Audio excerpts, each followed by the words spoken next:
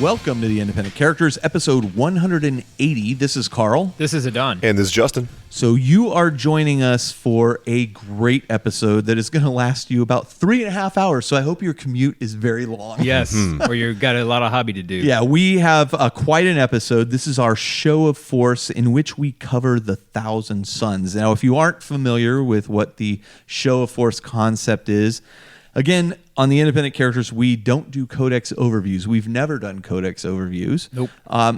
But what we do talk about is an army in its entirety. And really our objective here at the front of every codex, it used to say, why would you want to play this army? That's what we're looking to answer in this. So we're going to talk about the lore. We're going to talk about the support. We're going to talk about how the army has evolved over time. We're going to talk about how the army plays. We're going to talk a little bit about units and the things you do on the table, a little bit about competition, but just the whole thing. It's not just about this codex. It's about all the Forge World support and that kind of thing. So you are in for a lengthy episode. Now, if you don't Carl like might be a little interested in this army. This was his baby. And if you don't like Thousand Suns, here's what I'm going to tell you. You may as well just skip this episode because it's mostly Thousand. Well, you can listen to our hour and 15 minutes of hobby progress. Yeah. Which is not just hobby progress, Jason Mullins. No. We cover We're a not lot going to of fast forward this one. No. We cover a lot of cool things. Yeah, hobby we progress actually was really good conversation. Yeah. So, And if nothing else, listen to the very beginning of this. Some important information there. yeah, absolutely. Yes. Especially the beginning of the hobby progress section. Did I go last? No, my section. Yeah. In particular, there's some information about the Butte County fire Right. stuff and where to go from there. Right. You can look at our show notes for that as well. You guys got anything you want to add before we just kick this off? This has been a long recording session. It has been long. I'm ready to change my clothes. Ugh. A little stinky. Oh my god. Yeah. But I'm ready to get into it. Yeah. Where's your pun, Adon? What do you got? No. I got nothing. I mean, it's just let's go before I decide to change my mind. It's time to change podcasts. Lords and Oh Heroes? my god, that's it. You guys are done.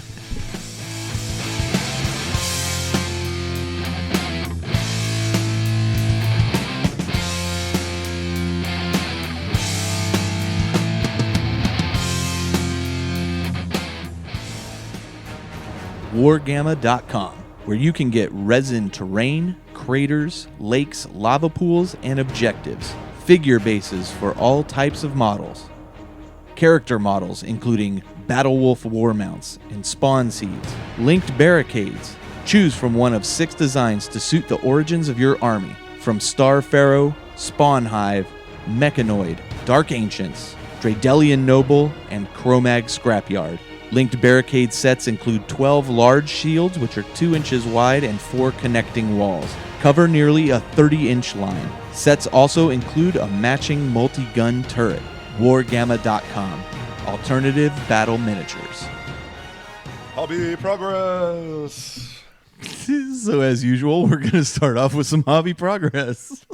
That's how we're starting this session. Oh, wow. You got to be careful with Carl these days because You know. he's starting to just let little things like UFOs and little side tangent conversations we have fully in. Yeah, he Just just keeping hits you on go. the edge of your seats. So let's go ahead and kick it off with a little bit of hobby progress. Looks like I'm first You can go first. because I've got the shortest list here. I did some more progress on my bases. Basing a chapter takes a while. So I've appreciated some of the feedback I got on those when I posted them, and so I did some work on that. I did some work on a Stormlord in preparation for the big APOC game that we played. Yeah, I saw that kind of that greenish color one you did. Yeah, because there was somebody who dropped out kind of at the last minute, like the day before. And so I contacted one of the one guy who was going to be playing Imperial Guard. I said, hey, would you mind running some Baneblade chassis tanks? And he was like, oh, yeah, no problem.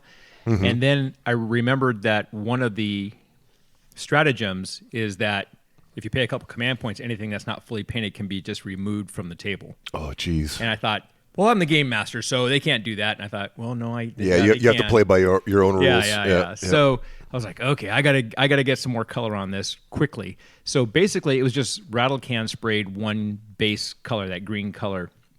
And so what I did was I broke out the Sharpies, and I got the silver Sharpie and did all the rivets that I could find, which on those things is a lot. Yes. You know, And- rivets, as much junk as I talk about Sharpies, even though I've never tried it, rivets, that's That's perfect. Yeah. Here's my point about the Sharpie. I posted Magnus. Somebody says, "Oh, how much of that is with your Sharpie?" And I say, "You tell me." Yeah, if you can't and then tell. they go, "Well, I can't tell." I go, "Point made." Exactly. Yeah. Good point.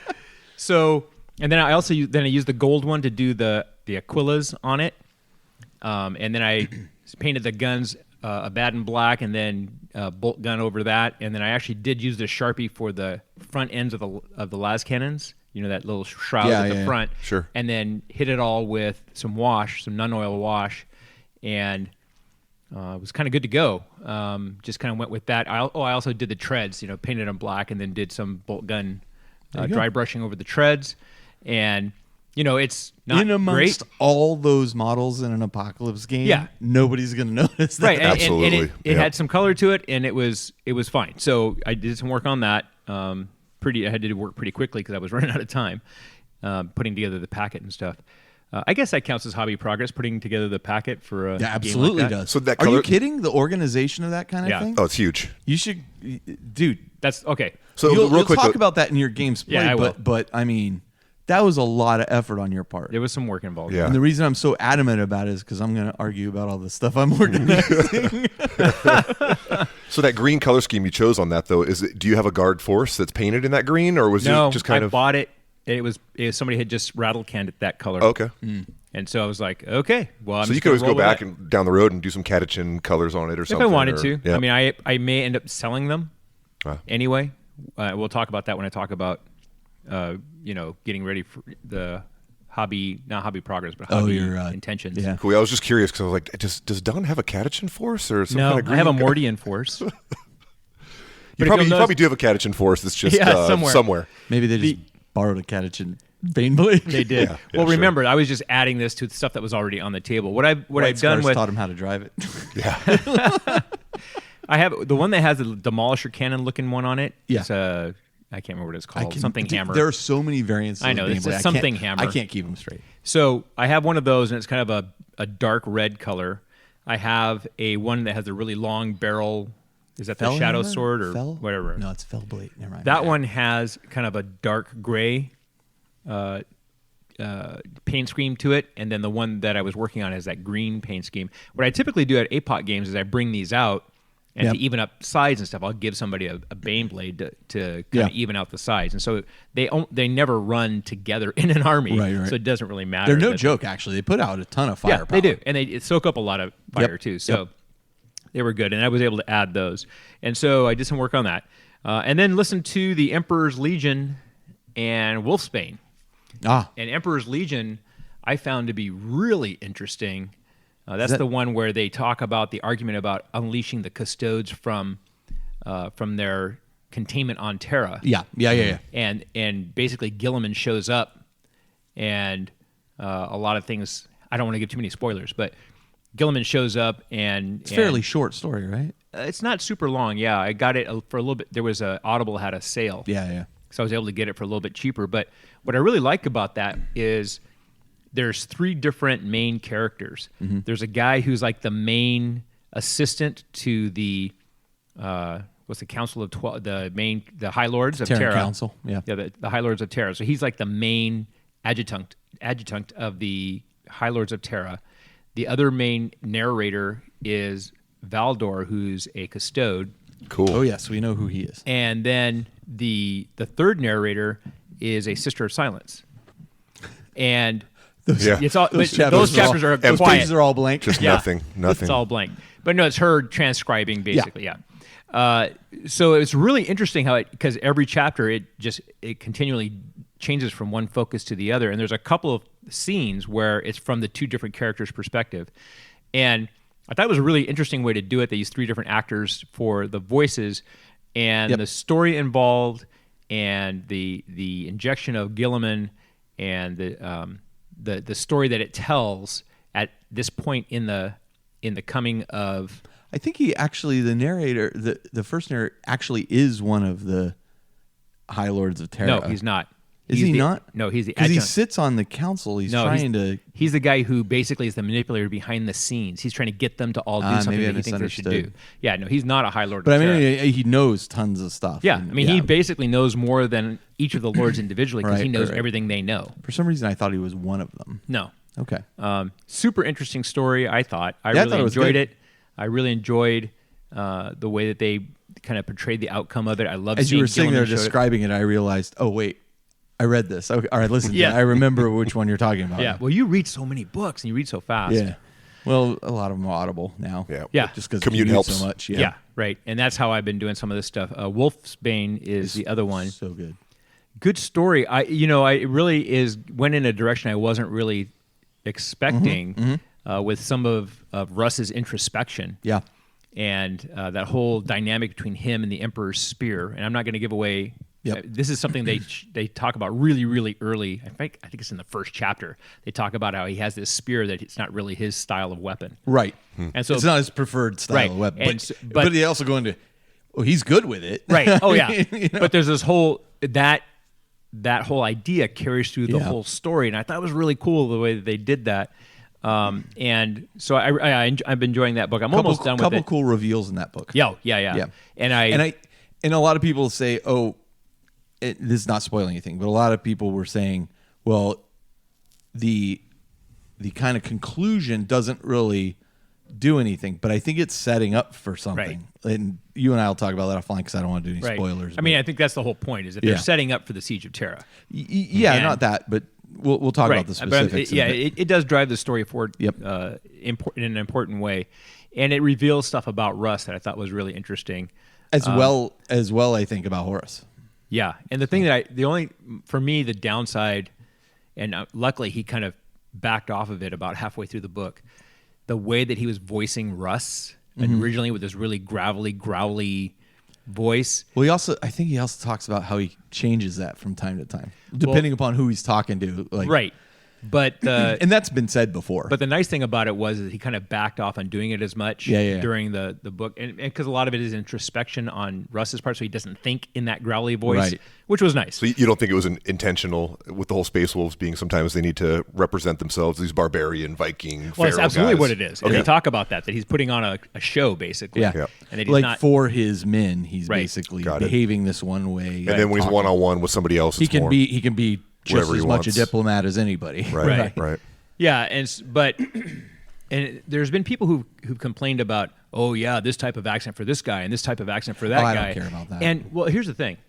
It's 30,000 or 40,000 years into the future. People aren't even going to speak English. Well, and the inflections and the accents and things are going to merge and change and shift.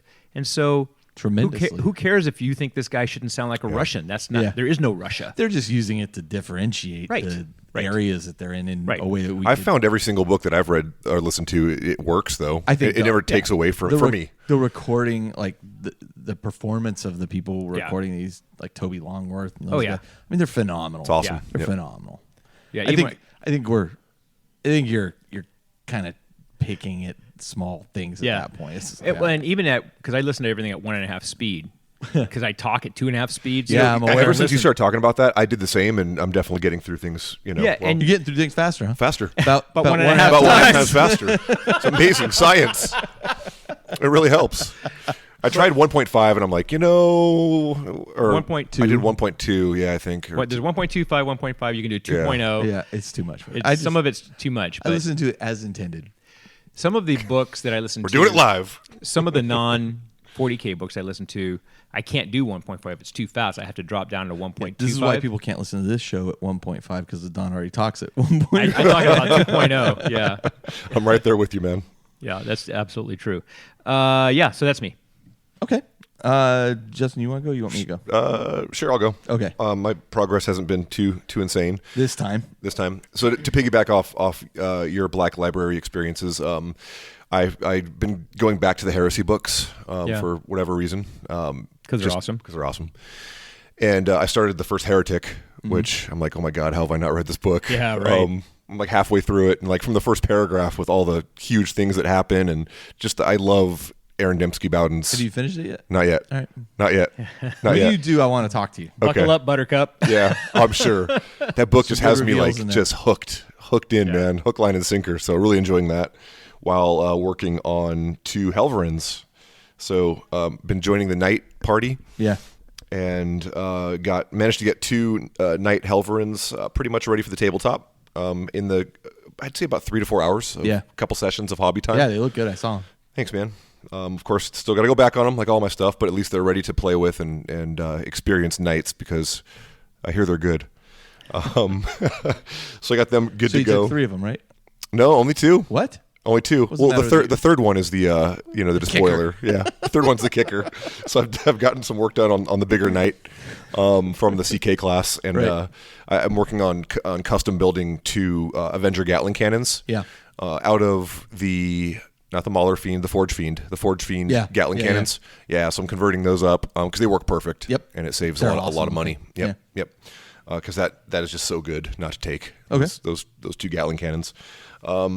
And what else was I doing? That's pretty much me. I started listening to Burning of Prospero as well. You struggle with that one a little bit, yeah. But it should be said you didn't listen to the first one. Yeah, I tend to listen to these books way back-to-back set of out of order. Yeah, so I think what I'll do is I'm going to pause that one and then do Thousand Suns, right? Right. First. No, Prospero Burns is the first one. It's the one following mostly from the Wolves' perspective, right? Yes. Yeah. Is that first? I thought Thousand Suns so far was at first. least. We're being put on the spot. I'd have to go back and look. I don't remember. I listened to them Thousand Suns and then in Prospero Burns. That is the correct order. You're right. And I thought it was a great way to listen to them. Yeah, Thousand Suns is the first one. Okay, so I'll stop that one then and go back to that. But I've just been doing little things here and there, but mostly the Night Titans. I'm really excited to get them on the table and play with them for the first time. There's only like 45 books. How could I not get them in order? Oh right, yeah. Is that all? I thought there was more. It's getting up there. Yeah. Actually, talking about books, I bought the special edition of Aaron Dembski-Bowden's new book. Yep, so did I. And it's a beautiful package. It's even such that you don't even want to break the wrapper that it comes in. It's so nice. And I also bought the Vigilus Defiant special edition. You got the special edition. Yeah, that I just picked up at GW Union City on the way over here. Yeah. Nice. Yeah, that the Spear of the Emperor Spears? Emperor Spears. Yeah. Is wow, that's a beautiful set. The Spear of the Emperor is the weapon that Russ has. Right. Yeah, that's why. It comes with that other spiral bound book. Yeah. That I think one of the cool things in that is how it shows the Space Marine in just his black carapace, and then you layer on through the clear plastic pages each set of armor with more information. It's fascinating. Although it did remind me of those Color Forms kits as kids. Yeah, well, if all Color Forms kits look like that, I'd still be playing with them. Yeah, right. It's pretty awesome. Yeah. I mean, it goes into a whole chapter and everything, and the book is quite good. So I'm really enjoying it. Nice. Oh, actually, real quick, something just popped in my head. I was able to experiment with the olive green Dale Rowney ink. Yeah. Oh, yeah. What did you think of that? It's amazing, dude. Really? Amazing. For the Nurgle stuff, For the Nurgle stuff. Yeah. I'm not like covering it and coating it, and I'm still going with my pre-heresy rotten, but just in little patches and almost as a filter, like really thinned down. Yeah. Like really cool. If you're doing a Death Guard army, like look into olive green. You've been talking about using the white inks. Yeah. How are you using those? Like are you using them to paint something white and you're just doing lots of layers? Because I imagine they're fairly translucent. They're translucent, yeah. They're high, high pigmentation. So they're super thin, but all those artist inks have such high pigmentation concentration that they cover amazingly. So what I find is when you're shooting like ivories or whites, really, really stark pigmented colors through an airbrush, even if you thin them down properly, it's really easy to get that speckle and spatter. Yes. Whereas with the artist ink, just the way they spray. So you're using it literally in place of a white paint. Pretty much. So I haven't done anything where it's like pure white artist ink. It's just more from like take my bases for example that have like an urban gray color to them. Yeah. I would hit them with some dark grays and then mix in white artist ink with the gray and then kind of highlight the base with just that. to lighten up. So you're using it to lighten more. Yeah, colors. more of a mix in highlight. Okay. But I'm also I'm using it on the carapace, like the armor plates for my Death Guard, where I'm mixing that in with the darker tans and beiges. Okay, but again, as a highlight. Well, if you look at the pictures of Justin's Nurgle Titan that he did, there's a very much Titan? a white, not the Night Titan. The Night. There is a pretty much a white cast underneath. You can tell, right? Yep. And so I can see where the white inks would come in handy with that. I've just been trying to figure out how you use that because I've been thinking about that a lot. Especially for you on your big terrain kick, it would be huge for terrain for getting really smooth transitions. Yeah. And then you don't really do too many I mean, mixing that in with blue, for example, if you ever go back to the Thousand would lighten Suns. up the blues Oh, big considerably. time. Yeah, but You should shoot just get a really model and smooth. try I'm going to borrow some and play around with Or it a power little bit. weapons. Yeah. If you're doing power weapons and yeah. stuff. Yeah. Awesome. Okay. All right. Yep. I was very curious about that because I knew you'd Although been talking Duncan about says those take practice. At least that's what he Yeah, said to me. that's most things in life do. Myself, as you may have heard by this point, I've been helping organize for a charity for the people affected by the Butte County fires, which swept through. It's the largest fire in California history. It's destroyed. I don't even know. I can't even remember. I'd have to go back and look at the stats. Just a horrible tragedy. An incredible amount of structures, something like 100,000 homes and this kind of thing. I mean, a lot of people were impacted. A lot of gamers were impacted by that. A gamer by the name of Dan Durrett reached out to me and was like, hey, can you guys mention something about this? And I was like, well, I think we can do more than that. And so It's been amazing the response. yeah, so I've there is, if you go to theindependentcarers.com and look at under our community tab, there is a link to the Campfire Relief for Gamers page, which tells you exactly what to do if you want to buy something from their list of items. They have a wish list and have it sent directly to me so that I can deliver it. Or if you would like to send, you have models sitting around that you're not using and you want to send those, there's information on how to do that. Right. Or assuming you want to donate some kind of models or gaming stuff. If you do not want to do that and you'd rather just donate some money to the relief efforts there, this is not specific to those gamers. Right, it's just a general relief Yeah, effort. there's a couple ways to donate there. And Games Workshop is actually going to be doing a live painting thing. I'll talk about that in a minute. But donations taken during that time are going to go towards teachers and members of the school district in that area to help them, which is kind of a charity I picked for that. Right. So, interestingly enough, I had brought it up. I said I was going to reach out to Games Workshop, and Eddie over at the They were awesome. Warhammer community team believe reached that, out to me, seeing my post, and said, hey, we want to help with this, and can you give us some of the details? So I filled them all in. Very generous. I thought maybe they'd throw a couple starter boxes or something their way, and ultimately they have decided they're going to provide each of these guys with a 2,000 point army, one of the armies of their choice. Now, bear in mind, a lot of these guys are gamers like us. They've lost entire collections, Right. so It's a start. 2,000 points is awesome. Yeah. No It's fantastic. doubt about it. It is but fantastic. going even beyond that, they're having the heavy metal team and Duncan and those guys live on stream are going to paint a single Like a hero for 'em, infantry right? HQ. This blew me away. For those guys from their army and then ship that out to them. And that's the video stream I was talking about where they'll take donations during that time. What a truly amazing community that we have. Yeah, I mean, absolutely. when you were talking about that on the episode that just dropped with the other podcasters, I was like, wow, this is just so cool. And in the Table War stuff, Going even beyond that, Yep. Table War is donating around 15 Table War cases to these guys, along with trays and all that, as well as fat mats that go with those, and a bunch of other goodies. yeah, Group hug, everybody. It's awesome. Yeah, absolutely. I mean, I think it's, like I said in the show we just released last night, Right. and this one will release tomorrow.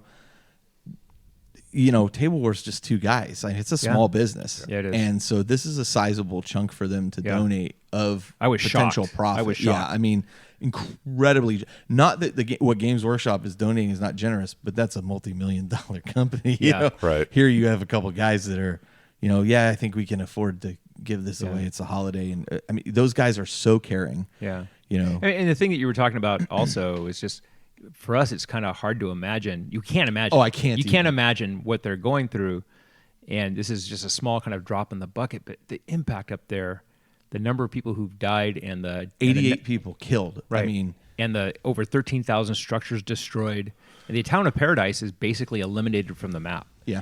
If you look at the pictures, Yeah, that's it. 153,000 acres, almost 14,000 residences destroyed. Yeah.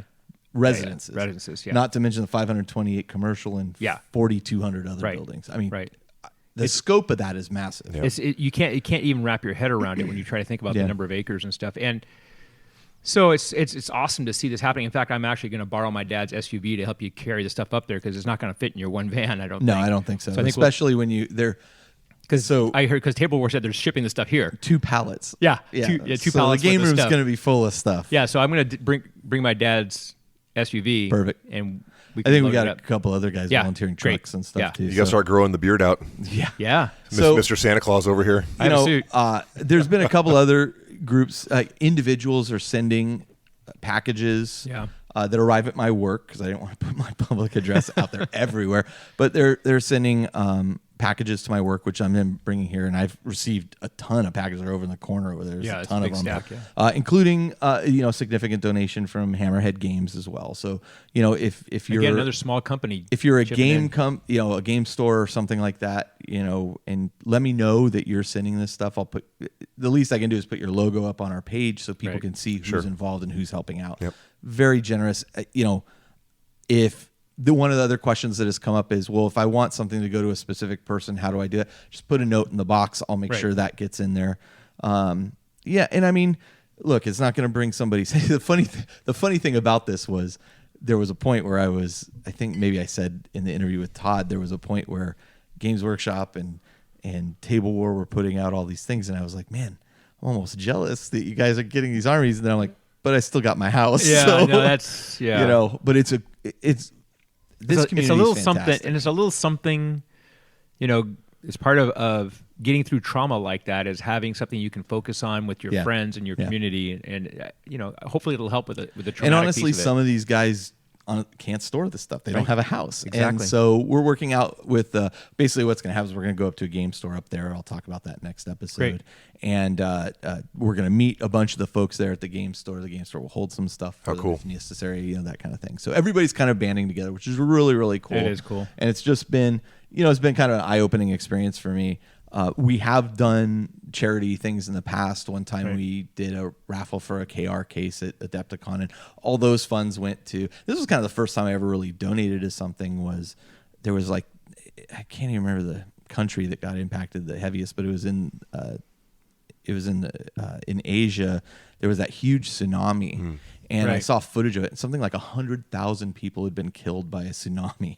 Was that Sri Lanka? Yes. Yeah. And it was just, I mean, I'd never seen anything like Yeah. that. And all the money we raised from that, at the time I worked for Yahoo, and, Right. and fortunately at that time, if you donated towards that, Yahoo would match that the funds, donation. right. So, Yeah, yeah. we donated all that money to that, which was great. But yeah, I mean, it's great to be able to help people out. Yeah. That's Yep. it. So I'm very excited for these guys. I'm very much looking forward to bringing everything up there, and Don wearing his Santa suit. So in January. So organizing all that has actually taken a considerable amount of time, plus answering all the questions and such that are coming my way.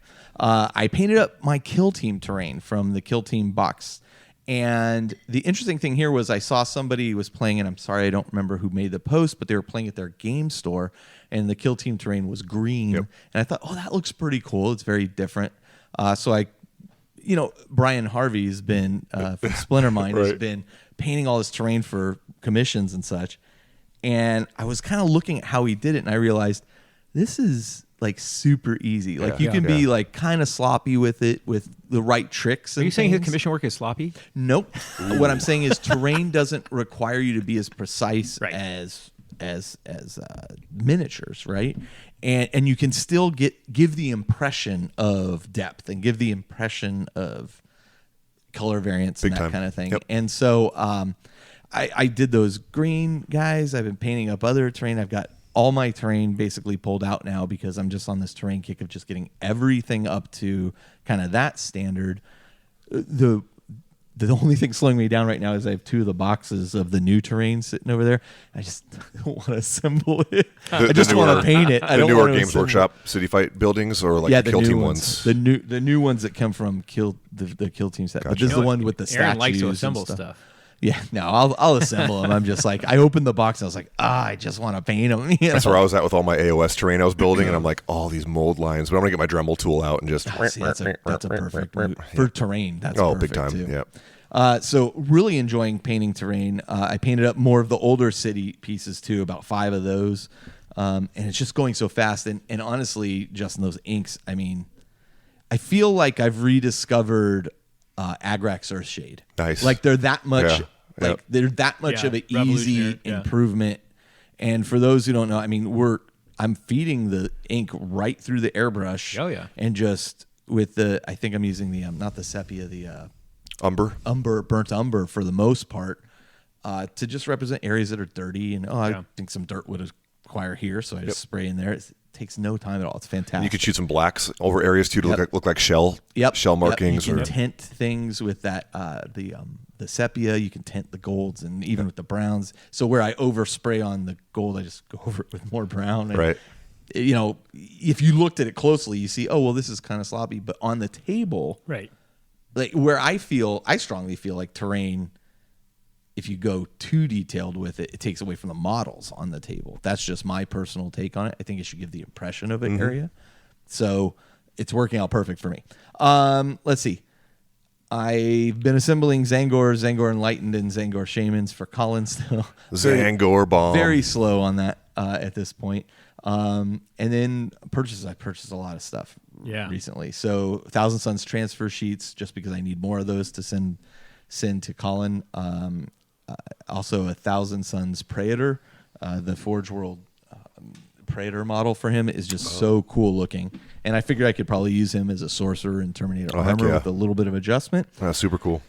Vigilus Defiant, got my copy of that, which is fantastic. Got Harkon World Claimer. Yeah, you did. I really like that model. I dig him. Some people are saying he's a bit over, like too much going on with him, but I'm okay with that. The thing I love about him is he's going to be turned into something Slaneshi because he already has like that Vox grill. Yeah, you know, he already looks very Slaneshi. Sure. So I'm very excited about him, and I'm excited about what it potentially means for Black Legion stuff coming up, and just chaos in general. The spear hitting in the ground and 70-something days. Yeah, I'm left. telling you, dude. Here it comes. Yeah, I know. So that video where he stabs a spear in, and 80 days from now, so that means we're gonna get a new Abaddon. We're gonna get a new Abaddon model, right? In 80 days, guaranteed. Right? Yeah. No. You heard it here first. It'll never happen. It's never gonna happen in 79 days. The Carl Tuttle guarantee. I also bought the Warhammer carry case, like just the little one for Kill Team stuff, because I've been playing so much Kill Team. And I just really like that little case. Yeah, I bought the Shadespire version of that, the Underworld's version of that. Yeah. It's a neat little case. Yeah, I mean, it uses GW's little waffle foam. Yeah, but for a Kill Team, for me, it's perfect. The Shadespire one actually has a space for cards and stuff too. Oh, nice. So it actually your I didn't tokens. even look in this one. It probably does. I didn't even open it. I just bought it may actually have a space for your stratagem cards. Yeah, that would be great. It's pretty cool. And then I also received my Wrath and Glory pre-order. I went all in on that. Yeah, thing. I saw that. And there's a ton of components with it. We played some Wrath and Glory when Doug came out. Yeah, and we just kind of went through the basics. Like we were just trying to figure out how the mechanics worked. I'm on the fence at the moment. What kind of is can't say I was blown away right away. Is it a D10 system, a D20 system, D6 dice pools. system, dice pool? Yeah, which I like that aspect. That's not bad. Yeah. But it was interesting because one of the comments Doug made was, it feels very much like a Kickstarter release in the sense that he found spelling errors and this kind of thing, and maybe.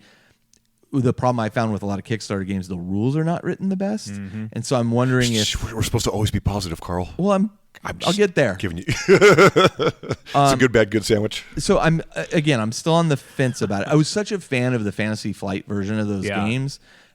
There are some design choices that I'm a little skeptical of, but again.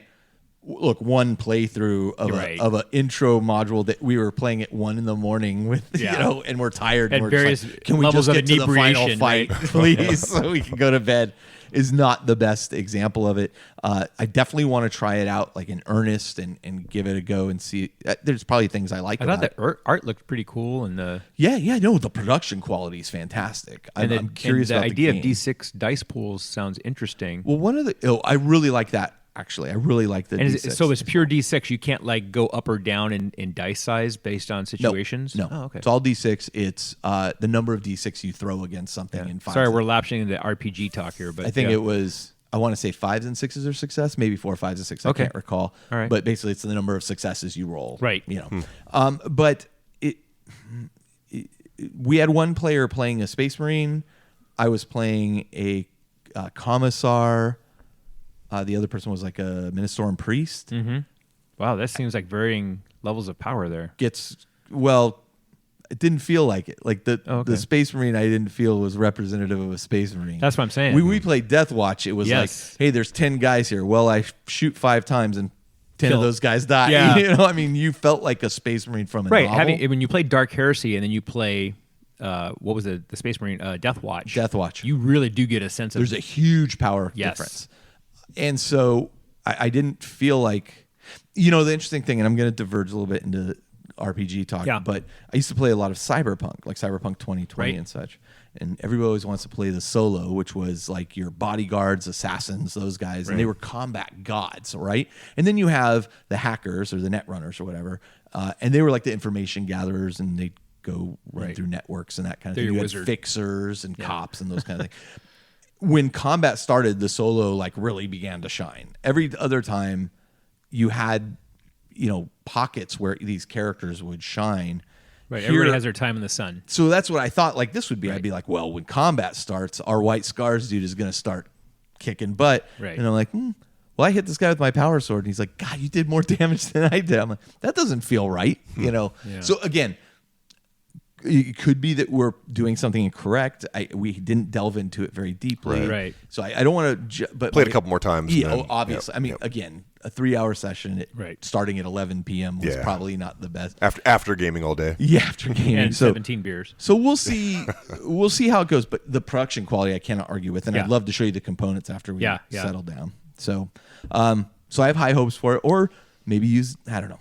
I'll figure it out. Right. But, right. Cool.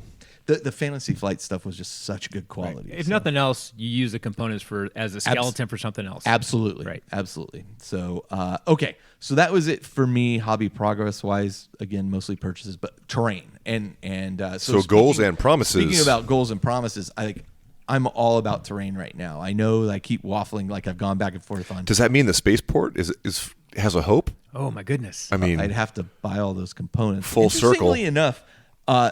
so I have no joke. I have like 3 big totes of random stuff, plastic stuff. Let's look at that because I have a bunch of that stuff too, and I actually have these like the Astronomicon deserves it, Carl. It needs a spaceport. You know what? It needs a spaceport, Carl. Damn it. We could. What if we did it as a group?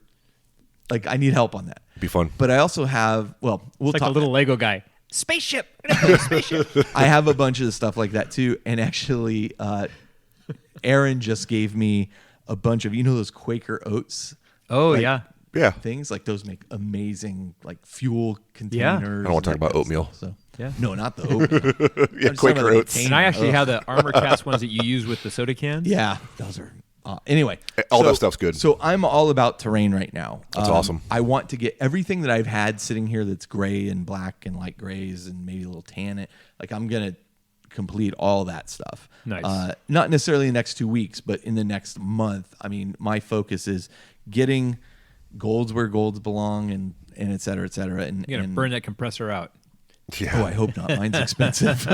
So, speaking of which, I need a new compressor so bad. Mine is time. It's dying. I've had that thing for like 10 years. And there's water in the tank, and it's time. The addition, I'm gonna get this stuff, the other terrain assembled. So I want to have a lot more terrain. It'd be cool to set that up as like a group build where we all come and actually build this thing, and then we have a guy over here that could run an APOC game based around the spaceport. Dude, we can run APOC games in here, no problem. And Jeffrey Hummel will fall over dead that the spaceport's finally been envisioned. That's true. So that's me. Adon, what about you?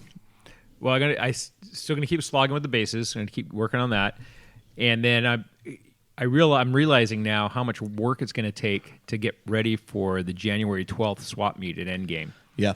So what they're doing is kind of like Games Work and like Game Castle does, where that you rent a table and you sell stuff. The difference is going to be that there's going to be. I actually know which table I'm on because I'm next to the Endgame table where a lot of the staff are going to be selling their stuff and they're going to be selling some of the store terrain. Yeah. So Mike wanted to set those 2 tables up in one corner so we could keep people from like rushing. Tell you what, I can save them some the table racks. space. Yeah. I'll just go up there and buy it. Yeah, well, there's a lot of people who've already said that. Can I make a pre-sale? And they're like, no. Actually can't right now. Shell's taking some time off work. So. What they're going to do is on January 12th, when they do this, is they're actually going to, for the nicer pieces, they're actually going to do it like a silent auction thing. Yeah, I think that's smart. And just have people bid on the stuff. And so I just realized how much time it's really going to take to get ready for that, because I was standing in my game room the other day getting ready for the last night of Kill Team last Tuesday, and because I was looking around for a specific piece, I was looking around for my old fantasy giant, and I just got this overwhelming sense of I got to get rid of all this stuff. For the second time, right? After our little... Right. I just was feeling overwhelmed. You threw all the hero clicks in the garbage. Mech Warrior. But yeah, Mech Warrior, sorry. I was just feeling super overwhelmed. And so, I have to get past the shame of selling stuff that I bought. There's nothing wrong with that. Well, I mean...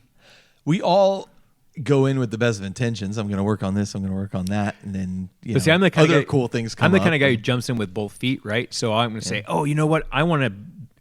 I'll use this example.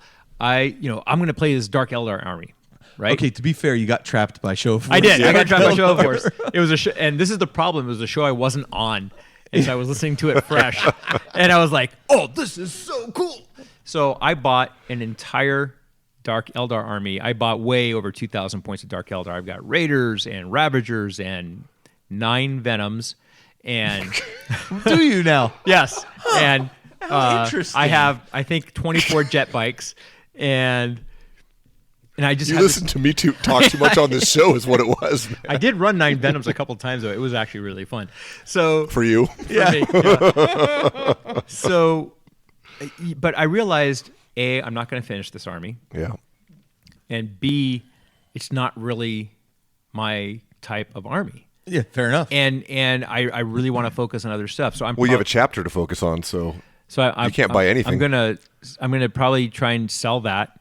I'm really struggling right now about the Mordians. Yeah. What do I do about them? Oh, you got to keep them, dude. Those are relics. Those are all metal? The all metal Mordians. Keep them, dude. Keep them. But see, I have. It was funny because you posted on our internal little group, and you're like, I'm selling the Dark Eldar. Don't judge me. And I'm like, I wasn't judging you at all. I was like, oh man, I'm kind of bummed because I was like looking forward to you playing that army. But I have played it a couple times, and I'd offer to buy some off you, but I'm good. Yeah, no, you're good. You're set. Yeah. I think Austin already hit him up. I saw that. I don't think Austin. I hope Austin's wife doesn't listen to the show. Jeez, yeah. But I have 8 Lehman Russ variants. Yeah. I've got probably a dozen chimeras. Yeah. For that army. Yeah. I've got a lot of stuff, and I'm like, just go with your gut, I'm never gonna play this army as an army. Well, then that's the decision to sell. I really don't think I am. I mean, so I'm trying to think of what is going to be the core thing that I would play in 40K, and since you're selling those, a lot of people collect those. I know all those old pewter figs. I would part that thing out. I know it's a pain. But your return on investment for parting it out for that kind of at least army, the infantry, especially because it doesn't have a single it's not fully painted, is it? There are sections that are painted. Did you paint it? No. I painted some of it. The reason I ask because in other words, is it painted well? Is what you're saying? No, that's not what I'm saying. What I'm saying is that's what Justin heard. When you paint something yourself, you develop a much. I develop more of an emotional attachment. That's true. Yep. So when I sold the Ultramarines, I was like, I'm not parting this out. Somebody's going to either buy this whole thing or I'm going to keep it. That's fine with me. Right. And so when Austin bought it, he bought the entire thing, which I'm fine with. I would never have parted that out. But if you don't have that emotional attachment to these, then I feel like part that sucker out and milk it for all it's worth. Yeah, you'll make way more. And then expand on your Dark Eldar. No, I'm kidding. But seriously, part it out and yeah, I think it's worth the time. Personally, I do. Yeah. Unless somebody were to say, I'll take it all for this, and you're like, okay. And I'm going to, I have a whole bunch of I have the Forge Fiends and Mauler Fiends and let's talk about those because I might take a couple of those. The Dragons, the Helldrakes. I've got several Helldrakes. I don't need any Helldrakes. And I've got a bunch of Chaos stuff as well. Do you have any drop pods? I have a dozen or 10, 9 or 10 Well, you're drop gonna pods. keep them. Those are gonna, Nobody's gonna buy them. No, they're going to tie in well with the spaceport terrain table we're going to make because we're going to have tons of terrain. I think it was you that crashed said, drop I think ships. it was you that said, because I'm sitting on like 8 or 9 drop pods. Yeah. That's too. 8 terrain pieces, Carl. Right. And when you said that, I was like, oh, yes. You Originally, I can literally bought saw them like a little of the bottom Yes. half off, so they've crashed into the earth. And we'll figure it out. yes, Okay. I like drop seriously, pods. like let's gather One of all them? our stuff and figure out how to build this thing. Well, I even could. have one of Eh. the Dreadnought ones. This is how it starts, and then we're like, "What happened to the spaceport?" Nah, well, CK and life. Blame CK. Anyway, so I'm really struggling with what do I get rid of, what do I sell, and quite frankly, there's going to be a time during that at the end of that swap meet, but there's going to be stuff I just throw away. If nobody buys, Well, don't do that. Easy there, Tiger. Yeah. Let's. Just Really, do you want a Guild Ball starter set? I want none of that. I'll take the dice. I've been using those for my Death Guard. You gonna part it out? And you know what? Those models will make good Blood Bowl fans one of these days. Yeah. One of these days. See, that's the That's one the of thing. these days. know. is the That's issue. my problem is the one of these days things. Yeah. And let's face it, we already talked about this. I'm an old guy. I don't have a lot of one of these days left. Dude, you are not so, that old. You are not Yeah. So that old. And I say that because I'm right behind you. yeah. So yeah. That's good though, man. And then that'll free up coffers for all those new Sisters of Battle you're going to buy. So Somebody in our last episode was like, "Stop making fun of a Don." And I know. I'm like, "You kidding? Like a Don's in probably better shape than both of us." Mr. You guys are in very different shape. Like, very, very different shape. Yeah. Yeah. You're He's the like- guy who can lift the Volkswagen. I'm the one who's going to outrun You're the Volkswagen. Spartan. Yeah. You're going to outrun the Volkswagen being thrown at you. That he's throwing at me. Yeah. So Too much. It's a different thing. Yeah. Anyway, so yeah, it's amazing to me how much time I've had to spend going through stuff. Yeah. To it try and does figure- take time. Yeah, it takes a lot of time. A ton of time, especially Carl's seen that room. Oh yeah. Yeah, It's it's impressive. Yeah, I'm kind of bracing Hey, for the. you know what? Before you throw anything away, why don't we throw it into the donation for the fire Right. guys? Right. And I have to look and see what would match. Well, I mean, it doesn't. Some of that stuff doesn't even necessarily have to match. Yeah. Instead, because there's what I have listed there is just the tip of the iceberg for a Right. lot of those people. So Because there may they're be all like us. They don't have one army. Guild Ball Yeah. starter set. Like there's probably a guy who had Guild Ball stuff and it's gone, and Yeah. or a gal that had it and it's gone, and they would be, I'll take it. Yeah. Or it's something new for them that they're like, hey, I like this. So Right. please don't throw it away before we have a chance to go through it and decide what's worth. Yeah, no, I'm just. I passing mean, on. I'm just saying that if it doesn't sell, I'm not going to freak out about the fact I didn't get money for it. Right. Yeah. I mean, it's just like the Mech Warrior stuff. I was gonna say, don't give him any mech war. No. I'm just saying, like Justin's kid got a bunch of toys out of Yeah, that. that's true. Right? Yep. That's right. So anyway, one person's trash is another person's treasure. in this Absolutely. case. So, and speaking of that, I went to the Game Castle flea market they had last Saturday. Speaking of trash and treasure, I went in and Shell actually went with me. We were standing in line. Just to keep cues. Well, no, we had keep check. come from a hotel because I come Okay. from my Christmas party. I went to it and I said, I'm here just for terrain. Like that's all I want is There you go. terrain. Yeah. I walked in, no terrain. I spent longer waiting in line than I did in the store. Wow. I was in the store maybe 5 minutes, and I was like, nothing. All right, let's get out of here. There you go. you actually stuck to that. Oh yeah. That's good. Yep. So I'm the kind of guy who would have said, I'm just going to buy terrain. I would have walked out with 3 Land Raiders. Well, I am looking to at some of my closet of shame as things that I'm passing on to Yeah. the fire guys too. Yeah, So, yeah. yeah. Noble cause. Yep. So terrain, getting rid of stuff, and then for me, I got to finish my Secret Santa Demon Prince. Oh, right. So I actually started converting him up. I got like a little over a month. So Yeah, you can paint that guy yeah, in a few hours. But like I said, I started converting him up too and making him more Yeah. Slaneshi. Yeah. So I won't go do any spoilers because I know the client listens to the show. Oh, but well, don't do it. no, don't. I'm hoping that. you'll be very excited, my man. So So you're doing it all Zeech, huh? yeah. Actually, I'm excited to do something Slanesh. It'll be a nice palette cleanser after all the Nurgle stuff. Yep. So that'll be fun. And then if I have time, I'm gonna try to finish the Helverns and those 2 Gatling cannons so I can start blowing things up. Very cool. Let's talk games played real quick. I'm just gonna brush right past mine. Sure. I played 3 games of Kill Team. One against Jason Mullins, who was down visiting. We had a huge game You guys were day. kill teaming it up. We had a huge game day at my Dude, place. multiplayer kill team. I'll talk about that. Yeah. So the other game, one of the Kill Team games I played was with Jason Mullins, Robo Ed from Life After the Cover Save, and Loopy or Adam Fassel, who runs Forge and Air. Masters of the Forge. You always do that. Always do that with those two shows. You know, that's easy. Branding. To do. It's your friend. Yeah. Anyway, and you're not even drinking. I'm not even drinking. And I never played a multiplayer. Isn't that awesome? Like more than 2-player Kill Team. It looked really fun. Super multiplayer fun. is really cool. Super fun. I pulled out a win on that one too. Oh, nice. Which I did not think was going to happen. I'll tell you, Warhammer Underworlds, also really, really fun multiplayer. That's interesting. Yep. That's interesting. And it really, like, a lot of problems with like 3-player, maybe 4-player games is sometimes you worry about somebody getting picked on. Yeah, because it was literally just that's what objectives everybody are was for. all for themselves, right? Yeah, this was designed in such a way that it was like you're helping out this guy because that guy's about to win, but then that guy's going to turn on you, right. And you're aware of that. So I was actually dealing with Jason and Loopy. And Loopy just, we felt so bad for Loopy that game because like he got wiped out. Yeah, but he just took ran his right into the guns. Right. It was like, well, this is what happens. Was he playing as orcs or Slanesh? No, he's playing Slanesh stuff.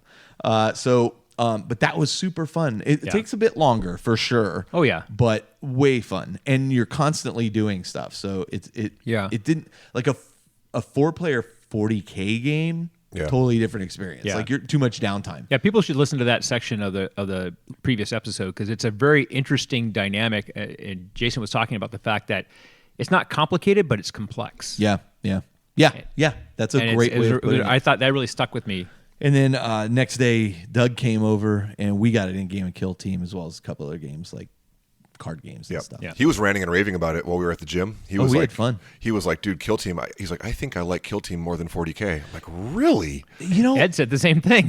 Well, yeah, but Ed hasn't played a lot of 40K lately. And here's the thing, like I was kind of leaning that way for a little bit, and then I played a couple really good games of 40K, and I was like, well, these are two very different animals, and I get a very different experience from and both the diversity of of units. And, it's a very different experience. A great 40K game is still super, super fun, but also Kill Team, if you have a bad game, it's a reset real quick, and you're just off. Well, that whole 40K in 40 minutes, it really is a thing, It's and it's good. Everybody's got busy lives. I mean, I'm playing in the Kill Team tournament at Adepticon, and I don't play tournaments. Right. And I'm not playing to go in and crush. I'm just Right. playing to go play, and I think I could do okay. Yeah, we'll see. I'm playing to we'll see what crush. my Thousand Suns do. All right.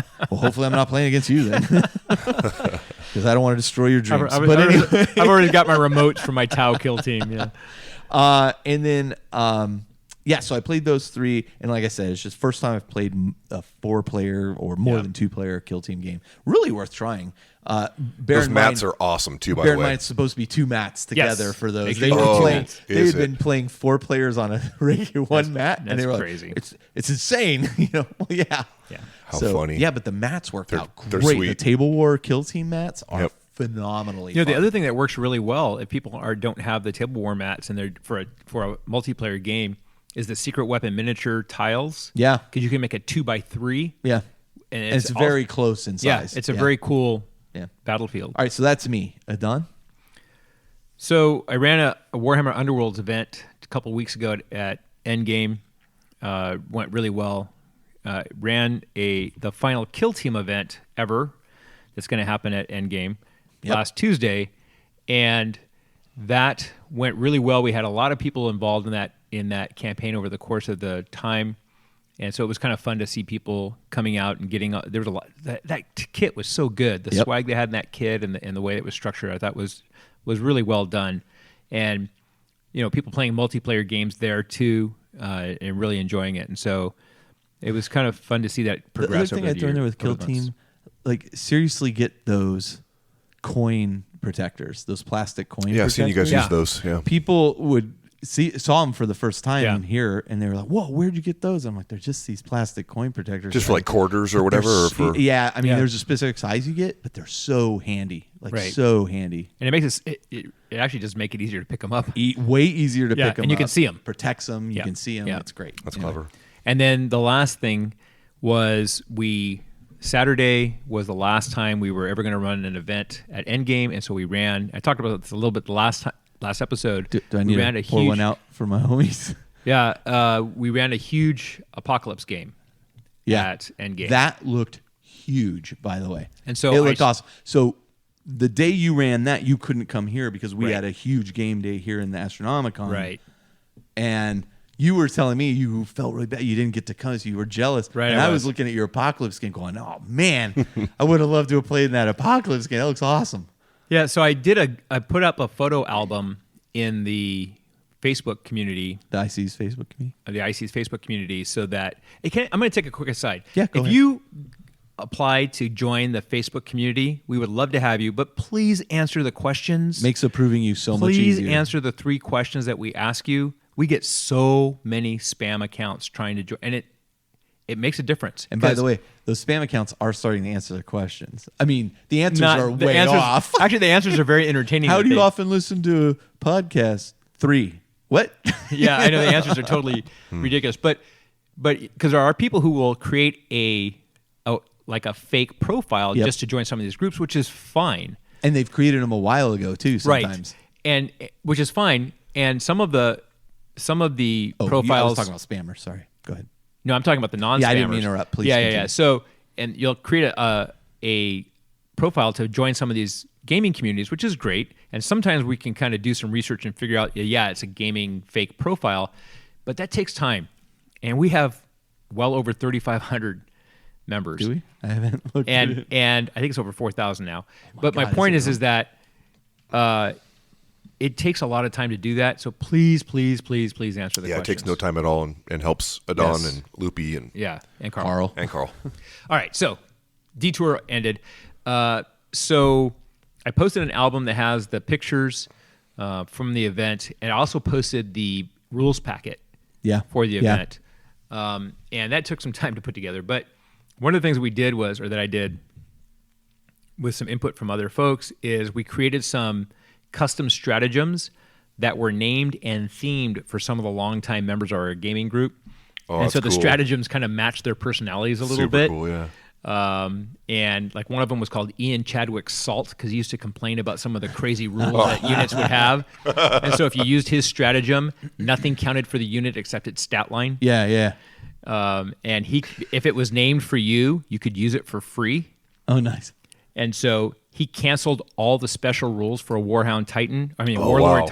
Yeah. So it didn't have any void shields. Lame. Hey. Rewarding a salty player.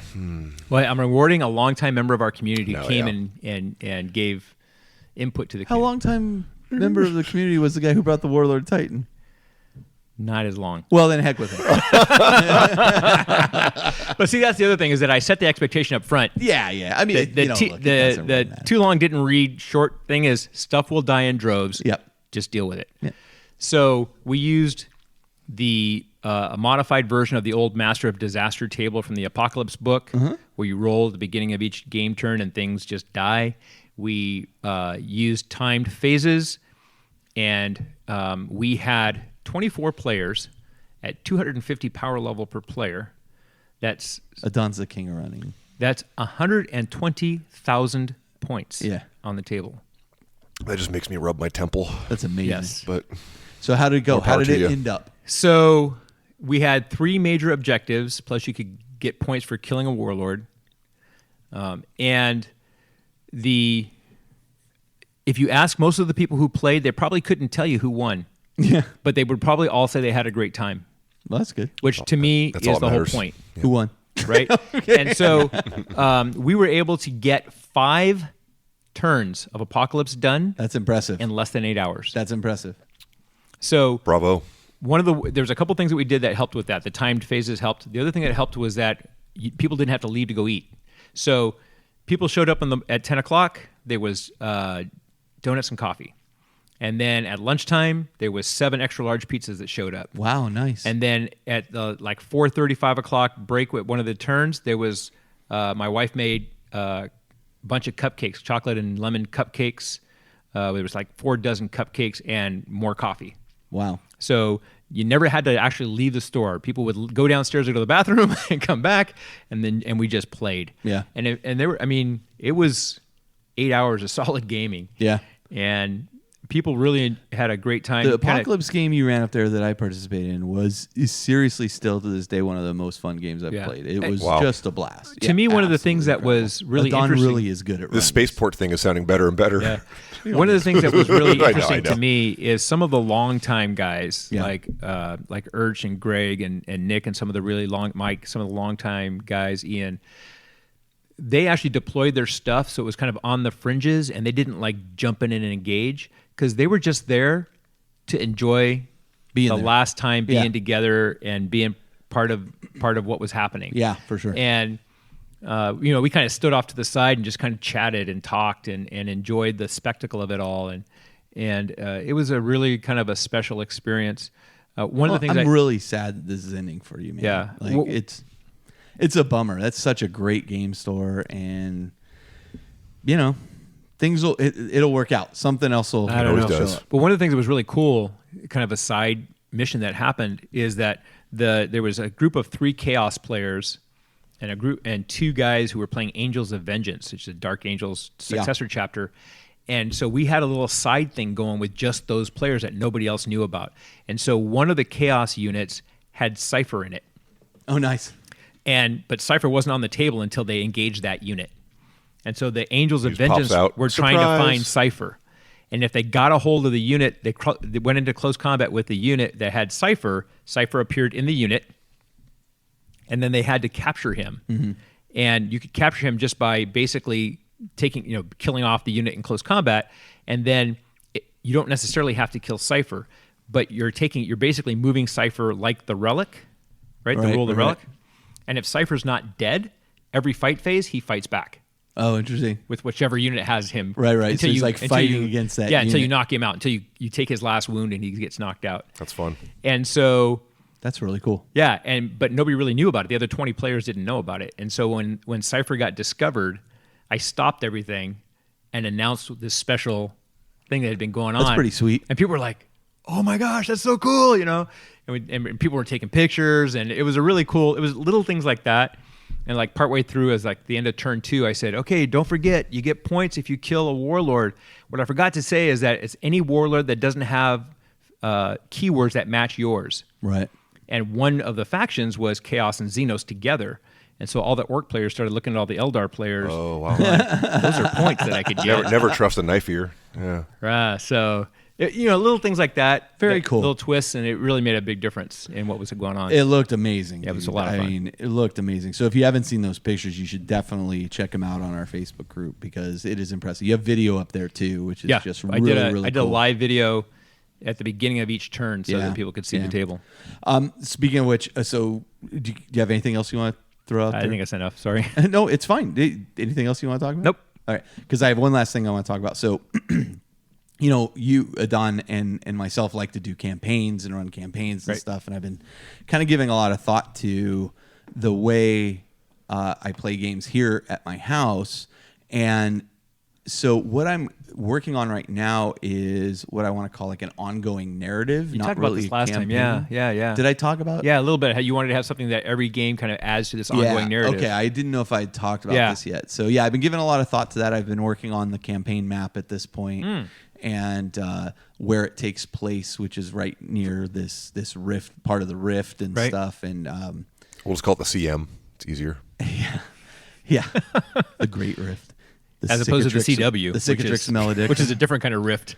But yeah, okay, so I didn't know if I had talked about that yet. Yeah. It is progressing, and I'm doing a lot of research on how that's going to work. And one of the interesting points, because I was talking to Loopy about it, and one of the things he was pointing out was how, there's a lot of levers you can pull in that case. For example, I don't particularly like ITC type missions. I like narrative type missions. Yeah. If I want to steer people to playing narrative type missions, I can say, well, these narrative missions are worth more points than these ITC missions. Right. You can, have you played the new ITC missions at all? I don't care. No, I'm kidding. I'm totally kidding. No, I have not yet. Okay. And I'm open to trying it, but again, and let me be clear. It brings a different vibe to the game, though. Yeah, let me be clear. Tournament players such as yourself, such as Colin, I have zero issue with the way you guys play the game. Fantastic game. I think it's just as legitimate a way to play is the way I like to play Sure. the game. I mean, there's 100 ways to play 40K, and Well, next time we play, we could try them out so you can actually play it and then speak to it. All legitimate. Oh. Sure, we can play it and speak to it. Is it that vastly different than the thing I like is the secondary missions that allow you to kind of cater your secondary objectives to the person you're playing. Those have been in Right. ITC missions for years now. Yeah, they modified it. They've modified It's them. an interesting modification. Totally get it, and I'm open to playing it. I'm just saying, I don't think it's. Are you telling me there's a revolutionary difference between the current ITC missions and the last ones? Do you feel it's No, I that wouldn't say revolutionary. No, but It's a refinement. finely It's a tuned. refinement. But again, I'm willing to play it. I mean, that's fine. My point is, and I use ITC as an example in place of competitive, right? Because ITC missions are designed so that, in their words, everybody has fun at the table. Everybody's a chance to win. It is in a competitive environment. You don't show up to a competitive environment and you have no chance of winning this because of the way the mission is designed. Right. It's a great design philosophy. I'm not arguing that. In my head, I equate those to a different style of play than I enjoy. Right. And whether that's correct or not, and it may not be. But I think you could incorporate those missions with power level armies. You know, it's just absolutely could. You absolutely. I'm not saying you couldn't. Let me back off. And what I'm trying to say, in ding ding ding. Somebody got triggered here, Justin. No, I'm not even I'm talking triggered. about What Justin. I'm trying to say is, I don't want to play a cutthroat game of 40K. Like the games you and your buddy. But how is it cutthroat? I kind of fail to see how it's cutthroat when it's just a mission that's designed to be very balanced. No, you're not. Divorce this from the ITC mission comment I made earlier. When you and Bob play, you're like, bring it. Like, I want your toughest list. I want to fight that. That's how we're going to play. Oh, my list isn't tough enough. I'm going to add these 2 knights to my list. Oh, I'm going to add this unit to my list that doesn't really thematically, I feel, fit with this list. Not saying that that's what you're doing with your Death Guard. Let me back off that. You know what I'm saying? Last time I played a competitive tournament was down in Southern California. Played at the Broadside Bash. Mm-hmm. Right. Hey, you got these Necrons and Tau. So what's the deal here? Why are the Tau? We don't talk about 7th edition anymore, Carl. Why are the Tau with the Necrons? Oh, because I needed some long range firepower. Yeah, sure. Okay, sure. Not my cup of tea. Sure. Right. Like you want to bring a tough list that's completely thematic. Yeah, You go to Adepticon and you see Mortarion and Magnus on the same table. Magnus, yes, Right. The Battle Bros. I guess my point. I totally understand where you're. And let me just finish, and then because again, ignore my comment about the ITC mission specifically. What I am saying is I associate in my head those missions with that type of play because when I go to Las Vegas Open and they play ITC missions, I see Magnus on every table. I see, and I'm just like, okay, this is not how I like to play. And that's okay. Like, and it's okay that people like to play that way too. Like, don't get me wrong. Like, that's a completely legitimate way to play. And I didn't mean to go like off on this tangent, but my point with my campaign system here that I'm developing is it's purely to support the kind of play I enjoy. Right. And you can still come here. You could come here with your buddy and play that kind of mission. And that's fine. It just won't count as much as like a narrative or mission where maybe you're even deviating from what's allowed in competitive play and using some of the open play rules designs for characters or for vehicles. And I don't know what that's going to look like specifically, but this is just the thoughts in my head. Sure. So now that I've said all that and I've interrupted you 100 times, please feel free to. My point will be quick. It's fine. I'm sorry. Is that I think that they're really sound, solid missions, and then you can have that conversation beforehand of what kind of armies you want to bring to the table to play said missions. I think it's not that's a totally legitimate like point. we're playing ITC. Bring it. That was part of the conversation that Bob and I have beforehand. Right. But that you will never play a Bring It mission with an open war deck. Never. A Bring It army. I won't say never. You would rarely play a Bring It mission with an open war deck. No, I just for a Bring reasons. It army with an open war deck. And I think for legitimate reasons. Yeah. Like totally. Like, I mean, I look at them just like I said as good quality missions that you can adapt any kind of play style through having that conversation. and you know what? I think that's try. I think that's an absolutely fair point, and you're correct, right? What I'm saying in my head, I associate those two, and that's probably not fair, right? Because you're right. When you go to an event that's ITC, absolutely, of course, because people are that's bringing what it's the designed heat. For, You know, right? Yeah. And so that's why I associate those. But I completely agree with you, and it's wrong of me to associate that with that style of play. But that's where I see the majority of it. Right. So that's why I associate it. But at the end of the day, though, yes, you and I could have a Highlander game of Right, ITC. using ITC missions. Using ITC mission. Absolutely. I mean, there is so many different missions, especially with Games Workshop releasing all these campaign playbooks that, Yep. as I'll get into in my games played with, I played Jody one. I had a blast. Yeah. You know, I think it's good to kind of dabble in both. In all these different ways we have to play, right? It's almost and that is a very fair statement. It is unfair of me to equate those two. I think it's really cool that you had, you had Adam here, who his whole bread and butter is narrative play, to be able to bounce ideas off of with the thing you were thinking about doing. And so it's kind of cool that he was here to talk about that kind of stuff. Likewise, you could play kill team games, but they won't count as much either because they're small. They're small. I look forward to seeing what you come up with. But dude. his point was, well, but maybe in a Hive City they count for more because you're like sabotaging things or whatever. And I'm like, well, and what I like is the idea that we've done in the past where the outcome of that small Zone Mortalis or kill team or combat patrol game then affects what the bigger game starts out as. Yep. And what are the mission parameters of that larger game? We talked about a few other things there too. There's some levers I didn't really consider now that we say, oh well, you get a +1 towards going first or something along those lines. Oh, maybe you get one extra command point. Right. I hadn't really considered that. Right. Or maybe you unlock additional fast attack that the other guy doesn't get because you did X, Y, Z. Or Justin, the other thing that just occurred to me is some of the worlds, so like different worlds, agri worlds, hive worlds. There's also war worlds. Maybe the war worlds are all like the Bring It mission worlds where those count for more there than other places. Yep. So, and you can still do Bring It missions, but have like a format to it. You know, there's ways that you can kind of tone down the madness. Hell, you could say do a Bring It army, but only one book. I don't want to. That's true. You know what I mean? There's so much breadth that you can. And we can make an episode on this on its own. Oh yeah, so there's so much you can do with this. Maybe we'll go down that route. We have a couple episodes on this. No, I think we do. I mean, in terms of playing different missions and how to focus on that kind. We probably do have an episode on that. So on that exact conversation, my two games were like polar opposite. I played. It's a good segue. I played a 2K competitive ITC game against my good buddy Bob, and he brought an army that was. I looked at it and I was like, that's not a lot of models. And I was like, I got this. Evil. He brought 3 knights, two big knights. I never fought against a really close combat knight. Yeah, they're hitting on 2s in combat with all their stompy feats. Yeah, I was gonna say the stompy feat pushes them over too. They're hard to assault. He burned the command point to make him a character. Okay, so he can heroically intervene, which so this was the first time he did it. I forgot about it, so did he, and then I bubble wrapped with poxwalkers, and then in my turn fell back 3 inches or so, 2 or 3 inches, just to get outside the 1 inch. Yeah. And he's like, "Oh wait, he's a character." In my turn, he's a character, so he heroically intervened. Is that the only real benefit making him a character does? Because I mean, obviously you can target him. You can give him relics too. You could burn more command points to give him relics. Okay. Yeah. Okay. Yeah. So he always takes the that Melta lance. That's oh gosh. it's But you didn't talk about the other elements because it's not just knights. So he took knights, and then he took a custodes battalion. Yep. Yes. With foot, but he took foot custode units, no bikes. They're still. But they're still tough as nails.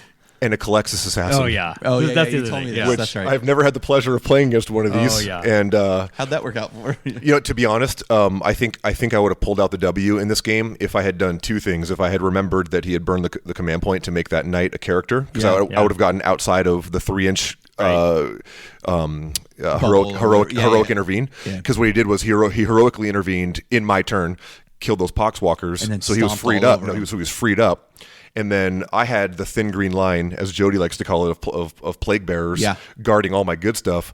I left a gap big enough off to the left hand side of the thin green line for his knight to squeeze in and get into a demon prince. So he stomped all over him, killed him. And then I tried to take that knight out in my next turn and blundered. He killed another demon prince.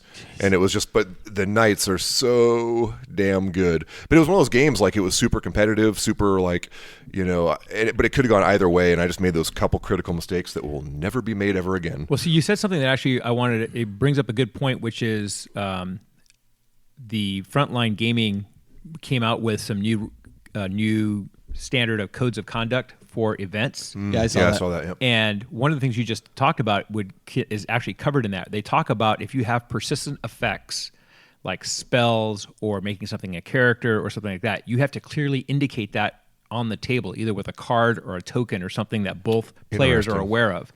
And makes sense. I think that's fair. it makes sense. Yeah. There was a lot of things in that. It's actually smart. There was a lot of things in that code of conduct. Not If you get a chance, go to the Las Vegas Open website because they have links to their new code of conduct. Yeah. It's a really good idea to look at it because I saw they're assaulting on different levels and that kind of thing. Yeah, they and address all this, and they have some house rules that I thought was really interesting that they put in there. They were clear about some of the terrain features they use on their table specifically because it's terrain they sell, which makes sense. But I thought that some of the things in the code of conduct were really interesting, and it was nice to see just to incorporate into your to see it spelled out because they make a lot of sense. They're good things to use. If you are a TO, if you run events, I would seriously consider looking at them, even if you're not running an ITC event, because they've thought through a lot of this stuff because they've had to deal with it. Yeah, quite frankly, the stuff they've had and to they deal just with. don't want to deal with it. And they want to make sure that the expectations are clear. And this is the whole thing about having the conversation. You're kind of pre-having the conversation. Yeah. And something like, okay, that knight is now a character. Well, you have to in some way indicate he's that a character. He's a character. Put a token on the board. on his base or something along those lines. Or put the card next to him or something like that. Not that I'm not saying that in your case anybody was trying to intentionally not. No, say that. But it makes but it as really you said, clear. you forgot that it happened. And at one point, he forgot it happened. He forgot it happened. That's what I was going to say. And so it was obviously not intentional. So, but it just brings back to that idea of that code of conduct, so that everybody at the table and anybody watching it on live stream is aware what the game conditions are and what the model conditions are. Smart. So that the game can proceed in a way that makes sense. And so I thought it was a really cool update to their event management piece. And I think that they should deserve some credit for that because I think it really helps, again, clarify the expectations and make it so people go in feeling like, all right, we're going to have something that actually is going to make some sense. Yeah. That was good. Yeah, I mean, that avoids those problems where it's like, there was one game in particular I played and I won. And I felt like the win was a little hollow. Cheapened in a way because what happened was an objective was on the second floor of a building. Right. And I was underneath the objective, but within the 3 inch bubble. Right. And the person playing didn't realize, I'm within 3 inches of it. Right. That counts. Right. And it never hurts, while you're playing. And I felt like, having in the back of your head of just because sometimes you're playing and you're like, man, should I tell him about this? Should I tell him about that? And it's a hard thing, right? Because you're like, I want to win this game. It's more of a competitive game. Times I talked myself out of win. Oh yeah, I mean, into losses. If you kill this guy, then I won't be able to hold that objective. Yeah. I'm currently winning the game because I have all 3 objectives. You talked about that in one of the previous shows. Yeah. I mean, I almost accidentally won. Yeah. I wouldn't have known. But or like Loopy was saying in that last game that he actually won because he had all 3 objectives. They decided to just keep playing. Yeah. Because his Ludas came in and took that one objective. And they were kind of like, well, it's kind of, they teleported here and won this. And I'm like, you guys should have defended that better. At some level, the conditions were clear when you started the game. Yeah. But yeah. So, okay, before I get any hate mail or messages, again, I'm not saying anymore that ITC missions are always competitive. I'm separating those two. And I wasn't trying to call you out. I'm glad you did because it's a valid point, and I was wrong. I don't need every time. Dude, it's like an avalanche of mail. I'm good. I totally get it. You're right. I'm wrong. No, it's all good, man. I love you, Just. I love you too, bro. I love you too, man. All right, let's take a break. We'll come back with our show force on 1,000 Suns. Great Scott, 00. Foam Finger's destroying all the models with his rough touch. Oh, Mullins Penny. Don't you worry. Jond is on the case. How is that, Jond? I'm going to warn the world that they should be using the soft blue foam with the hard cases. Foam Finger will never ruin another model again. You mean Operation KR? Is the world ready for that, Jond? The world is ready. I'll make sure of it. The only way is to spoil Foam Finger's plans. Hard cases with the soft foam is the only answer. You've convinced me, John. Let's move forward with Operation KR. The name's Jond. Jimmy Jond. Oh, John. See? Give 00 John the figures for this mission. Go to krmulticase.com for some of the best storage and transport solutions for your army. Match almost limitless combinations of cases and trays in the KR transport system to suit your personal requirements. Reasonably priced, KR allows you to transport your minis safely to and from the tabletop, no matter where that battlefield is. Hard on the outside, soft in the middle. KR Cases is where John always gets his foam. KR hard cases for soft blue foam. Okay, and so we're back, and actually before we get started on the show of force, we neglected one game that you played, which was Jody, who, by the way, is Pez. Pez, not Josh. Right. Apparently I said that wrong. Listen, last episode we were a little tired, a little inebriated while we recorded it, so I apologize if I had some wrong information, but Jody is Pez Man. Right. But when you create an alter ego for yourself on the internet, you get what you it's- deserve, Jody or Josh or whoever you are. Pez. Jared. All right, but you did play a game against Jody. I did, and it was a slobber knocker. It was super fun. 75 power level. Did you use an ITC mission? No, I didn't. Look, really, dude? Sorry, go ahead. Sorry. Really? I was in the Astronomicon, so I'm like, I got to play at least one power level game. Yeah. So it was 75 power level, and we did the new chapter approved mission, the one with the supplies dropping down, and missions move around while you're playing, which was kind of cool. Objectives move around. Objectives move Yeah. around 3 inches. Yeah. And you kind of die. It's like a little game within the game. Right. You dice off to see who gets to move 'em. Who gets to move them? Yeah. Yeah. And he brought his corn demon horde. With 2 or 3 bloodthirsters? Or Only 2. Okay. Only 2. Oh, that's right. 2 bloodthirsters at 55 power level. Who does that? Yeah. But like to his point though, he's like he had 4 command points. Yeah.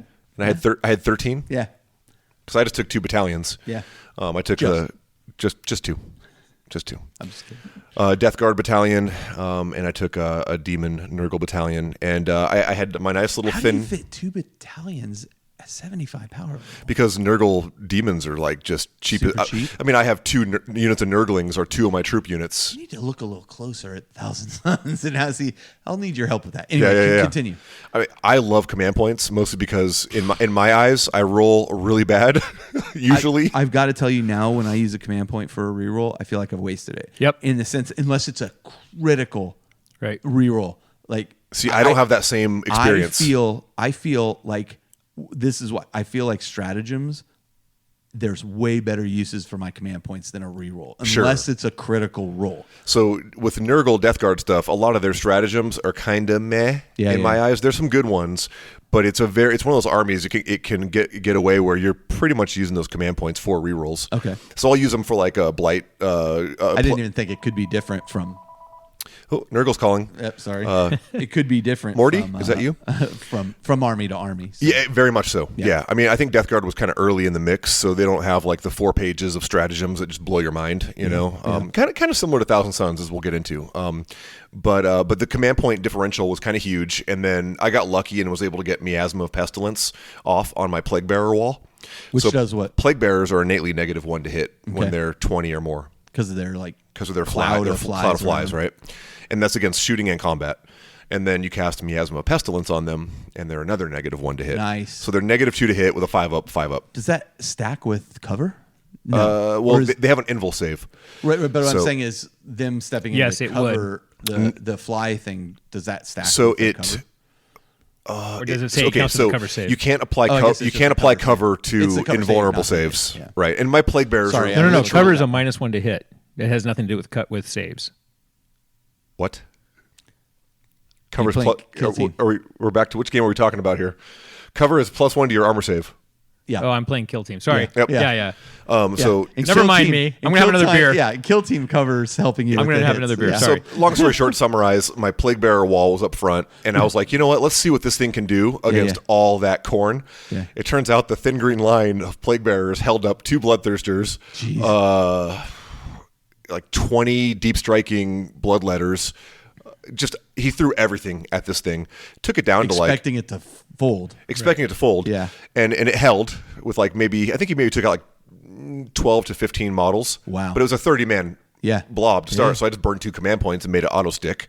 He's like, "Are you sure you don't want to roll the die to see if reality blinks and you get them back?" I'm like, "No, I'm good."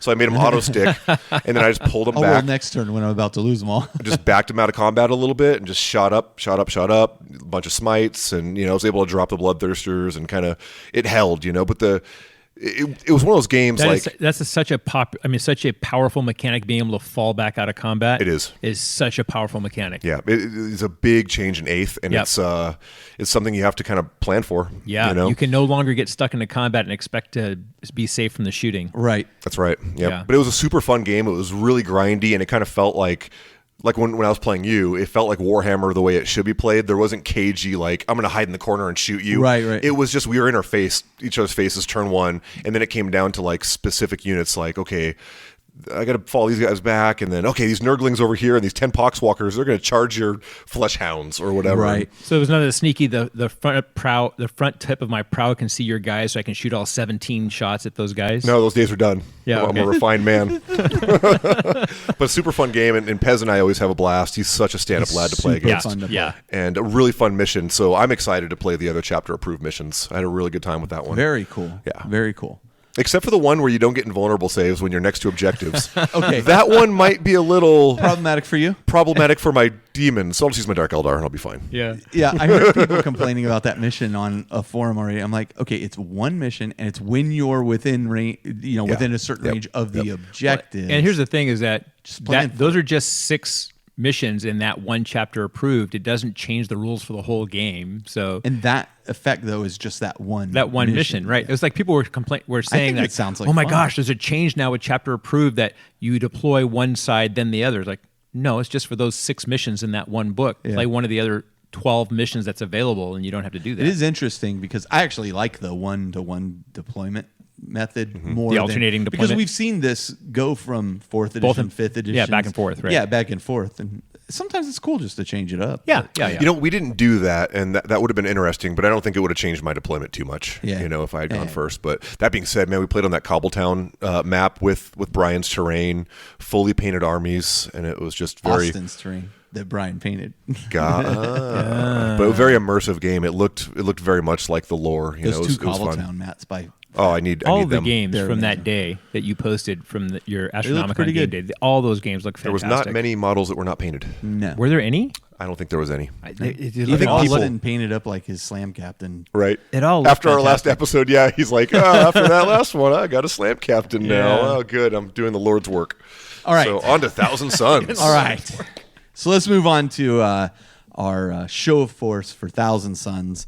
Kind of the opposite side of the coin from our show of force of Space Wolves.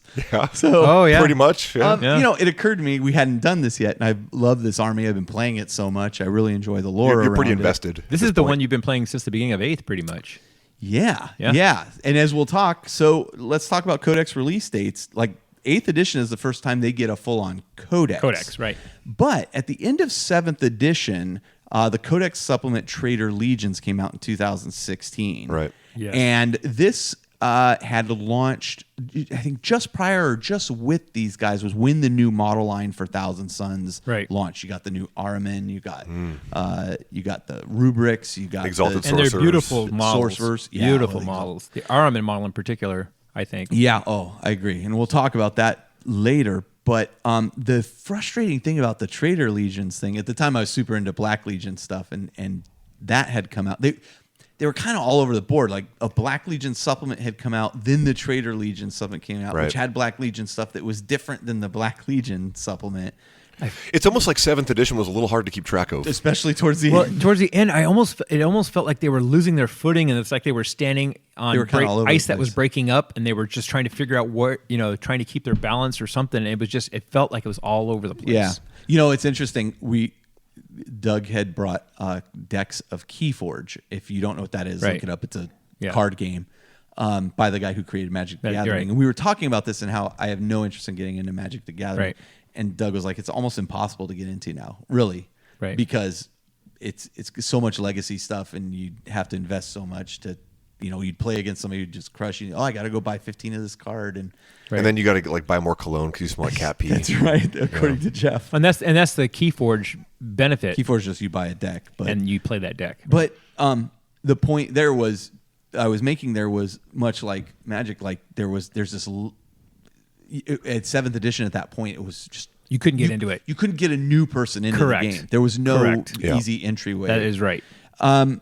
And that's always something I'm keeping an eye on with 8th edition too. I don't want them to get to that point. And so far, I think they're doing a pretty good job of it.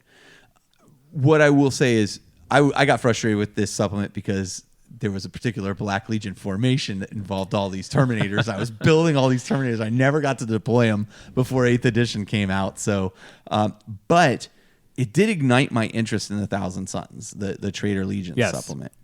And when the Thousand Suns Codex comes out in January of 2018. It was one of the early ones. Very early. Yeah. I was all in. And I personally think the Codex is fantastic. I love the lore in it. I love one of the things I really like about the codexes now is they're so thematic inside. Even the graphic visually, design, I was very impressed by the book. The artwork inside was very inspirational. Yeah, and so I really, really embrace this army. One of the things that appeals to me about Chaos in general, Chaos is my bag. Justin, you and I are in the same place where that is concerned. The talons run deep, my friend. Not just the lore around it, which originally I was completely not into when I got into 40K. I was like, so they're Marines with spikes on them and a bunch of heavy metal. I'm like, right, this is not for me. Like I'm not digging this vibe. Much like my earlier statements about ITC being competitive, the only thing I thought about Chaos was heavy metal. Spikes and chains. And spikes and chains. As I began playing different armies, and then I got into the Death Guard initially, I realized just how broad the Chaos Codex was. And 5th edition Chaos Codex took a lot of heat because it wasn't as great as the 3.5 Codex. And I'll say that because I looked at that Codex, and I was like, why didn't you include these things? Yep.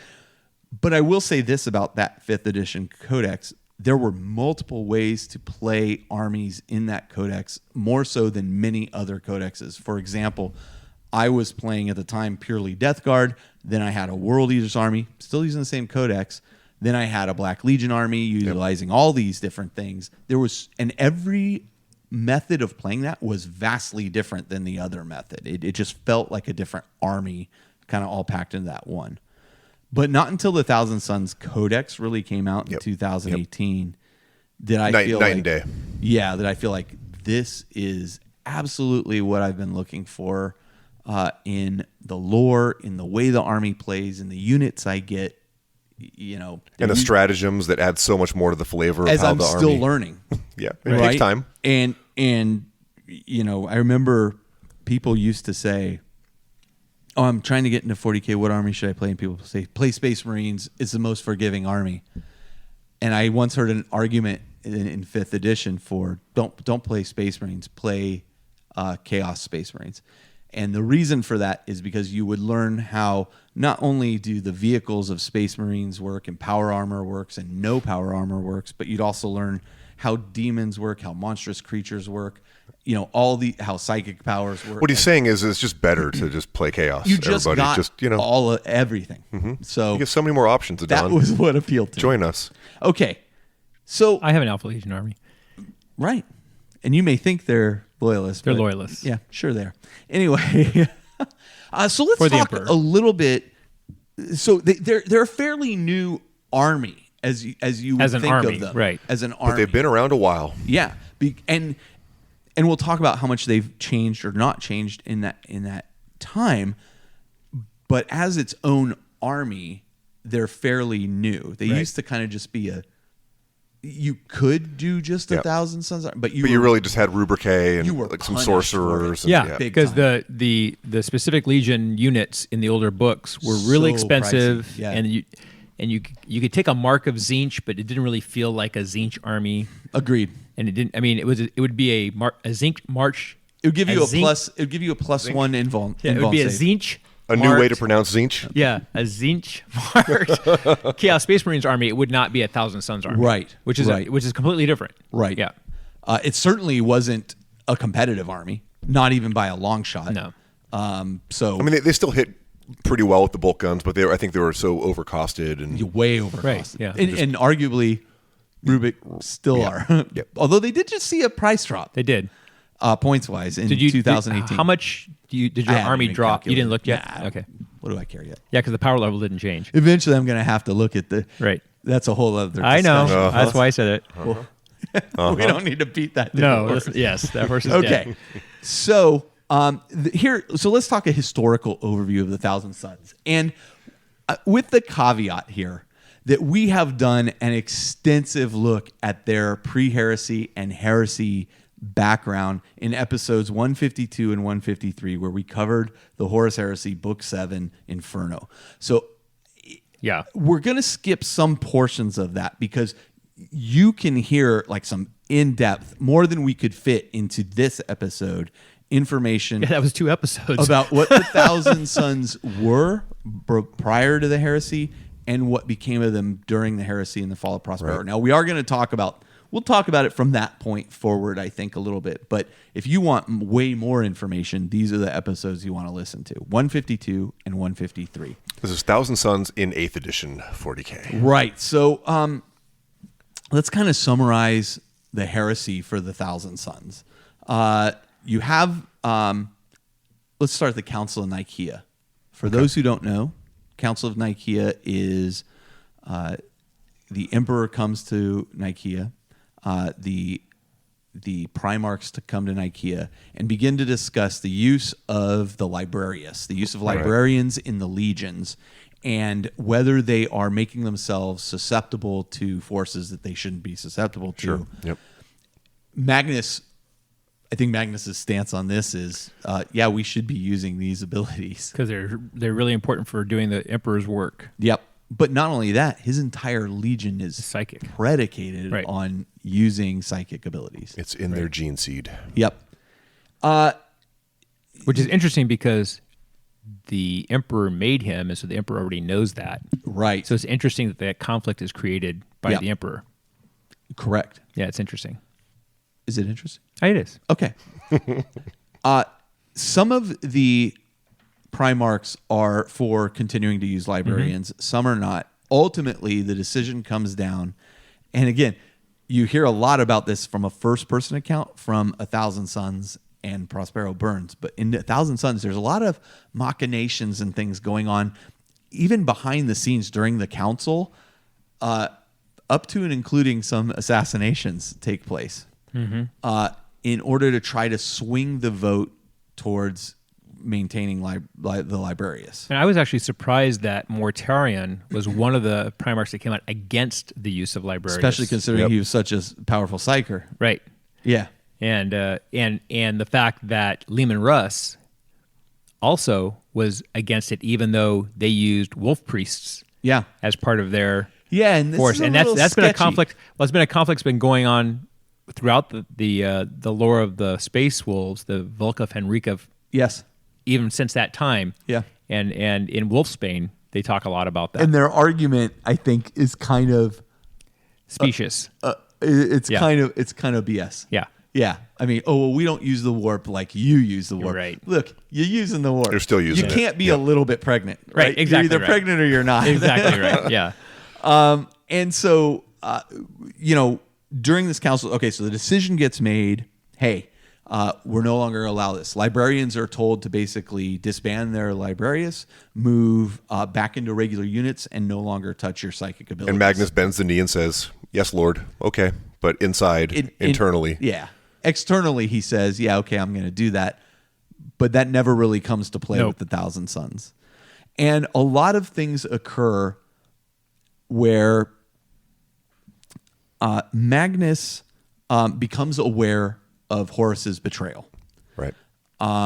Gazing through the Empyrean. and tries to warn the Emperor that this has occurred. The only way he can warn the Emperor, because of all this disturbance within the warp storms that are starting to occur and that kind of thing, is to psychically project himself to the Emperor and tell him this is what's occurring. Now, in the process of doing this, the Emperor, for those who don't know, there's a spoiler coming up right here, the emperor is working on. Well, actually, let's say this: he's working on his great work. Right. Right. In the dungeons of the palace. In the dungeons of the palace on Earth, he is working on his secret experiment that will change the way humanity evolves in the future. Correct. And in order to do this projection, Magnus comes across this barrier. Hey, I need to warn the emperor, and he breaks through the barrier. Right. The description of which in that Horus Heresy book is just phenomenal, where all of the psyker cadre and the different levels of the palace and how they get destroyed, and guys, their brains just boil off, and it's an amazing description of his projection into the palace, because it requires a tremendous amount of power on his part. But the emperor basically shuts it down, right, and doesn't even get the message. Well, yeah, I mean, kind of, right? Like when he appears as like this fiery being. Like I kind of get the impression he's almost like an avatar of Cain, kind of look. Right. Like that was how I pictured it. But he and the emperor do connect. They talk. Yep. I mean, talk. They whereas communicate. Magnus tries to tell him this is what's going on, and he's like, "What have you done?" Because in the process of breaking in here, he damages severely the emperor's work. Basically stops it. Yeah, and ultimately, which ends up resulting in the Golden Throne being a necessary thing going forward. Right, But I mean, it was already there, but becoming a requirement. A stasis field, right? Yeah. So, when Magnus breaks in and talks to him and tries to tell him, "Hey, this has occurred," the Emperor doesn't want to even hear what he has to say at that point, because he's like, "What have you done?" And this is what's one of the most frustrating things, because it's like, if you just listen if a you little just bit listened longer for another 2 lines, you'd have been okay. TLDR. But in a lot of cases, and it's funny because a lot of people have made that point. If you just listened, how many times though in reality have you lost your temper and you're not hearing anything around you? Sure. And it's funny because you'll see this in movies too. You're like, who'd be dumb enough to go down there alone? People do some dumb stuff, So, but anyway, it's one of those missed ships passing. It's interesting though, because the emperor is supposed to be this near godlike being. You wouldn't expect him to have that kind of error. It's very interesting, and he addresses this in what is the Master of Mankind a bit, and talks about how he can't really predict everything. He can say, I need to get to that island, but how I get to that island is another thing. Right. It's interesting, the limits of his power, maybe.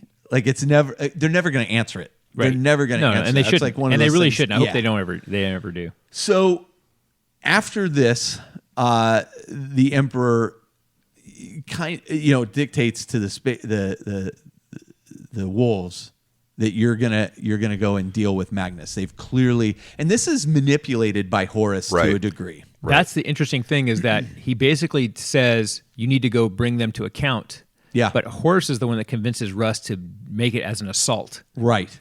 Because if you read, and I'm sorry for the spoilers, but if you read Thousand Suns, let's stop here. There's going to be spoilers on 1,000 Suns and Prospero Burns and all kinds of stuff. and all kinds of stuff here. So if you haven't read that and you want to, you might want to stop listening to the episode now. This is going to kind of lead into some of my final thoughts about the 1,000 Suns. But one of the things that happens that I think is really just a critical piece in this is that Magnus realizes he screwed up. And he realized he did nothing wrong. No. What I'm saying is that I think he did, though. But he realized he screwed up, and the evidence of that was the fact that he put up no defense to the Space Wolves coming to Prospero. Yeah, he kind of locked himself away in his chambers. He locked himself away. Right? He did not allow them to do any defenses. They destroyed the entire planet except for Tisca, which was protected by a second kind shield. And he basically did not allow his folks to put up any defense because he was going to submit to the will of the Emperor. It's like, you know what? I can't believe I made this mistake. And He realizes ends up kind of sallying forth, right? Right. And he realizes, I made a grave error. I actually exposed myself way beyond. They basically tricked me. He realizes he got tricked. But instead of allowing... Back up a second. So allowing that... Back up just a second. Okay. His screw-up isn't going and trying to warn the Emperor and ruining his plans. I don't think that's what's made him despondent at this point. I don't think that's what he's saying, I've screwed up. What he screwed up on is ignoring the Emperor's will. not even that. It's his dealings with Tzeentch. Right. He realizes and his that hubris in Yep. thinking he is smarter and understands more than what is about the warp than the things that live in there. the warp. Yeah. And Tzeentch tricked him. Yeah. And he realizes this. He realizes, oh, I have made a grave. I'm not as smart as I thought I was. Basically, a terminal error. Yeah. And Horus basically convinces Russ to just play assassin Yeah. instead of He eggs it on. he eggs Right. out right. He basically he appeals to Russ's tendencies to be the Emperor's assassin. Yep. And instead of just taking Magnus to account and bringing him back, which is Magnus was going to do that. Yeah. Yeah, that's right. He was going to just going to bring him back effectively in chains to the Emperor. That was what the original edict That's was. right. But Horus convinced him to basically go in and decimate the You're not planet. going to be able to do that. You're going to have to wipe him You're out. going to have to wipe him out. And so Russ is like, that's right. That's what we're going to have to do. Yeah. And in fact, Because he gets because Horus is so convincing. Right. right. And He's so they say charismatic. he's so charismatic. Yeah. And it's one of the things they talk about in Wolfbane. He talks about how Horus tricked him once. Yeah. And he's going to try to not get tricked again. Yeah. And the trick that he played on him was bringing down the fall of the Thousand Sons of Magnus. Yeah. And That's a really good point. I completely forgot and about and so Russ goes in guns a-blazing, and he brings the Custodes and Sisters of Silence, and they just lay waste. that. Yeah. Now, the Sisters of Silence are incredibly effective in this case Right. because they create these null fields Right. of psychic Right. null around them, which effectively neuters the Thousand Sons. It would have been better if it was the wolves guy neuter the wolves, but anyway, neuters the Thousand Sons' ability to directly impact. Well, if with you want to psychic pick up a abilities. 1,000 Sun at the pound, you have to get it neutered. However, there's a few workarounds around Yeah. that, right? Like we'll talk about this, but the guys who can throw things around with telekinesis can throw things, and Right. those are in, once it's in flight, it's in flight. Right. They can cause things to collapse on people. They can Right. do that kind of stuff, but Up close. but they're up close. Their ability to read minds, their ability, which is key to their Terminators, right? I mean, the Scarab Terminators, they all work in concert with each other, effectively in one mind. They're not called Scarabs at that point. I can't remember what they're called at that point, but that unit basically operates as one mind, covering each other and all that because they're all psychically linked. well, It's and they even talk about fascinating. the Custodes do this on some level too, where they basically use they are called numerology scarabs. and use kind of seeing the future, Yep. a little bit into the future, to see how the defense is going to happen against them. To be You able see to the Eldar effectively do fight. that a lot too, Yep. right? Yep. Right. The Farseers will know, well, this swing is coming here, so I'm not going to be there. Right. Right. And the They Thousand do the Sons do same something thing. very similar. Yeah. Yeah. But not anymore with the sisters down. But that is a great point about how Horus manipulates that, because Right. he didn't necessarily trick them to go there, but No. he goads them on to go further Yes. than they would have gone. Yes. And I would say, I think he's even thinking on another level here, and I don't think he thinks the wolves are actually going to wipe out the Thousand Sons. I think he is trying to push Magnus to fall to his side at this point. Right.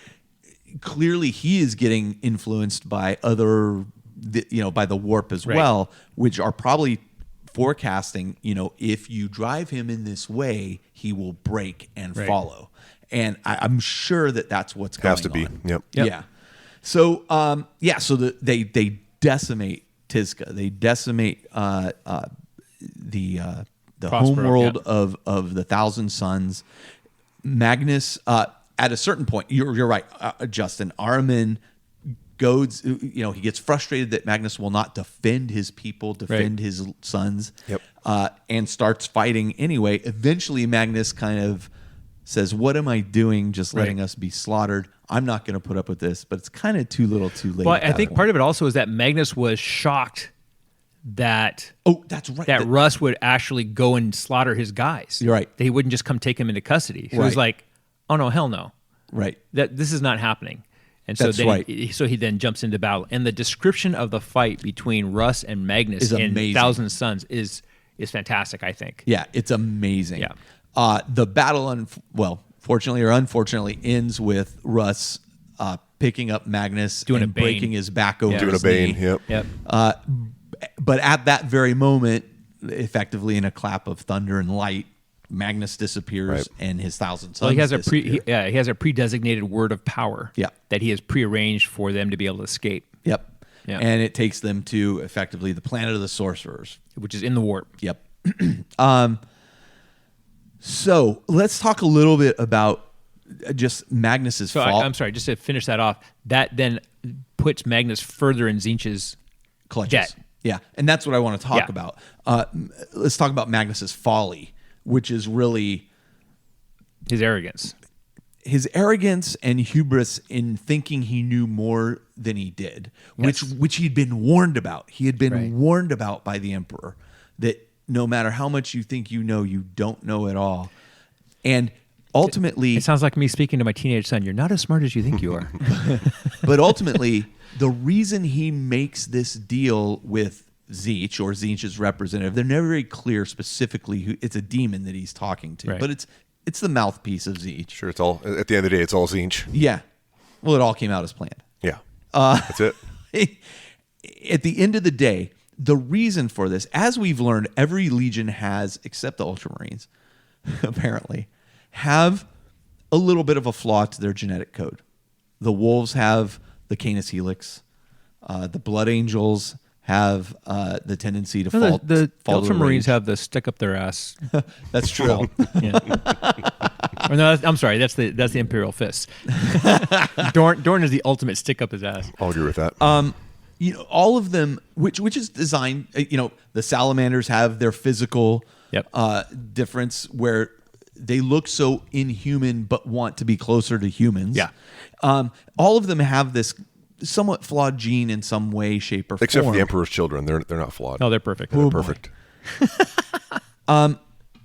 The sons of Magnus have a flaw in their gene that the more they engage with the warp and the more they touch the warp, the more they Their could psychic lose abilities. control Yep. and mutate out of control. Effectively, they just burst into these huge spawns. I always think of it like if you ever seen Akira, when the guy starts Yep. just bursting out. That's kind of how I always picture it. Well, but it starts slowly. Someone can manifest the mutation, A very small one. very small one, and That's typically if it's what occurs. uncontrolled, they become Or if you're in the spawn. warp, where time is just Well, Right. what happens during this siege, Magnus effectively in his dealings is like, I'm not dealing with you anymore. Right. Tzeentch is like, fine. So I'm removing all this protection that I've been giving you. been giving you to prevent your guys from mutating. And all of a sudden this mutation on these guys catches up to them, it quickly. So they're just literally exploding out of their armor, turning into Chaos spawn, spawns. yeah. And they're realizing if I touch the warp at this time, I'm potentially doing this. So some of them stop touching the warp. Some are just using a little bit. It's a nightmarish situation Yeah. for the Yeah. Thousand Sons and for Magnus. I mean, it's exactly what he didn't want, but he realizes, he'd been tricked at this point into serving this god, and he didn't realize what he was getting into. And I just think this is, of all the falls, I think that the Alpha Legion fall is I think the most interesting, but I think this is one of those truly tragic stories. It's one of those, I thought I knew better, but I was trying to do good, but I made the situation worse than it was. And this is why he winds up in this position. I mean, in retrospect, they could have just not touched the warp ever and been fine, right? Yeah, except that was one of the things that made them differentiated them them who in they battle. are. I mean, one of the things about them in the Great Crusade was that they weren't very distinctive in their fighting. They weren't accomplishing that much really Nope. as compared to other people. It's when they started using their psychic ability, Yep. when that manifested, that they actually started to distinguish themselves. But the reality is they in were the Crusade. Space Marines. I mean, Space Marines are still powerful creatures. Right, but all of the legions wanted to be Special. They wanted to show some distinction in their conquest Yeah. during the Great Crusade, and so the fact that they were able to use that power made them more distinctive, made them more successful. Yeah. But is it that they wanted to, or that was in their absolutely. in their gene seed? To No. They absolutely wanted to. Yeah. Both. Well, it manifested, and they realized that they had it, which caused them to want to use it. Yeah. Yeah, But, okay. When you say it, you're talking about the psychic. their predilection towards psychic. Yes.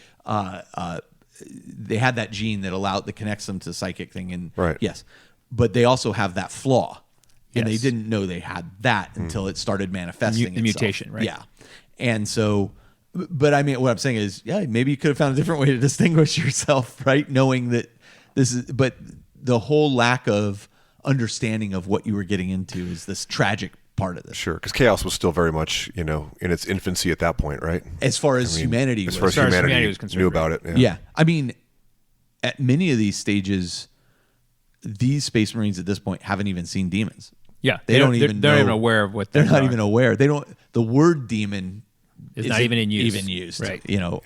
During the not Battle for Calth. Yeah. No. When.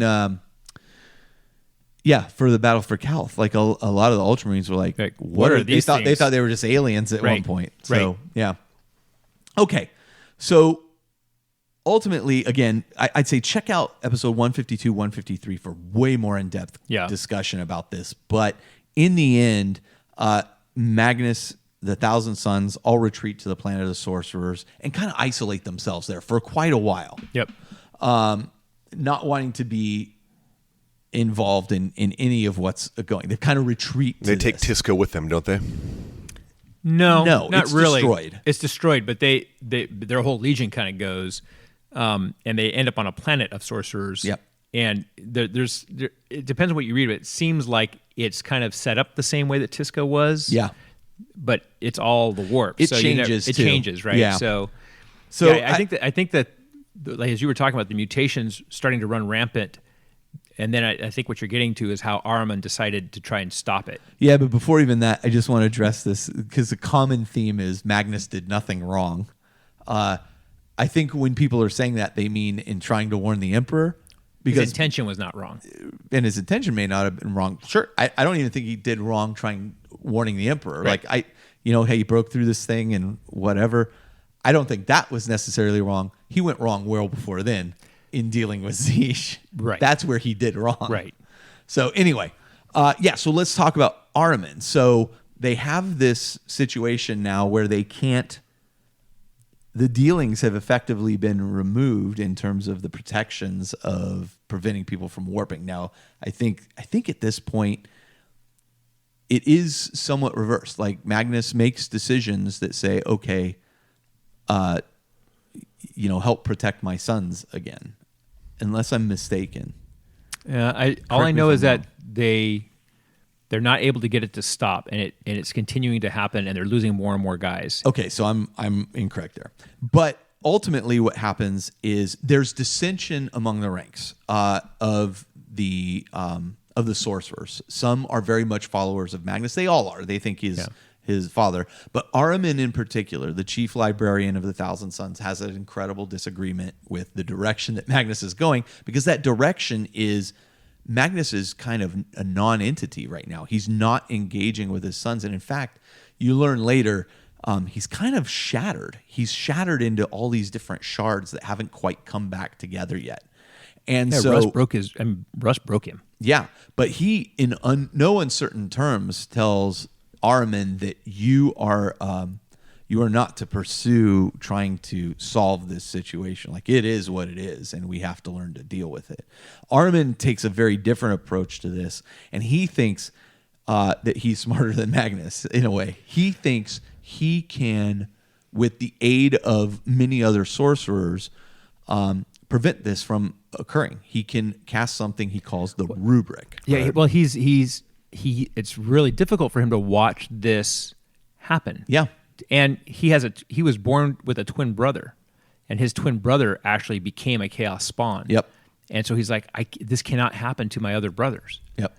And they watch it happen, and they try to stop it Right. multiple times. Now, there's even Thousand Sons that dabble, and we'll talk a little bit about the organization of the Thousand Sons, but there's Thousand Sons that dabble effectively in biology and manipulating biology and that kind of thing. And Thinking they can fix it with just pure there science. are times that they think we've stopped it, but then something, they burst out of control. And Right. maybe they put it off for a bit. It's incredibly painful to these guys Right. that they're doing it to as well. So Ahriman effectively gets a faction of Thousand Sun sorcerers to follow him, and after tons of research and whatnot, casts the Rubric of Ahriman. The Rubric of Ahriman is supposed to be his solution to stopping this from occurring. It doesn't go quite as planned, It's though. going to manipulate the Thousand Suns and effectively neuter the gene. It worked. Yeah, Neuter the in a gene way. that warps them and prevents it from happening in the future. Unfortunately, things don't go quite as planned. Upon casting this, thousands upon thousands of the Thousand Suns are obliterated. And by obliterated, they're turned to dust. But there's still kind of a living entity there. So what the way they describe what happens is all of the joints and seals on the armor kind of welds shut. Yep. And then the living being inside of it is turned to this animated dust. Yeah. Which effectively stops them from mutating. Well, yeah, they're not going to mutate now. Right? It's one of those things where be careful what you ask for. You know, I it's don't know like a about that. deal with the I mean, devil kind of thing. I think it just To the didn't extreme, quite sure. do But what it was kind of feels supposed like to that do. deal with the devil thing. It's Yeah. like, oh, well, you said you wanted to have $1 million, but now you're. I don't know. I don't know if that. But I hear what you're saying. I don't know if that's the actual outcome. I think it's just It kind of speaks to the way that chaos kind of functions in general. Right. Of that Yeah, kind of be maybe. careful Right. what you It's- ask for, right? Exactly. Maybe. Exactly. You didn't word the wish exactly correctly. You know, I want $1 million, Here's and you the- end up with $1 million deer. Yeah. Male deer in your yard because you didn't. You know what I'm saying? It's like Yeah. that kind of thing. It's like, Sure. Well, Well, you, could be- got what you wanted. could be right. They're not going to mutate anymore. the most powerful of them are able to resist this change, though. The ones that are basically psychically tuned. It's the ones that are basically don't have enough psychic ability that become the dust. Right. That right. don't have enough the mojo. lesser powerful The ones. lesser become powerful the- ones, right. The more powerful ones become the more powerful sorcerers are able to Right. resist. Like all the But members this- of the Court of A and But stuff this like that. isn't just like the Thousand Suns that are there on the planet. I mean, this It's affects all any of Thousand them. Suns, Anywhere in the galaxy, this Right. affects them. It's like this is the fall, basically, of the T-Suns. They're not wiped out completely, but you might as well They become consider these them. kind of automaton rubricae. Yeah. They're now referred to as the rubricae. I mean, many of the sorcerers saw these mutations at this point as gifts. So they were like when he formed his Right. own faction, like he had opposing factions that were like, "No, this is great." The folks in his faction were like, "Yes, let's stop this from occurring." Right. But Magnus himself was like, "Do not interfere with this. You are not supposed to interfere." And Like you he said, had- at that point, he was so broken that he probably was just like, just whatever He happens, wasn't- happens. he was helping conduct these experiments with the biomancers or whatever and so and Magnus called him on the carpet and was like, "I told you to stop this. You will stop this." I mean, he gave him multiple warnings. And when the Rubricae is cast, Magnus and he have effectively an irrevocable separation. And he's cast out of the planet of sorcerers. And at this point, Ahriman is exiled. And John French's book, Ahriman Exile, kind of picks up several hundred years later. Right. Which is, by the way, if you have not read that series, you've got to check it out. It's fantastic.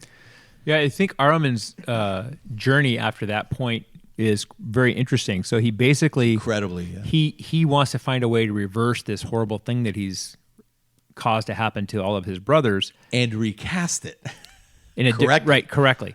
And so he spends his entire existence searching for relics and information and data to kind of get him closer to, because he believes the answer's in the Black Library. He thinks he understood what he did wrong. right. It's back to that hubris, right? That he thinks that he can just outsmart It's this whole exactly thing. right. That's exactly right. It's exactly And- like and- father, like son. And he feels like if he can get to the Black Library, this mythical place that was allegedly protected by the Eldar and has the tome The of all Eldar have knowledge, the answers in there. that he can get that answer. And so he would go on these side quests because he would turn thousands of cults loose in a particular system because he heard that it was a particular relic or person who has information, and so he would let loose he would basically foment these cults to go in and destroy the system until he found that relic. Yeah. And then he would get that relic, and then he would just leave that system to basically die Yeah. Yeah. and fall into disruption. Yeah. And so, because for him, there was nothing more important. He didn't care about those billions of people in that system. No. There was nothing more important They're to him. inconsequential. Right. There was nothing more important than rectifying the error that he made to save his brothers. Right. But it takes him a long time to come to this, by the way. I mean, we're kind of sidetracking down. Right. I mean, it's a path long entirely, because there's a long time where he's despondent about what he has done, and he has to find his path. Right. And it's a fascinating novel, though, a series of novels, and he's honestly one of my favorite characters in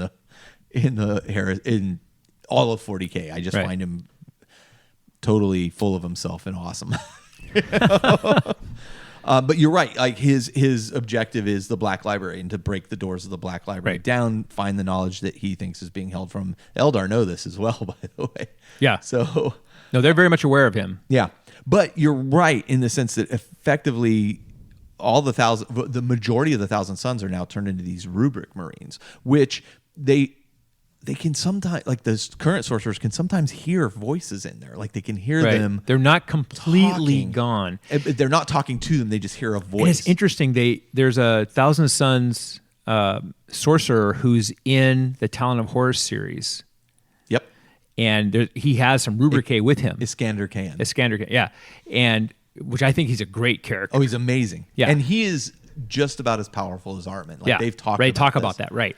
But the fact that that's where they kind of allude to this thing with the rubricae that are with him, how he can kind of sense that there's still something there. Kind of get glimpses of their personality once in a while. Yeah. ADB does Aaron Dembski-Bowden does a fantastic job of showing these. They're haunting. Like automatons as actually being these they tortured were my souls. Brothers. There's these tortured souls. Right. Yeah. The complexity. I mean, it's still at the end of the day, it's still basically their soul inside the armor, right? Like their soul. Maybe? Yeah, but it's hard to say. So, you ever seen the anime Full Metal Alchemist? Yeah. It kind of reminds me of that. A little bit. Yeah. A little bit. So the interesting thing about these rubricae is a sorcerer can now control them. Right.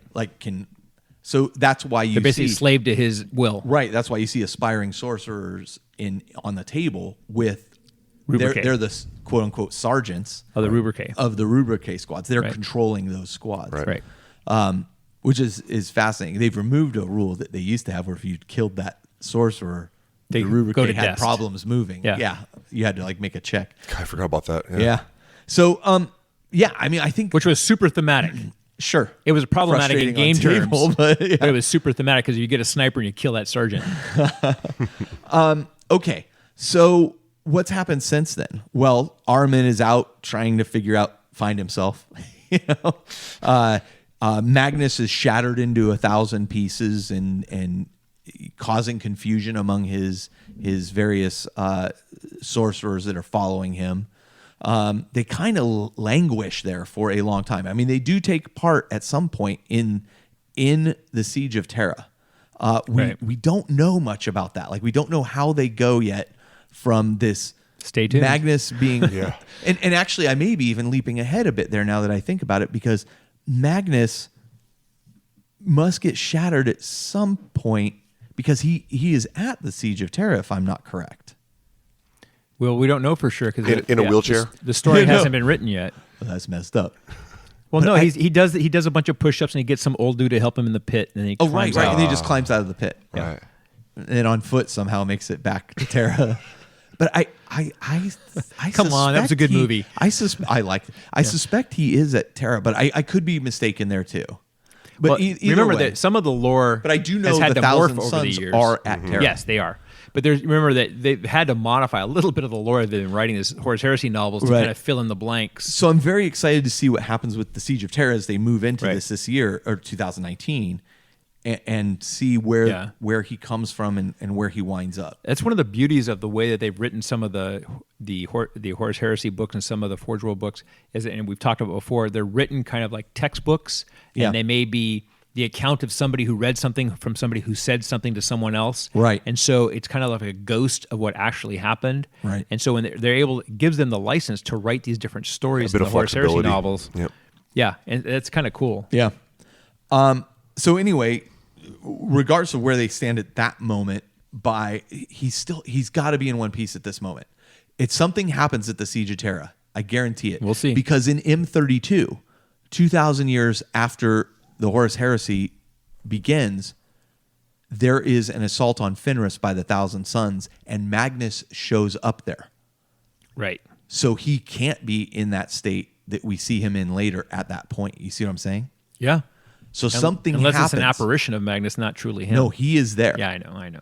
And in fact, fights Bjorn. Yeah. At one point. So Bjorn the Fellhand. that is amazing. But that is covered in the book by Chris Raitt, Battle for the Fang, Right. which is a fantastic book, by the way. I mean, like, I loved Space Wolves in that book so much. It was really fun to read about them. Then something happens. We know something happens at that point, that Magnus is messed up at some point there, because later when you read John French's stuff, he's in all these pieces and shards and disconnected, and they're trying to communicate with him. And I could have my timeline wrong, but I think something has happened to him. Well, it'd have to be after M32. It has to be after M32. Because between M32 and M40 Yeah. is when he That's a good point. comes back as I'm the off. Demon Prince. Yeah. So clearly he's fixed it some, I don't know. Yeah. I'm a little confused on the timeline there. I'm sure somebody will correct us. Well, the warp does weird things to time. Either way, let's move forward to 40K. So we're in 40K in the 41st millennium. M41, yep.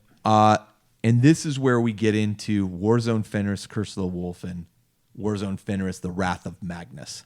This is where we see him come back to the game as a Demon Prince. As a Demon Prince. We see him on the table as a model. Fantastic model. The storyline here, basically, Magnus shows up, allies himself with Ahriman at this point, by the way. They both see the objective here. They hug it out and they'll work together for Yeah. now. There is an incredibly long story here involving the Dark Angels, involving the Changeling, getting the Dark Angels to basically look like they're going to attack. They're about to attack. Grey Knights are Fenris. involved. The Grey Knights are involved.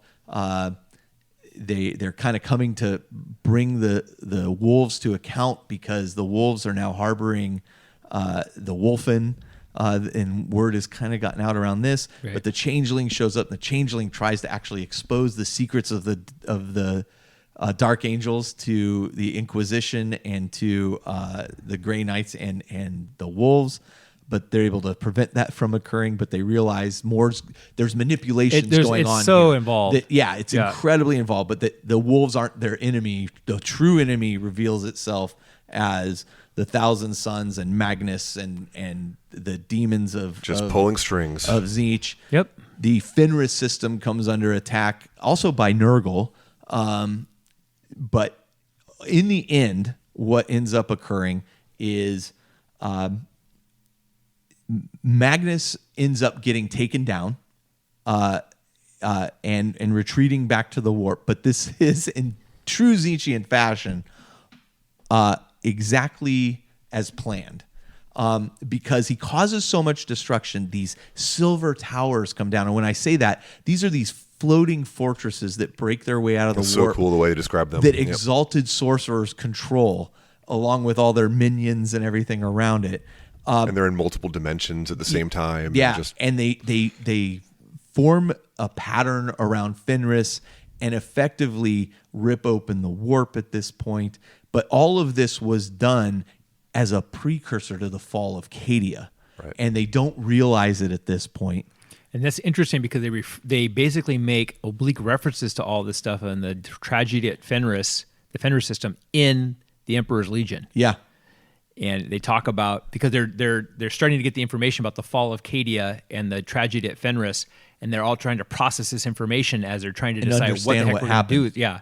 And then you actually, in that book at the end, you get to understand why the fall of Cadia was so important. Yeah. And what that meant for the forces of chaos and what they're able to do with it. Right. And so it's all connected. It's just so interesting how the whole thing is connected. And yeah, and actually it's a great point that you bring up, because what's so interesting about how it's interconnected is that when Warzone Fenris came out, which was the two-parter, the Curse of the Wolfen and Wrath of Magnus, but even prior to that, the Blood Angels one that came out with the Tyranids attacking the Blood Angels. The ball, Yeah. yeah. I can't remember. not Fall of Ball. Fall of Ball. I can't remember what the Yes, yeah, title I know what is. you're I talking have about. it over there on my Yeah. shelf. But when all that, like, if you look back at it now, at that time, they knew Cadia was going to fall. Like, Yep. they were working towards. GW did. This is Yeah, This we is what's didn't. going to happen. Yeah. We didn't know, but they knew, because ultimately this results in the tear. Yep. The Great Rift.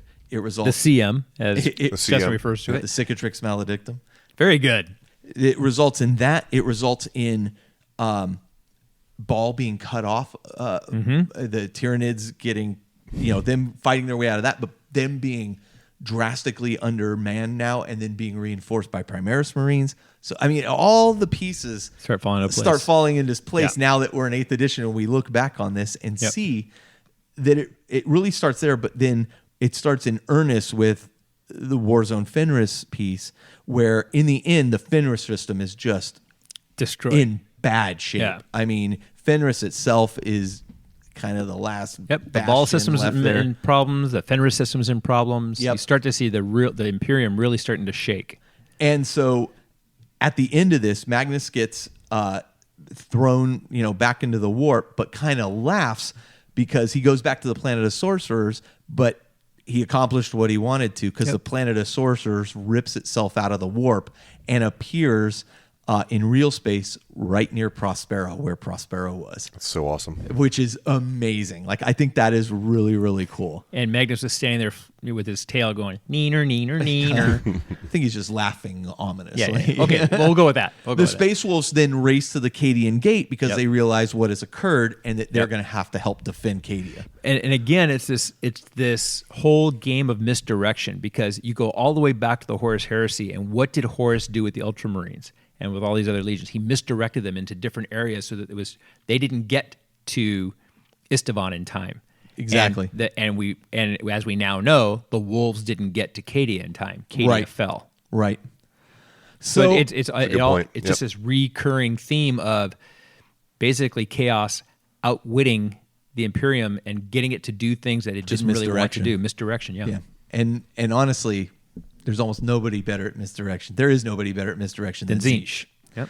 So where do they currently state? Like, what's the current state of the Thousand Sons as we enter this new era? I think, like most other legions, they're all pretty shattered. Like, Yep. they're still roughly working together, but not really at the same time. But I also think probably more than ever, they are more of a cohesive force. With the return of Magnus, Sure. With the Magnus current and events, Armin yeah. now kind of I mean, growing it up a certainly little at bit. LVO, there's a lot of no. But in all honesty, you're right. I think they are still shattered. Well, I think it's interesting because the name Thousand Sons came from the fact that early on in their creation, the mutations, the other issue they had, they ended up with only 1,000 Marines.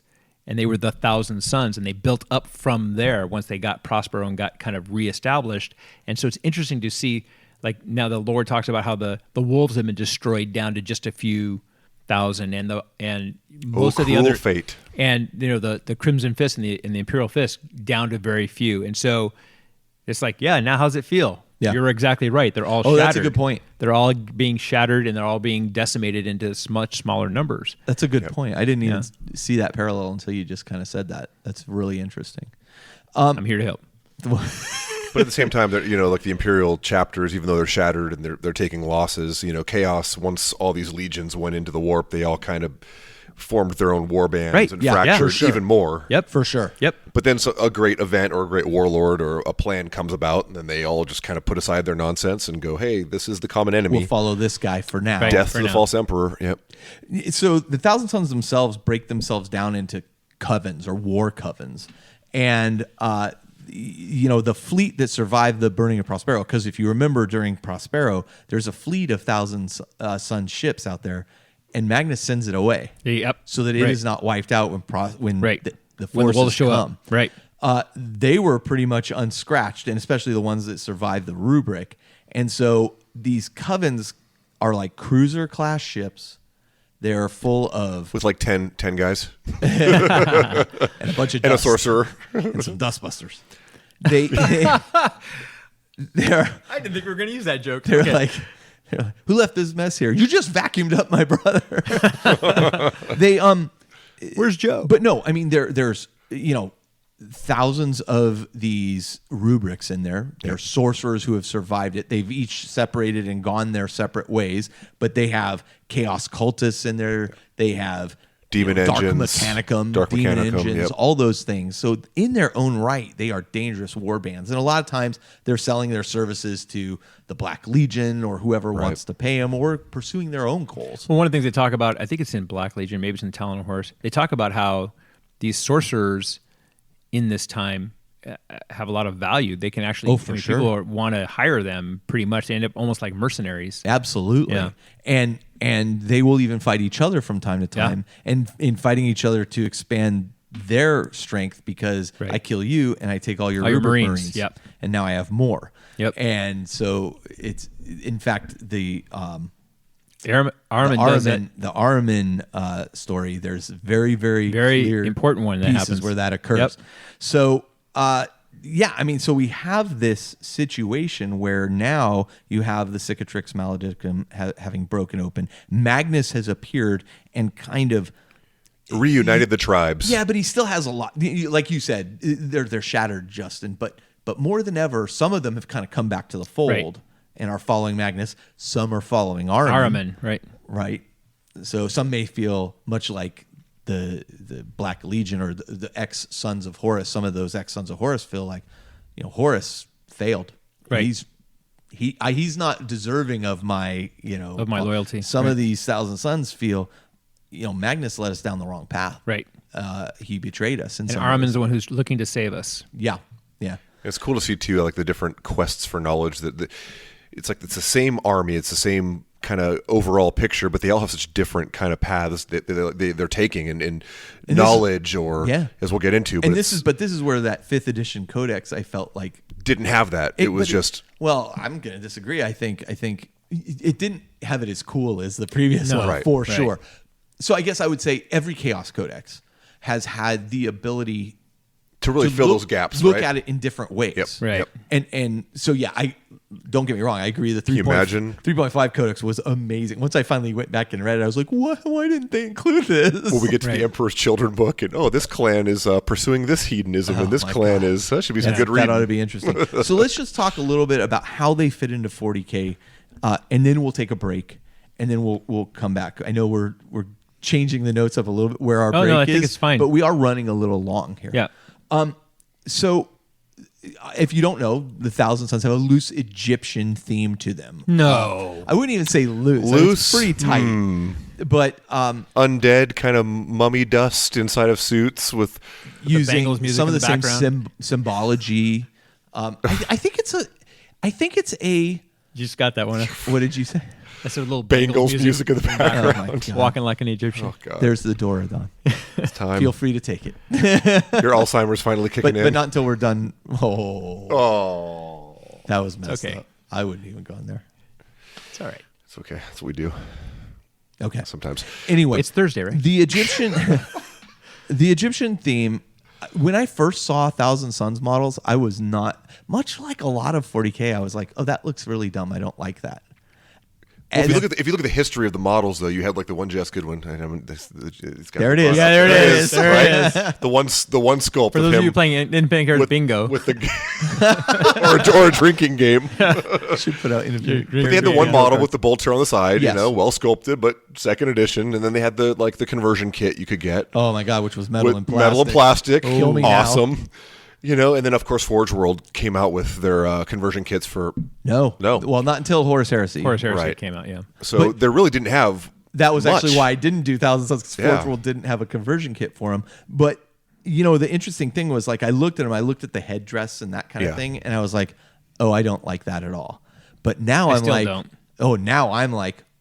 think that's kind of cool. Yeah. Well, it's been cool to see how like the Heresy versions of them have had the smaller, very small, kind of, much smaller, and then everything 40K gets exaggerated, so it kind of fits. But at the same time, it kind of gives them that unique shape. Like every army kind of has, from a design perspective, like their profile, and maybe I've been staring at that profile for so long that it's just it's just interesting. I mean, clearly when they were initially setting up, well, here's the legions, and these guys are like Romans, And these guys are like, what should we? Oh, these guys are like Genghis Khan followers. Okay. These White guys Scars. are like, well, these guys are kind of vampire themey, right? Yeah. These guys are kind of like Vikings. Yeah. You know, what else do we have? These guys could be like Egyptians, right? Right. Like the There was ancient also the Egyptians. tie-in to the fantasy army too, the Tomb Of King's fantasy course. army. Of course. Yep. Yeah. Yep. And but I much like a lot of 40K things Yeah, that I they're have pulling- an initial reaction to, I tend to start to like. I didn't like rhinos when I first saw rhinos. I was like, they just like they're, I don't know. They How you look like those World War One. Centurions? They look like World War One tanks. And then I'm like, hey, they're kind of cool. They look like World War One tanks. Like I think as things My perception they're out for a changes. while, they just kind of grow on you, or just to.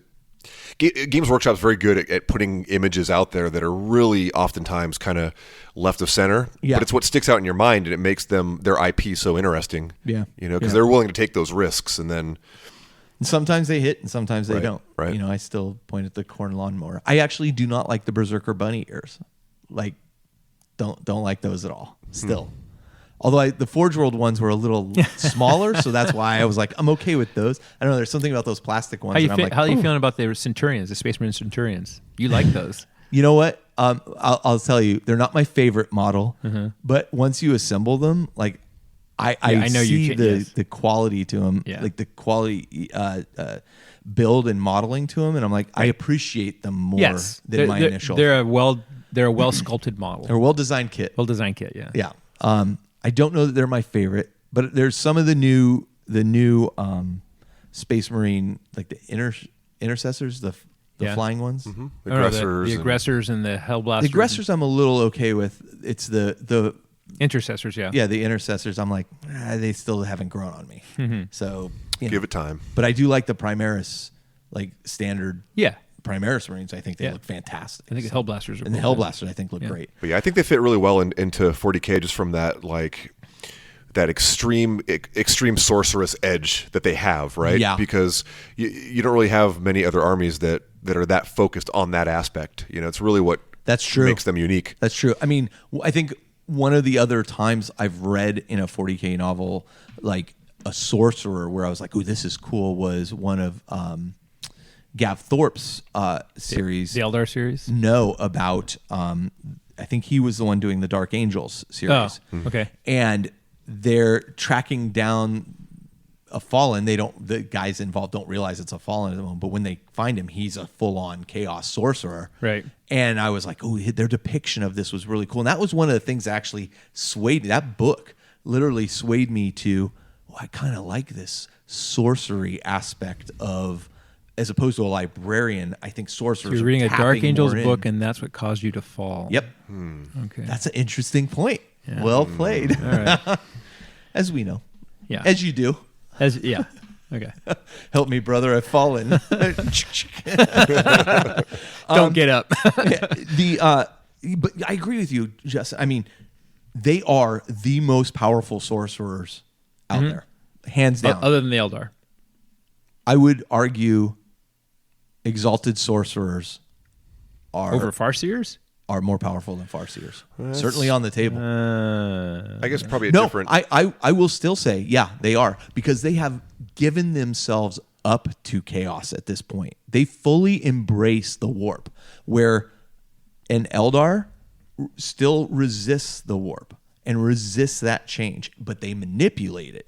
Whereas a chaos sorcerer is they've taken They're it all as in. a part of themselves. that's- Interesting. Yeah, that's my take on it. No, it's interesting. I mean, they really are kind of like the Eldari of the Space Marine legions and chapters. Yeah, it's very, yeah. There's a lot of similarities. When you look at the hubris and the arrogance and the sorceress abilities, there's a lot of kind of common denominators there between the two. Yeah. Let's continue this one last Yep, section, go ahead. and then we'll go ahead and take the break. So how have they evolved over the year? And we kind of touched on this a little bit. They got Like dustier. you had the Jess Goodwin sculpt. They got dustier. Not mine. They get played all the time. But yeah, I mean, they really haven't changed much. And this is one of the things I really kind of dig about them. Much like the Eldar, when we did the show of Force about Eldar, I was shocked to learn just how little they had changed from just Over 25 years. the lore of Yep. them and everything. I'm sure there is adjustments to the lore here going on, but the models themselves and the concept are roughly the same. Right. Yeah. Yep. I mean, I think the changes have all just been in the terms of we can sculpt better. Technology has allowed us to add more details to do this thing, but effectively they're still the same. Yeah, and I think from a story perspective, they've been able to build context around them to see why they fit. Yeah. Yeah. I mean, they have changed color from 30K. Sure, They sure. were red From red and before, gold they're to blue and gold. To blue and gold. And just Unless they're Black Legion, and then they're black and And gold. they're black and with the gold. new Legion books, though, too, it's just allowed them to go so much more in depth Yeah. on the army to give you so much more of a feel of kind of what Is what true. makes them tick. That is true. I And think they that's have, the biggest change. They have, whereas before they were always blue and gold in Mm-hmm. 40K when you saw them in the game 40K, the new codex did give us options of different war bands and how they colored themselves. So if they're 35K, they would be purple and gold, little red, little blue. No, it changes immediately. Oh, it changes immediately. If you read the John changed. French books, That's right. it changes immediately. So, I mean, but effectively, they haven't really changed what their core of them ever was. And of course, having a Primarch come back kind of helps cement the army a bit more. That's in true. in the current timeline. That is true. But at their fundamental, they're they're a Tzeentchian army that hasn't changed a whole lot. Yeah, over I mean, he is definitely moving around. They are still allied very close with Tzeentch. That's never changed. They use demons of Tzeentch. That has never changed. Like their packs and when you think of Thousand Sons, I at least when I think of Thousand Sons, I immediately think of Tzeentch demons as well. I do that with a lot of Chaos armies, though. Yeah, I don't know. I think for me, when I thought of Tzeentchian armies before 8th edition, I thought more in terms of spawn, because those were what they became. And maybe the Flamers of Tzeentch. Was it is it Screamers? What are the ones that... Screamers are the manta ray looking ones. Yeah. But I think that the and they're not demons necessarily, but the bringing in the Zangors, I think is such a great development for this army. This is a development, for sure. But I always thought Pink Horrors. I thought but the Zangors, the Beastmen of Tzeentch, effectively are a really nice new addition. Yeah, and I don't think we ever saw those before. And I like bringing the idea of Chaos Beastmen from the old world, that concept, into 40K. Yeah, I think it's so great. Well, they blew up and they all died, and then their souls got rebirthed in 40K. That's what happened. Is that what happened? Yeah. Justin, I like that story. You would know. Did Jess ever sculpt any Zangors? No, I mean, is that a brand new model? Where we saw God specific. I mean, through the lore of Beastmen on the Warhammer world, there had always been tribes that had dedicated themselves to different war gods to different gods. But we saw actual God specific models in like the early like around maybe 04 or so with like the Pestigors. Okay. Yep. And the Korngors. Okay. They're actually fantasy specific Beastmen, and we never saw Slangors and. Or Zangors until Warhammer Quest. Correct. Oh, wow. So they really are a brand new development. They are a brand new development. Much, So that That's leads me to exciting. believe that hopefully with the new book, we'll see Slangors, we'll see some Pestigors come out, which would be super rad. So why not, right? It's just more cool models. I feel like the Poxwalkers are kind of the standard for the Pestigors. Maybe. But we saw, more Beastmen releases with the Blackstone Fortress, which I thought those were Coronate, but I guess not. Maybe that was just a wrong rumor I read, but when the game was coming out or something. I have to take a closer look at them. I mean, I don't it's remember a Black seeing- Legion force in the It's Black Legion, Fortress, It's Black Legion, right? But I mean, that could be any of them, and But it like could the, be Khorne. the Korngor models from the fantasy range, I mean, they have like the heavily armored and very big axes. They almost look like. So the cool thing here is that the Zangor then are a brand new model range. I mean, we didn't even mention that earlier, but they are a brand new model range. But I didn't even realize they had never been. No, I don't think they had. They had maybe before. mentioned them in the lore I'm here sure. and there, but like you had never seen them in miniature form. They're So- let me. Well, Oh, they're we'll awesome. talk about models, but that is an incredible kit, by the way. So okay, let's do this. We're about an hour and 15 in. Let's take a break. We're gonna come back.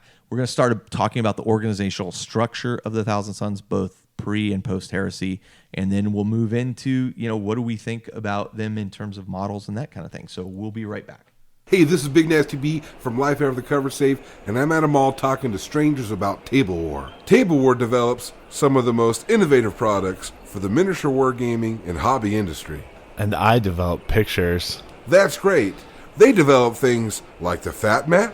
Who's Matt, and why is he so fat? Well, first off, Matt is not a person. The Fat Mat is a tabletop gaming surface, and with over 40 different designs, Table Wars Fat Mat has become a community standard. I got a Surface Pro. It's like 10 inches. By the way, I'm meeting my friend Simbon. Do you know what that is? No, but I do want to tell you about the Table War Tower case line. Oh man, towers are so huge. Well, it's not that kind of tower. It's the original modular, all-in-one display, storage, and transport system for all your tabletop miniatures. Wow, you're really smart. What's your relationship status? Well, it's complicated, but you know what isn't complicated?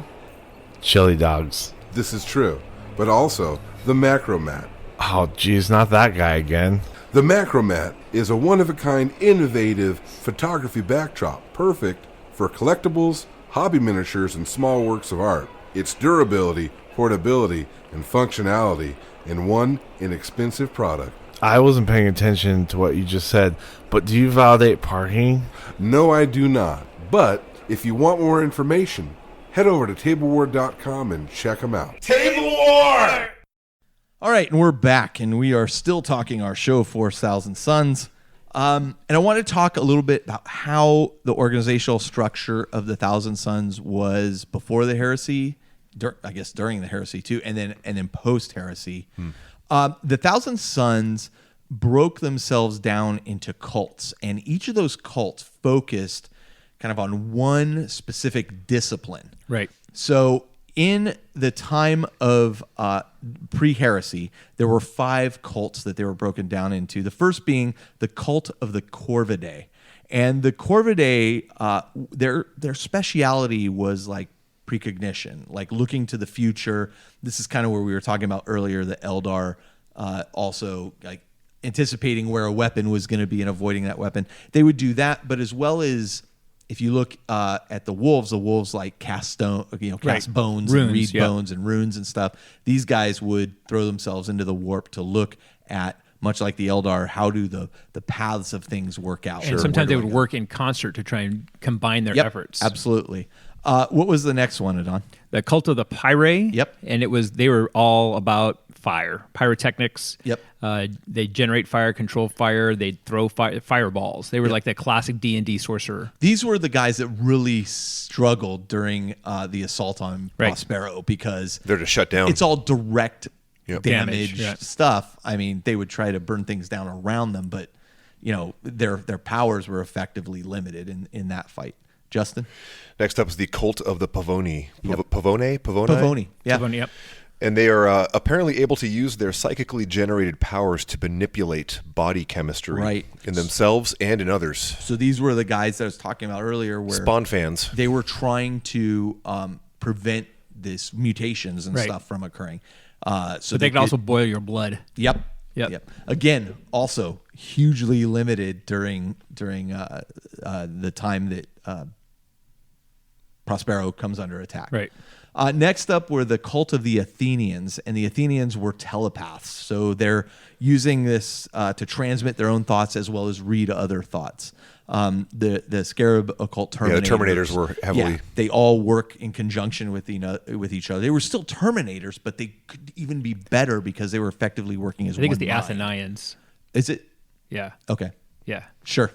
I'll take that. Yeah. Okay. I mean, you're probably right. I didn't listen to the audiobook on this one. So, and then Adon. And then the cult of the Raptora. And the Raptora are the ones of the Telkines. They're the ones who can pick up, things and throw them across the room and that kind of stuff. Or people throw them across the room or whatever. Yeah, they can manipulate, much like Luke using the Force. Right. Or Darth Vader. The Jedi. The Jedi of the two sons. Yep. Yeah. So they were broken down into these 5 cults. And the cults have changed a bit. But at the top of the Legion was Magnus the Red and his Rahati. And the Rahati were the master Templi. They were the most powerful and favored demon princes and exalted sorcerers in the Legion. This is after the heresy. Right. And before the heresy, basically they were just the most powerful. Right. Yeah. They were like the heads of those 5 cults. Correct. Were kind of his inner circle. Correct.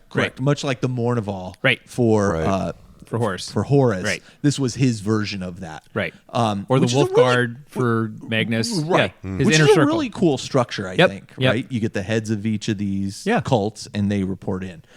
As that progressed, as I just mentioned, as they moved into the planet of sorcerers. And, and the heresy itself, these Right. demons started taking place there too. Real quick, in the heresy model range or rule, are there any rules for these guys? Yeah. Of the different. Okay. Oh there yeah, is. yeah, Yeah, very yeah. much so. Very That sounds much so. too cool not to have. Oh no, there's no it's- demons. In No. Well, yeah, no in- demons, well, but actually there is. Well, there is now, yeah. No, there is in heresy. I don't know about for 1,000 Sons. The I'd have word to go bearers, back and though. look, but word The bearers word in bearers, yes, particular. word bearers, yeah. but you could. There's like different psychic lores that you could take that represent this. Each of these cults were represented. That's very cool. Yeah. So, okay. Now what we have, though, is we have the modern Thousand Sons, which have broken up into different areas as they've expanded their knowledge by delving into the warp. And this is why I say they're the most powerful sorcerers. Yeah. Now they've broken out into 9 different cults. And gee, why is it 9, Carl? Well, that might be the number of Zeech. And each of these is now a coven. And these covens are ruled by exalted sorcerers and demon princes that are favored by Zeech. And they all hold the rank of Master Templi. And so the 9 cults are as follows. So first you have the cult of prophecy. And much like the previous Corvidae, these guys are kind of from that. They're prophets and soothsayers now, but they are looking into the future and divining what they should do. Casting the bones. Yep. Next up, Badon. And then the cult of time, and this is kind of goes back to that soothsayer thing, but basically they kind of can manipulate time, usually kind of short periods forwards and backwards. Basically, you go to pull your gun and they go back in time a little bit and slit your throat before you even get it out of the holster. Yeah, so they're kind of thing. defeated before they're even engaged. Right, I like right, that. right, right. I like that. Very, very Zinchian. Justin. Next up, we have the cult of mutation, which is an interesting one. They embrace the warping of flesh and transforming planets into demon worlds. Yep. So these are the guys that really see like those mutations as gifts. That's gifts, right? That kind of Gifts thing. of Zinch. Yeah. I haven't really embraced a lot of this in my modeling. Like I don't really have any sorcerers that have like It does tentacle open up a arms and whole, stuff, a but whole it- yeah. Well, if you remember like the possessed models where they had all the things coming off of them Yep. and stuff like that. I mean, originally, like I talked about in the past, I wanted to make those obliterators when Thousand Right. Sons could use obliterators, which they can't now. When I was going to have like these tentacle right. bodies and stuff with them. Sure. That would've been cool. After that is the cult of scheming, and these are the master planners, which definitely feeds right into the Zechian theme, where they are plans among plans, and kind of every action taken is this perfectly planned maneuver and an unseen master stroke. And it may take hundreds of years Could- to execute potentially, these yeah. plans, but it'll happen. Yeah, absolutely. Done. And then the cult of magic. And this one to me was one of the weaker ones because it wasn't too specific. But basically, they focused on just pure sorcery, but they also focus on like obtaining arcane objects. This is kind of the Ahriman thing, Yep. looking for the Yep. things that help them towards the Black Library. Yep. But yeah, that's the cult of magic. I just felt like the name was weak. Yeah, it is kind of Yeah. plain. Because it's Yeah. all magic. Oh, I don't think they're as creative as the previous cults. Yeah, yeah. Right. And then we have the cult of knowledge. They seek to uncover hidden knowledge, particularly tomes of eldritch learnings, dark secrets, and paradoxical logic. So If it's paradoxical, it can't be logic, can it? only Zinch knows. In the warp, it can. So these are the, All right. the librarians of the Thousand Sons. Yep. Following that is the cult of change, and these are also known as the Great Unravelers. They are trying to go in and effectively launch their armies wherever there's order and civilization and undo it, create unrest, and create anarchy. So earlier when you were talking about how Ahriman would go and have his cults just start fomenting Right. distrust and unrest, that's what Right. these guys really Right. specialize in. And it kind of goes along with the cult of duplicity. But before even that, it even really has to do with kind of being the antithesis of order, right? So this is truly embracing chaos. Right, and that they seem kind of super close to this idea of the cult of duplicity. Yep. Where you don't really know what their plans are, you don't really know if they're working together and whether or not. And I can see these two cults kind of working together pretty closely. For sure. And so, basically, you basically don't ever know. Do they actually have a plan, or do they not? Or are they really working at counter Is that a purposes? truth they Is just that told what- me or a lie? Right. Yeah. And then next up, we have the Cult of Manipulation. And this one's pretty cool. They're almost kind of Alpha Legion-y in a way. Yeah. Yep. Operating vast networks of spies. And they oversee acts of mass manipulation to destabilize worlds and sway their enemies. Yeah, it is very much behind the scenes and corrupting the populace of the Imperium. Right. And so each of these cults is in turn divided into 9 sects. Again, that number 9.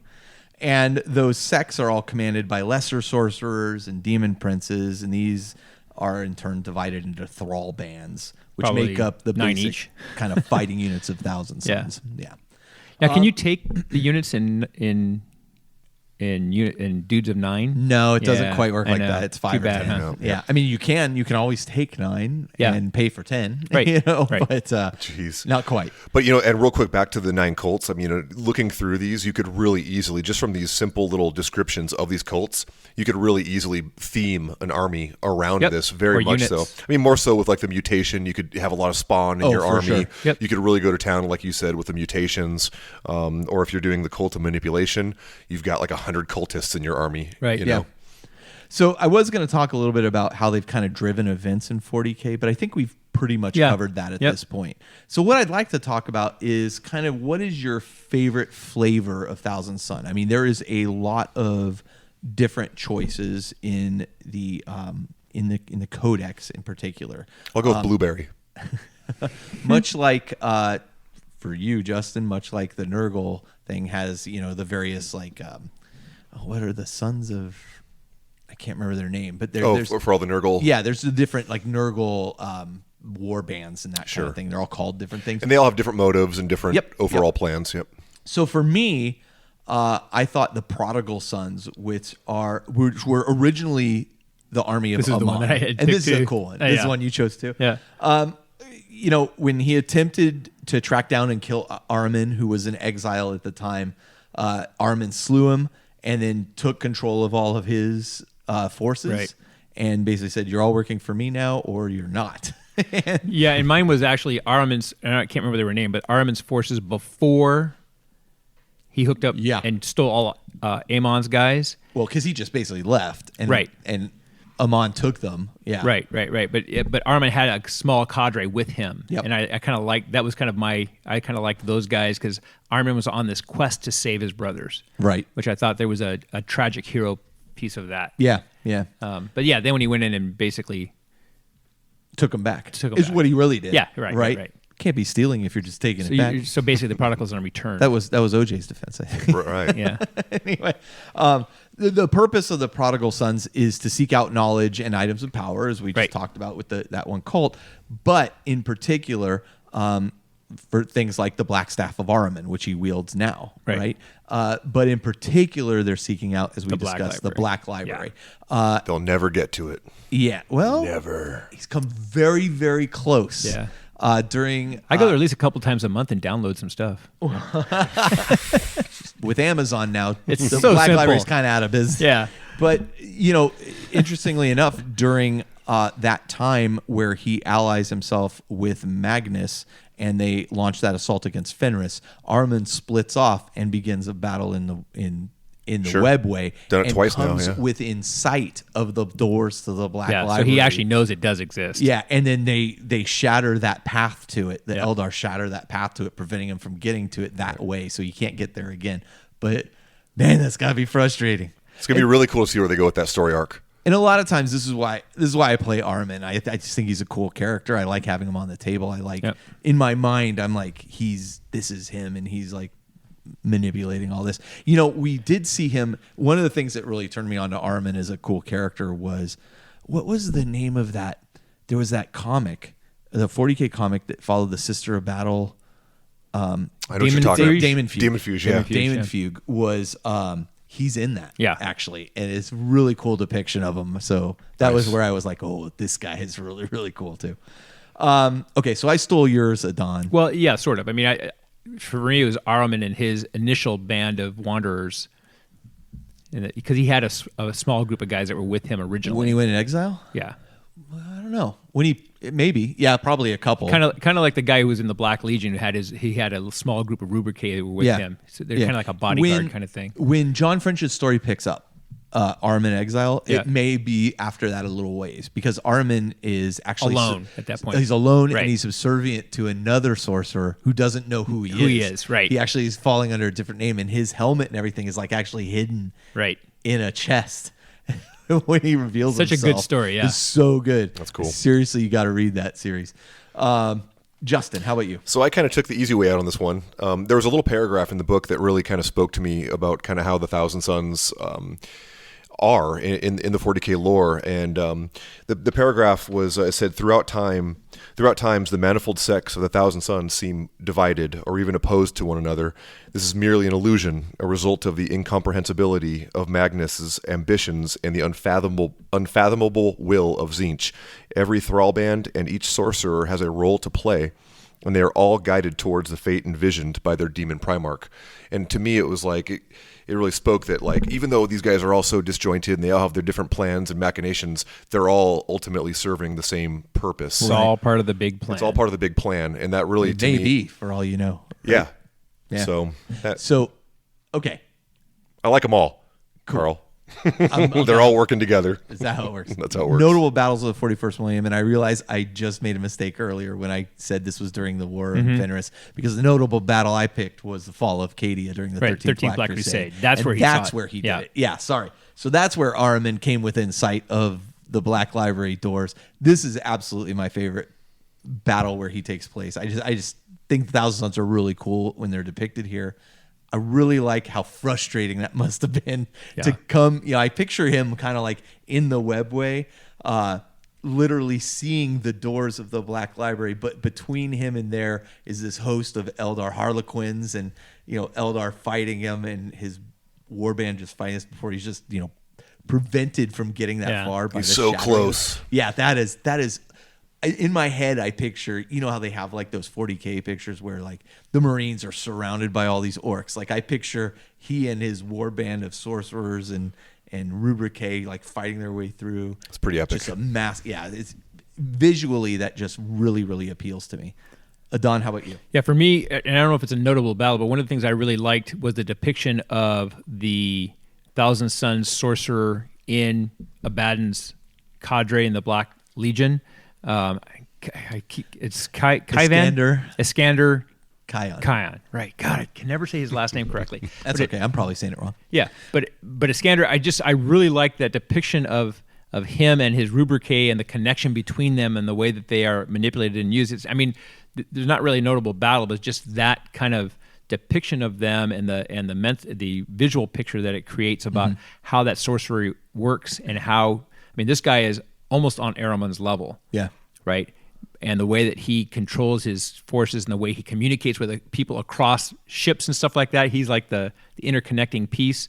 I just really, really liked that depiction of him. And to me, one of the problems for me with Thousand Sons, they really they are pretty much without personality, right? The Rubrique are without personality. But for me, it was the first time that I really got a really good picture of one of them as an individual and with the depth of character. And so when I think about, even though I really love Ahriman and his quest, to me that's the thing that sticks out of my mind is Iskander Kion and the way that he's depicted him. He was a very well written, very likable character. Yeah. Just I felt he was very right. As a villain, he's actually likable. Yeah. He is not a nice guy. No. Like, there's No. But you could feel some sympathy for him. You relate to him. You can relate to him. He's got a sweet demon cat. Yeah.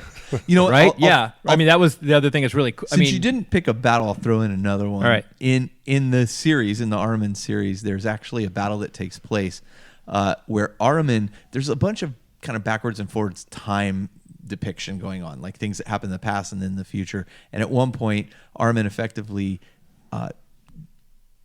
buries a whole huge host of Rubrique on this planet. Oh, yes. And then when he returns, they're already there. They're already there. Like he foresees in the future where they need to be. But it comes across as very Necron. Yeah, he buries them there. The Imperials basically build up around that area, and then he shows up and they just stand up. That's cool. Well, the Imperials did call that city Cairo, which kind of... Yeah, well, they kind of asked for it. Yeah. Almost like Egyptian mummies kind of raising tomb kings, raising from the dead. Justin? I went with the War in the Webway, which was an M37. And basically, a coven of Thousand Sons are trying to conduct this great ritual in the Webway, of course, because that's where Tzeentch does his thing. Well, that's where they're, Yeah, and that's where the true kin lay, hoping to gain access to Gamora, which I'm sure would, Surprise, surprise. I know. Yeah, I knew we were going to find the Dark Eldar connection. And then Jess Goodwin comes running out with a flamethrower, and Jess Goodwin comes out flying 9 Venoms. But basically at the ritual's climax, just hundreds of Drukhari, led by Harlequins, kind of pop out of these hidden portals, and there's this big battle that takes place that actually damages the framework of the Webway, and walls are buckling around them, and It's getting damaged a lot. it really I is. think it's kind of collapsing. Yeah.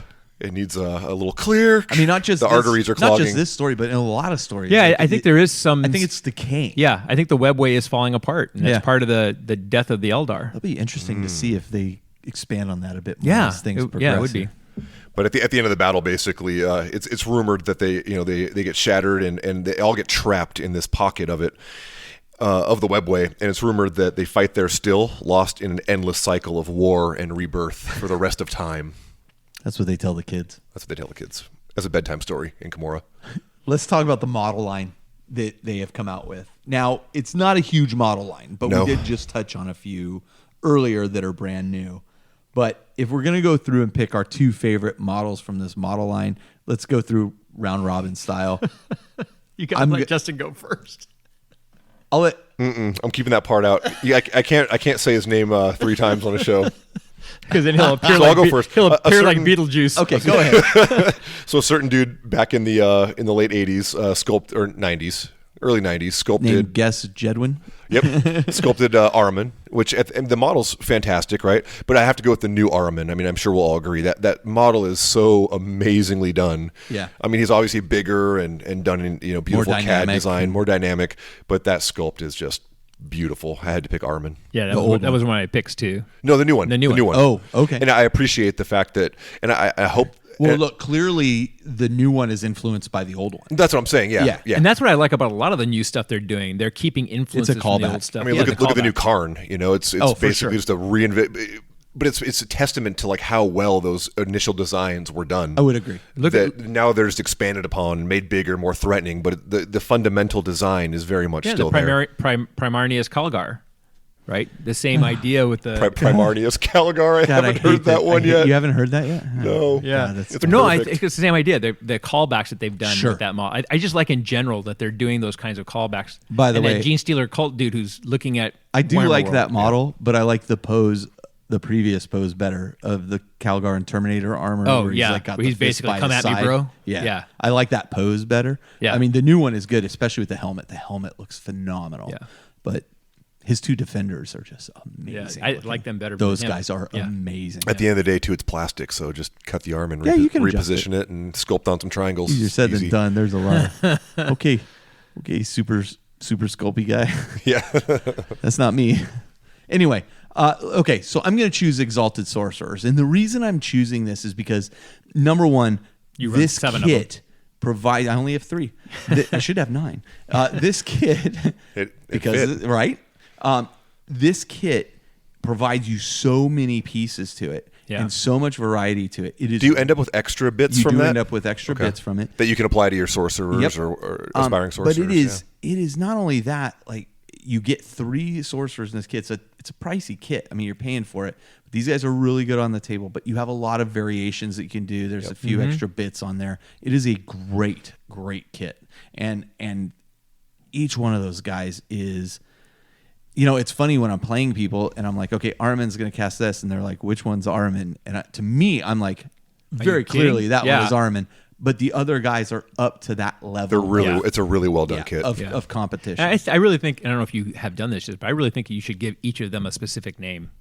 Yeah, I need to And get because they are so unique. It's not like running, 3 Primaris sergeants. No, who no. all look the same. These guys- look these are very chapter masters, distinct. effectively. They are very distinctively different. Yeah. And those models are they're I done. should. I'm going to Yeah. write up a bunch of background. There you go. on You my should. guys. I think they're done too with that in mind. Like you said it on earlier, that like the Thousand Sons kind of have that kind of a little bit of a boring feel to them, where the models are just kind of standing there with their guns, and these models Shut your mouth. are well, yeah, but I think that's intentional. No, That's it is, intentional. it is. Yeah. You're absolutely But right. these Rubricate models like it. kind of like wow, they just shoot out in every Scream direction character, yep. with character, Yep. and they're awesome. Yeah. So that was my second pick. No, So I okay, great. So you've doubled up. Okay, cool. Don. So we already talked about Armor. My other choice is the Zangors. Yeah, what And- a great kit. I just, and I'm not really a chaos guy necessarily, and I am not was never really a big beastman guy, even with fantasy. Yeah, nor was I. But the Zangors, the kind of the combination of things that they put together for these Zangors, and then they also came out with very similar Zangors for Warhammer Underworlds, that warband. They pulled over a lot of Such the a great same. kit. They pulled over a lot of the same kind Design. of aesthetic. Yep. Yeah.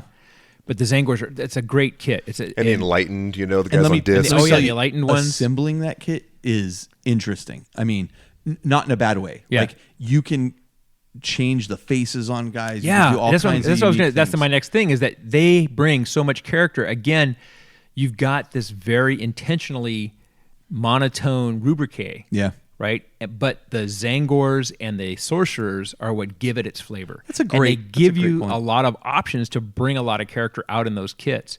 And the Zangors, I just think they're brilliant. And this kind of touches on the other section we're going to do, and they brought an extremely important element that was needed in that army. Yeah. Yep. Bodies. Bodies. Justin, you Yeah. brought up how they're static. Pardon the pun? You brought up how the rubrics are so static, and at first I was, offended, but you're actually right. I mean, and they're statuesque. They're supposed to be like that. Everything else around them is very dynamic. Right.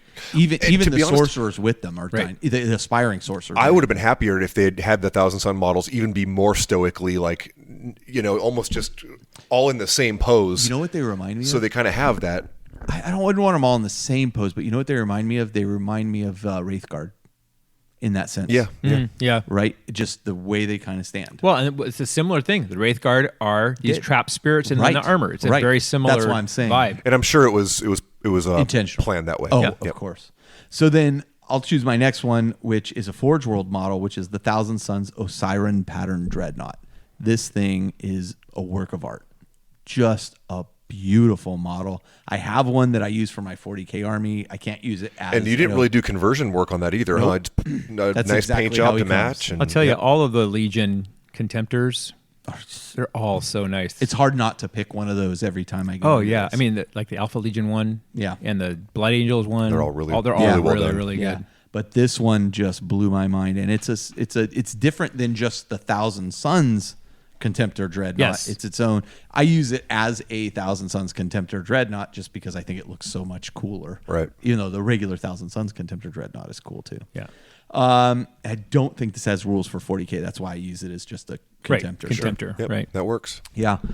So I mean, I think that's it, model range wise, what we were going to cover. The other thing I would add just about those Zangors is that, man, they are just a pleasure to put together. And like when I initially saw the pictures, I kind of discounted them right away. And then when I started assembling them, because I needed them, as we'll talk about in Right. a little bit, I was really shocked at how detailed and how incredible they are.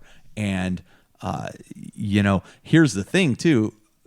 I kit mine out. I don't even use that pistol sprue. It's the 40K pistol sprue. Yeah, So you just give them chain swords. And you can. I give them Zangor blades, but you can give. So you can buy them both in the Age of Sigmar line and in the 40K line. And in the 40K line, they come with an extra sprue that has chain sword and Right. pistol. But the Zangor blades, which are the only thing they have in the Age of Sigmar line, Right. I just like usually that 40K one is sold out because people are using that. They want that extra sprue. I've bought the Age of Sigmar ones. What are the rules for Zangor blades again? Refresh my memory. -1 AP. Minus 1 and, AP. They're wielding 2 of them, so they're getting 2 attacks each. Oh, they can take 2 of them. Yep. Okay. Yep. So So that's the way to not go too then. shabby. Because the chain swords give you an extra attack. And their but- BS on the pistol is not that good. So, No, yeah, you want to keep them choppy. I mean, there have been times where I've been like, boy, it'd be nice to have pistols right about now, but for the most part, I think that -1 AP Let is the way rubrics better. do the shooting. There you go. Okay, so let's talk units in the codex. We've each gone through. We've picked 2 units in an HQ that we like. We may have some overlap here again, but for me, and I'll just start here, and then we'll round robin this again. Cool. I chose the Rubric Marines in my army. So first off, yes, they are expensive. They have dropped, I think, 2 points when you're playing with points, and they're still expensive at 2 points. Or do they come in at like around maybe 15 17? 17. I think, Around there. or maybe they even dropped from 17. I'd have to go. And their look. war gear probably dropped as well. So Yeah, they're heavy. They're heavy. The heavy gun they carry, or the heavy flamer thing. I wish you could take one of those per 5. I wish you could too. I think that would make a huge difference. But here's the thing: they are pricey. They do come with a 5+ invuln save right out of the gate.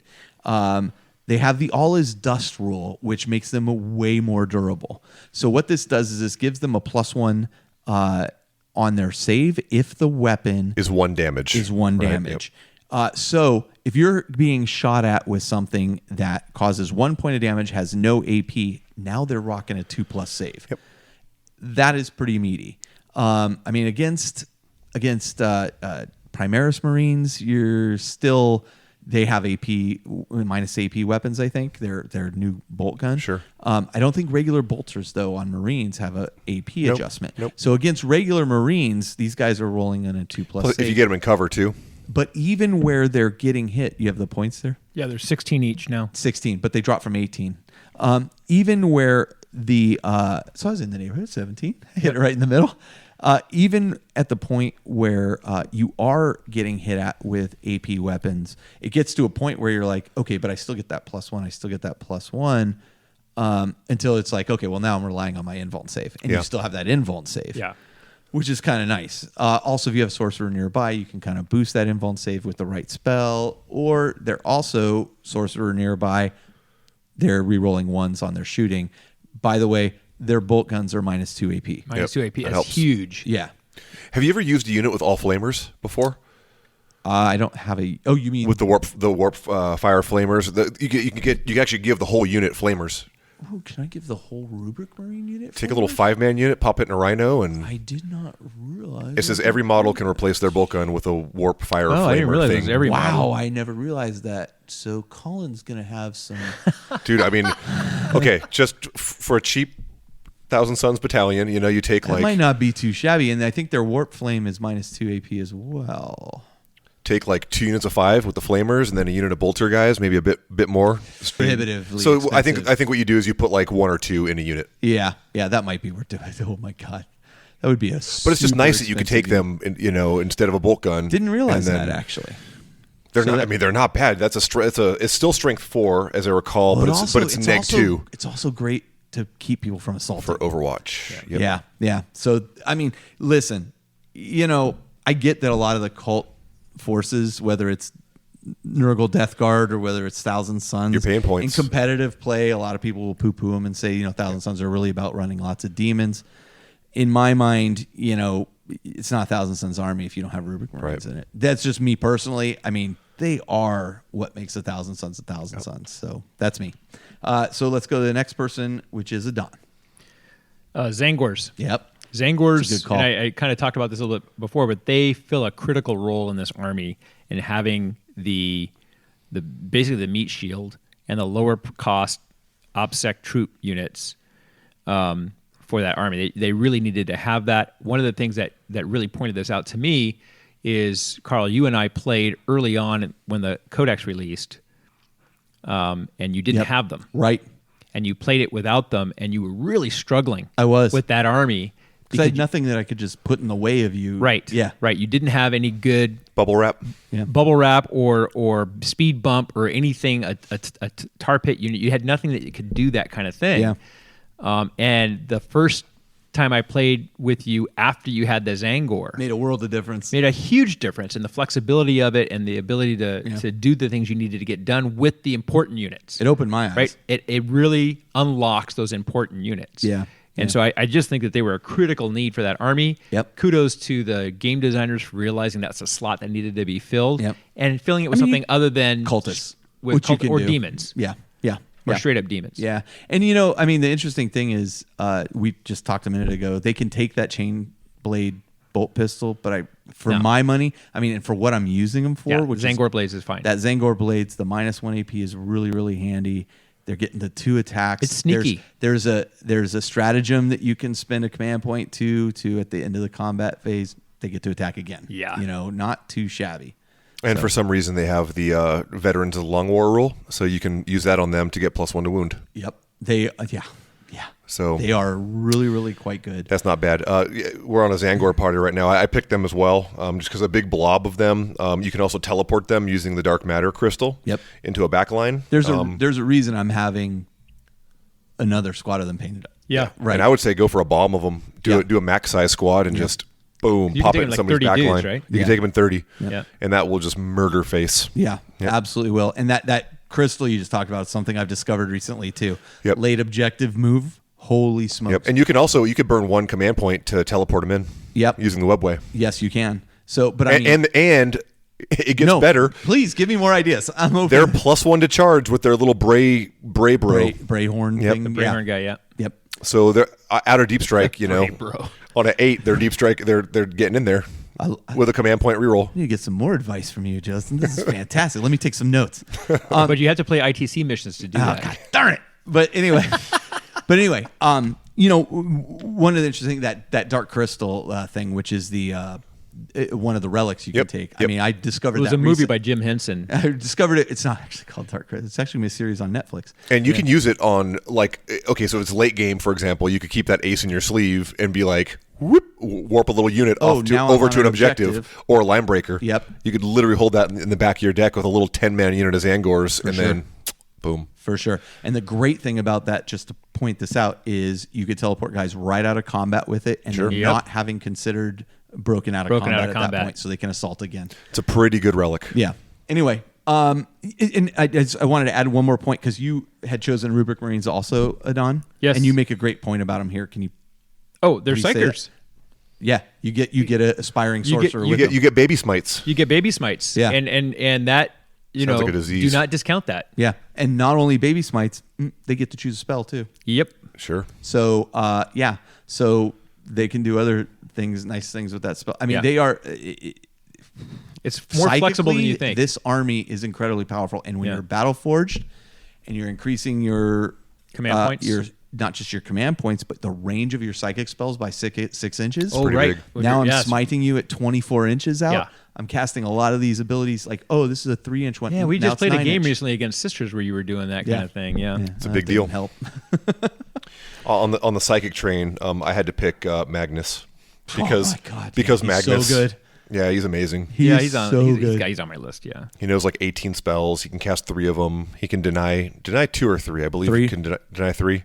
Pretty sure. Gets +1 to cast and dispel. But I think Yep. you have to More run him than with that, the nipple actually. horns, I think as Plus- he I think as, doesn't he degrade as he gets pluses, and then as he degrades, that plus That sounds goes about down. right. But he's just a beat I think he stick. starts He's at +3. Fast. He moves 16 inches. Yeah, I think he starts at +3 because his smite, his normal smite does a D6, and his smite of 11 or higher does That's 2d6. right. That's right. Which is Yep. freaking brutal. And the one time I ran him, I never got that, and I kept begging, I was, please let me roll an 11 on his smite. Not to put you on the spot, but can he take Dark Hereticus spells, or is it only Zinch? No, he can take all of them. Okay. So warp See, time. in close combat, I think that if it should say I'm in almost there positive it's all of them. in close combat, I think it should say in the rules that if you model him with the nipple horns, he's -1 AP. No way. +1. No, I mean, -1 in the advantage. Yeah, and sorry. When he's Yeah, you're attacking, absolutely he gets right. a, or yeah, just deals 2 mortal wounds. yeah. So, Boink, boink, boink. And against Space Wolves, he kills 2 extra Space Wolves in close combat in every yeah. phase he's in. Yeah. Because he just puts their heads on the spikes. yeah.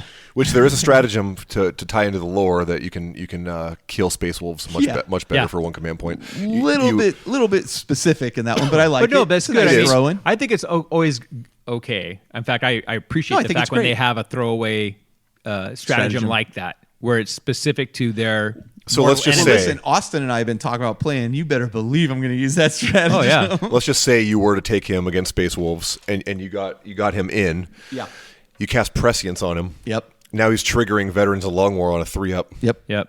So yeah, that for like a command point. He's amazing. And again, this is why I'm like, I'm not going to run him very often. I mean, when he wails on a monstrous creature for 21 wounds in 1 round, hitting on 2s, wounding on 2s, Yep. with his ridiculous AP and the amount of damage he did, it was just unbelievable.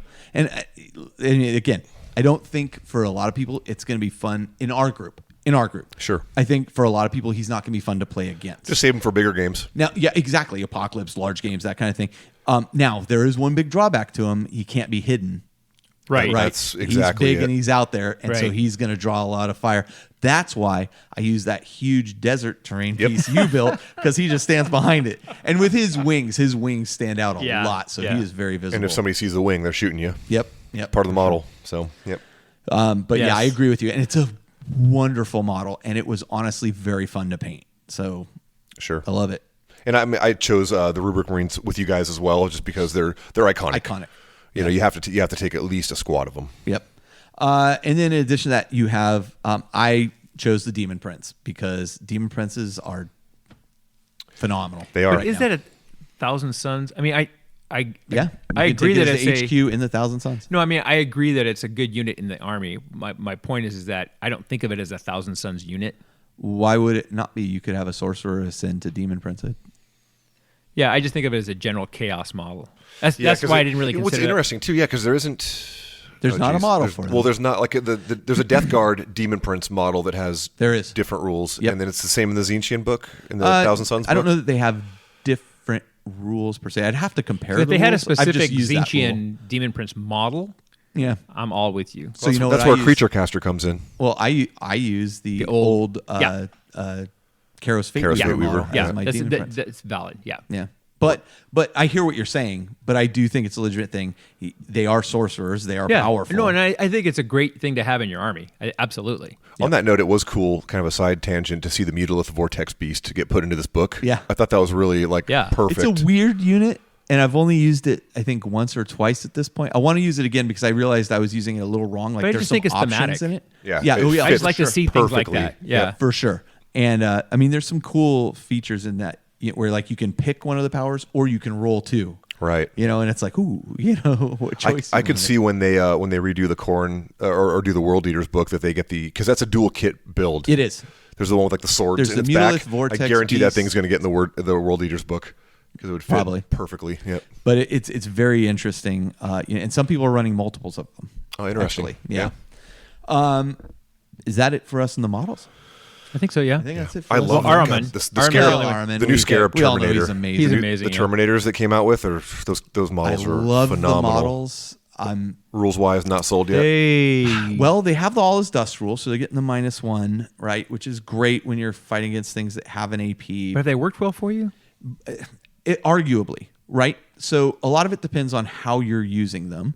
I have used them in the past as a distraction unit, a backfield deep Right. strike. One of the great things is I give the aspiring sorcerer with them warp time, so they hop in. That's huge. They warp time. They move forward, so now they're within 3 inches of the thing they're assaulting, and now they assault, or 3 or 4 inches. I Right. think they move 4, Right. or move 5.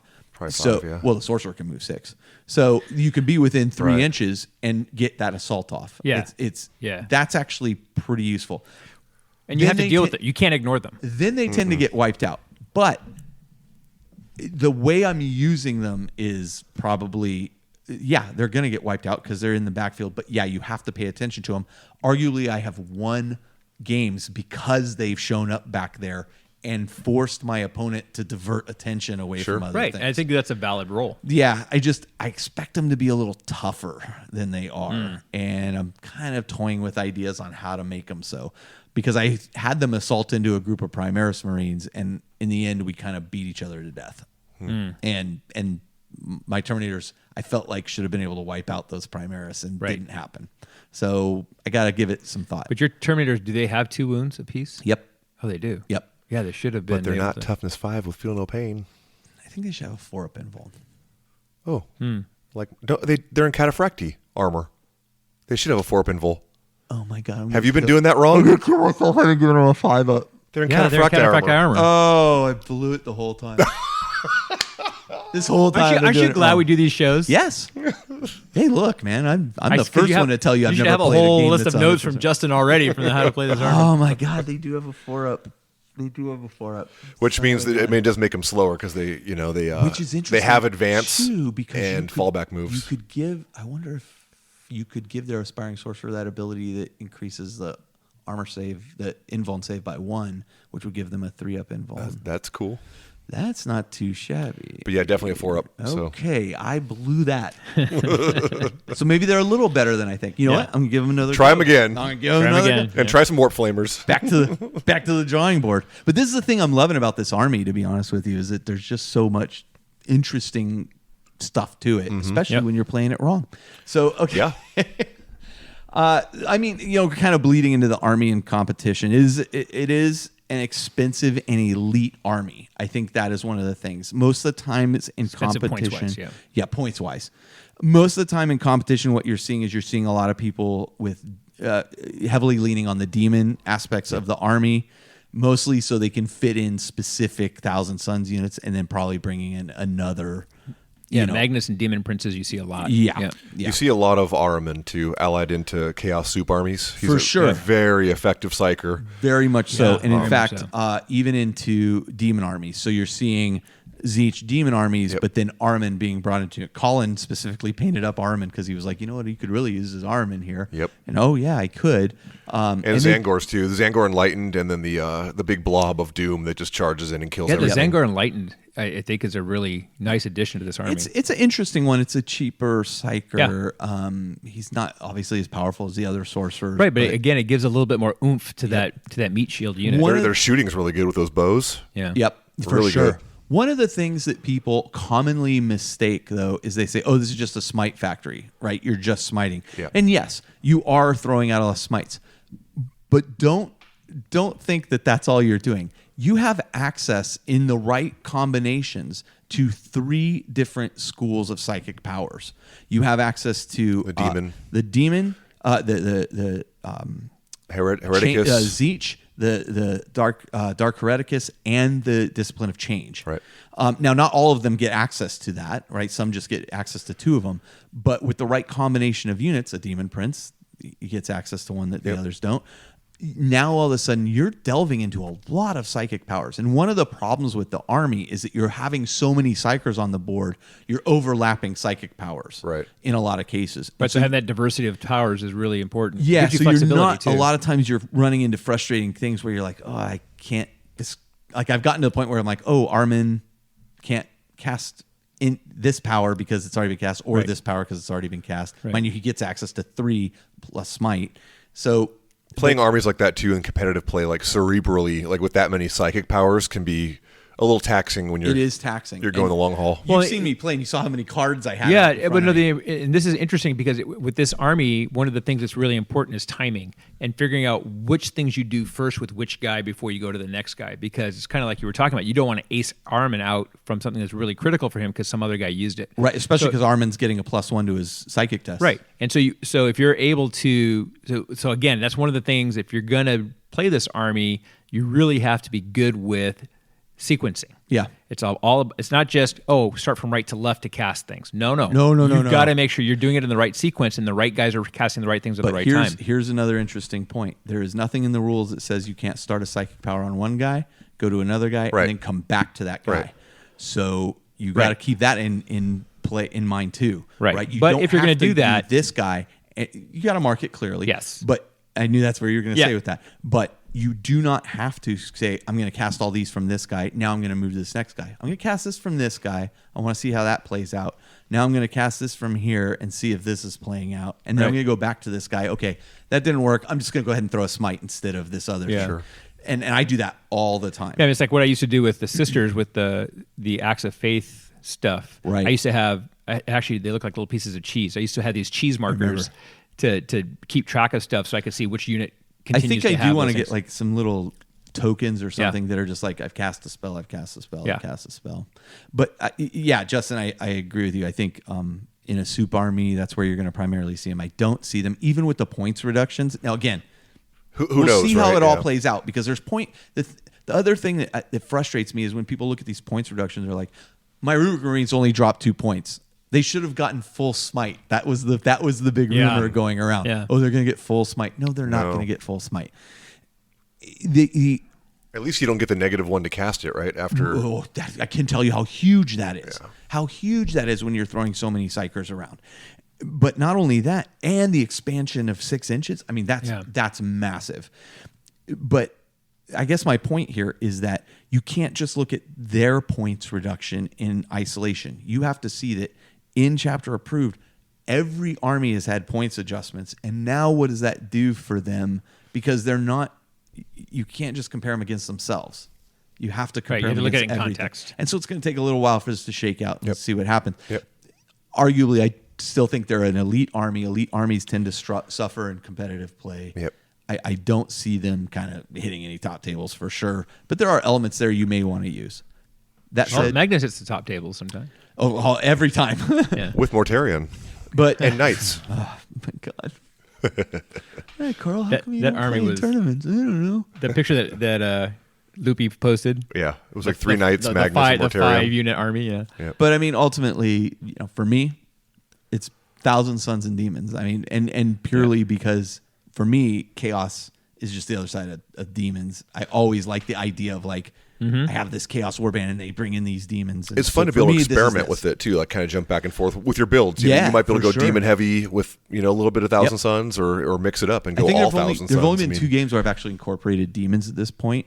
Flamers are hugely effective. Yep. Screamers, not too shabby either when they're flying. It's over funny, other horrors units. like they just they've been playing with them so much. It's like, what do they even do anymore? They've had so many rules tweaks since 8th edition. And again, we're talking competitive play, so I won't really talk about it here. But in competitive play is the only point where you have to pay for those spawns in those horror splitting in advance. Right. Right. Right. In Right. narrative play, you don't have to do that, and they are It's annoying. amazing objective holders when they start two different splitting like that. perspectives there. Yeah. But, it was funny. You said it's annoying. When I played Aaron in that method and we had them do that, Aaron came away from that game going, those were really fun to fight against. Like, I really had, yes, it was frustrating, It's but annoying. it was fun because you're killing a lot of things. Yeah. So, Well, and it's thematic as hell. completely. Anyway, okay. Whew, boy. So much stuff. People are getting their money's worth here. Let's talk about Black Library books that involve this. Now, I ran out of time. I was going to have John French come on and talk to us about Thousand Sons a bit, since he, in my mind, is kind of the master of Thousand Sons at this point. But you were hanging out with all these other podcast buddies. I was just too busy hanging out with other podcast buddies. So, Ahriman, the Ahriman series by John French, which is now in an omnibus. Which is awesome. I really recommend it. Interestingly enough, the first book we covered, Jeff was kind of critical of it. It was way back then that it came out. Jeff was kind of critical of it. I liked it more than Jeff. Visually, I think John writes some of the coolest visual scenes I have ever read. And by that, I mean, like, when he describes psychic battles, it's unlike anything you've seen. He describes this summoning of this creature at one point, and you know how normally, like, you would say, oh, the sorcerer has like a pentagram on the floor. Right. Like, his pentagram was in 3D and he was psychically holding like all the candles in place. So they're like burning and it's this globe around him and stuff. I'm like, visually, I would never have conceived of that. He writes this stuff amazingly. Jeff was critical of that first book. And that was when I first met John French. And I said, oh, we reviewed your book. He goes, I know, I listened to it. I'm like, oh boy. Look, well, I really liked it. And then John goes, you know what? Jeff made some very, very good points, and it's things I'm taking into account in the second book and beyond. There it is. And I was like, man. That was the first time that happened, yeah. Yeah, it was impressive, but I love that series. I've really, really grown to like that series. We talked about Prospero Burns and Thousand Sons. Horus Heresy series, right? It's a good bookend. I can't wait. Yeah, I think it's and again, getting to see the story from 2 different perspectives it's is so so good. good. Yeah. I struggled a little bit with the first one, I'll be honest. But then when I saw it from the other side, I was like, whoa, this is really eye-opening. And then again, for me, seeing in some of the books after that, the references back to it and giving you even more angles. It's a really cool story. Magnus the Red by Graham McNeil. I have not read it personally yet. Maybe I should. Maybe it'll answer that gap question that I was maybe. looking for. Your shards question. War of the Fang, formerly Battle of the Fang. War of the Fang comes with a short story added on to it by Chris Raitt. Wow, this is a fun novel. Whether you are a Thousand Sons follower or whether you are a Space Wolves follower, this is a great book to read. Or if you just like good 40K fiction. Yeah, I think it's honestly one of the best of the Space Marine battle books. I put it up there with Black Reach. Oh, Or Hell's Reach. Sorry, Hell's Reach. Wow. Yeah, I think it's really, really entertaining. The Hunt for Magnus by Chris Raitt also. Chris Raitt likes writing those Space Wolf novels. Supporting supplements for Thousand Suns, kind of minimal. Yep. We have For now. Curse of the Wolf and Wrath of Magnus. We talked about those before. Those were the 7th edition. 7th edition. Books, out of print. Right. Can't get them anymore. But if you can get them, worth a read. And you should be able to pick them up kind of cheap now. They were for sale at Game Castles, way more than half off. So, is that right? Yep. And also Burning of Prospero, Adon. Right. The set that was the board game. Yep. With the 30K models in there. I said there would never be Plastic Heresy models. And there you go. There you go. That's a great set, too. Yeah, and there's got some lore in there, which is also always good to see other sources. Now, I don't know, is that set still in print? Oh, I don't think so. I haven't seen it in a while. I don't think it is. I don't believe it is. I just took the shrink off of mine preparing for this show. And the interesting thing about that one was it came with a Armin model. Right. A plastic Armin. Is that the right one? Am I thinking the right Yeah. one? Yeah. Which that was Armin, huh? Yeah, and he came out before the Armin model for 40K, and so Right. people were using that, and then the Then you 40K came out. I mean, right. the 40K one's better. Yeah. Well, it's different. I think the other one is really good. I think the 40K one. I like the 30K. 40K one better. I will agree with you. I think the 30K one is actually pretty phenomenal for 30K. For 30K. For 30K, yeah, no, again, Because right. it's not all chaosified. Right. I mean, I think that it's a progression of a character and his influences with Tzeentch, and I think it's a good indication, not a representation of that. Yeah, I completely agree with you. Yeah. I completely agree with that.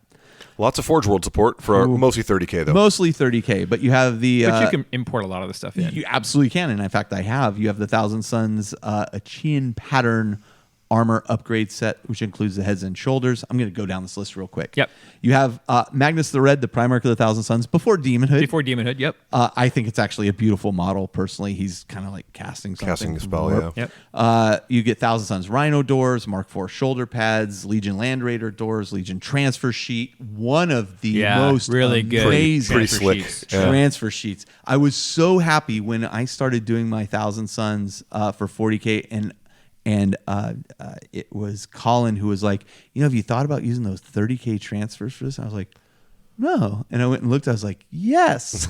And then I sent him to him, and dude, that guy's a master at putting transfers on. And my army, They look phenomenal. It's a great addition. Yeah, it looks so good with those. I would highly recommend those. Breaks up the panels that are just boring. Yeah, like tops of adds rhinos. So much things like character. that. Yeah. And You can either do freehand stuff like Justin does, or you can get the transfer sheets. Take your pick. Well, I'll tell you what. If you're gonna buy them now, because as things tend to go out. We've seen transfers vanish. Yep. They don't even do brass etch anymore, I don't think. Which I used to Yeah, love do they brass not? etch. I don't. Yeah, think I haven't so. seen it on the site. I'm glad I have sheets. I gave those Ultramarine sheets to Austin when he bought my Ultramarines. I'm like, I don't think you can buy these anymore. And he's like, how do I use them? And I started explaining. He's like, whoa. So it's kind of a shame they don't do that anymore. But yeah, if you're looking at getting them, get them now before, just in case. I don't know that something's going to happen. Sure. I sure hope not. I just bought another set just to be safe. Yeah. Smart. You have the Sekhmet Terminator Cabal. That's what they were called. Yeah. Before the those guys are pretty awesome.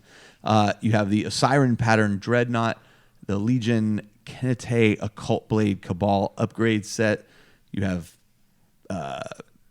Magistus Amon. This is the one that steals Airman's. I actually think he's a really cool looking. He's a cool model, and I think the rules for him are cool too. And I think that people kind of didn't take to the model, like they didn't like the paint scheme on it. I think he looks amazing. The paint scheme they show. I think he looks like kind of like a almost like a Egyptian villain you would see in The Mummy. Like I think he's really, really cool looking.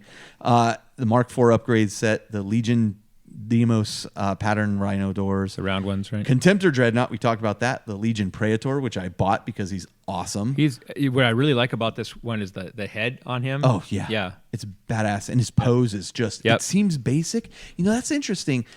A lot of these models that seem to have like a quote unquote basic pose, like that's where I think they really, really shine.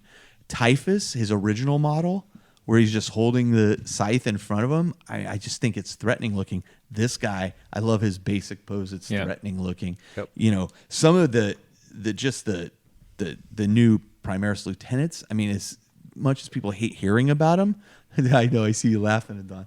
Like some of their poses are basic, but it's like, oh yeah. Like it helps with that profile. I think. Sure. I don't know. It's just me. Yeah, I think it depends. I think on the sometimes sculpt. you can overdo a pose. My favorite one is still the one holding his helmet like he's going to smack somebody upside the head with it looks awesome. Yeah. Legion rhino pattern doors and front plate. Which you added to your collection, All right? of them. Yeah. Yep.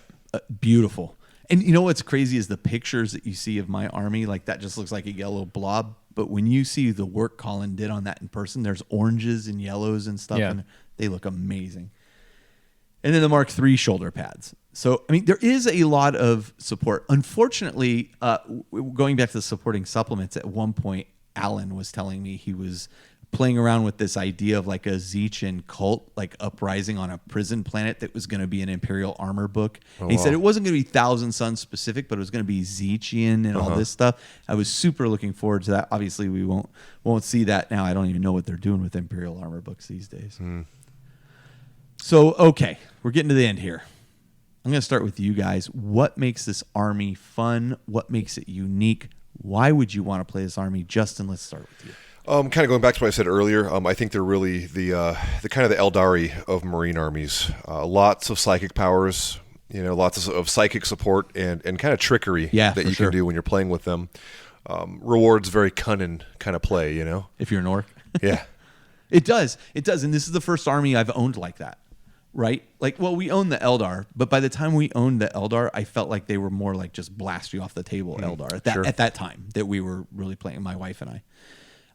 Prior to that, I felt like the Eldar were one of those armies that was like... You really had to know the synergies. Because they were so dated. Like their rules Right. were so... You really now... And when we saw like Reese at the top tables of Adepticon with a Footdar list, I was like, whoa, this is interesting. Or you'd get like that Seer Council list, right? I mean, that was where you saw people being really... You had to have the right unit at the right place at the right time to do the right thing. Right. This army is somewhat like that. There's a lot of synergy built into it. So I agree with you there. And You've got sequencing that has to be done. Yeah. Agree with you there. What else? Right on. Oh, I was just going. You go through all your choices. We're not going to round robin this one. I would say that definitely kind of going with the rewards cunning play, that it definitely takes a bit more of a seasoned player to really get the most out of it on the table. That kind of ties in. Or it takes somebody who's willing to keep doing it over and over again, like myself. Right, and that kind of tied in with my show notes. Usually lower model count and lots of synergy to remember. Yeah. Right, Carl? That is very, very true. And 4+ armor on your Terminator. And veterans of the Long War. Yeah. Can't forget that. Yeah. Oh boy, I'll tell you, that taught me to learn my stratagems. Sure. Yeah. And then like looks wise, especially in those blues and all the colors of the demons, and it really allows you. Well, it screams magic first and foremost in my eyes when I'm looking at your army. It's just it looks majestic. Colin did a beautiful job on it. The army emanates glowing sorcery, and it really, I think, the new models are fantastic, and it really allows you to explore all kinds of colors that you might not otherwise experiment with. Yeah, pinks and that kind of stuff. Well, I think that one of the things you can do with this army to that end is that this whole idea of doing some of the golds as metallics, but using some of those inks and other colors, the reds and pinks and golds, as highlights into the shading onto the gold, like the stuff that, and even the color change stuff that you use for your Idanet. That would be that's amazing. Actually an interesting stuff. point. If you were to use it in limited quantity, you could use it in like on the wings of your Daemon Prince and stuff. Areas that were really cool. That kind of shimmering color change effect, much like Caleb did on my Chaos Reaver Titan, like the welds and stuff. How they just like have that shimmer effect. It's so good. And he did that with colored inks highlighting the metal. Yeah, it looks really good. Anything else? If you take the CK Studios 103 class, you can learn elements of that. Just saying. Good to know. Yeah. Who would teach it though? Some jamokes. Adon, anything else you want to throw in? Yeah, it's funny that you call it the Eldari of the Marine armies. I think of it as kind of the Grey Knights version in chaos form, because every unit is psychic.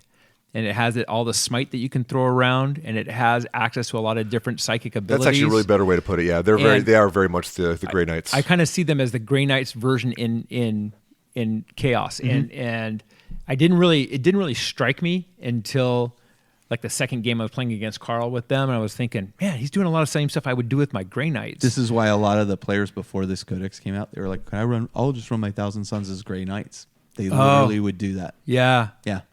And I just think it's kind of cool that much like the Grey Knights, if you go in thinking, power armor army. Yeah.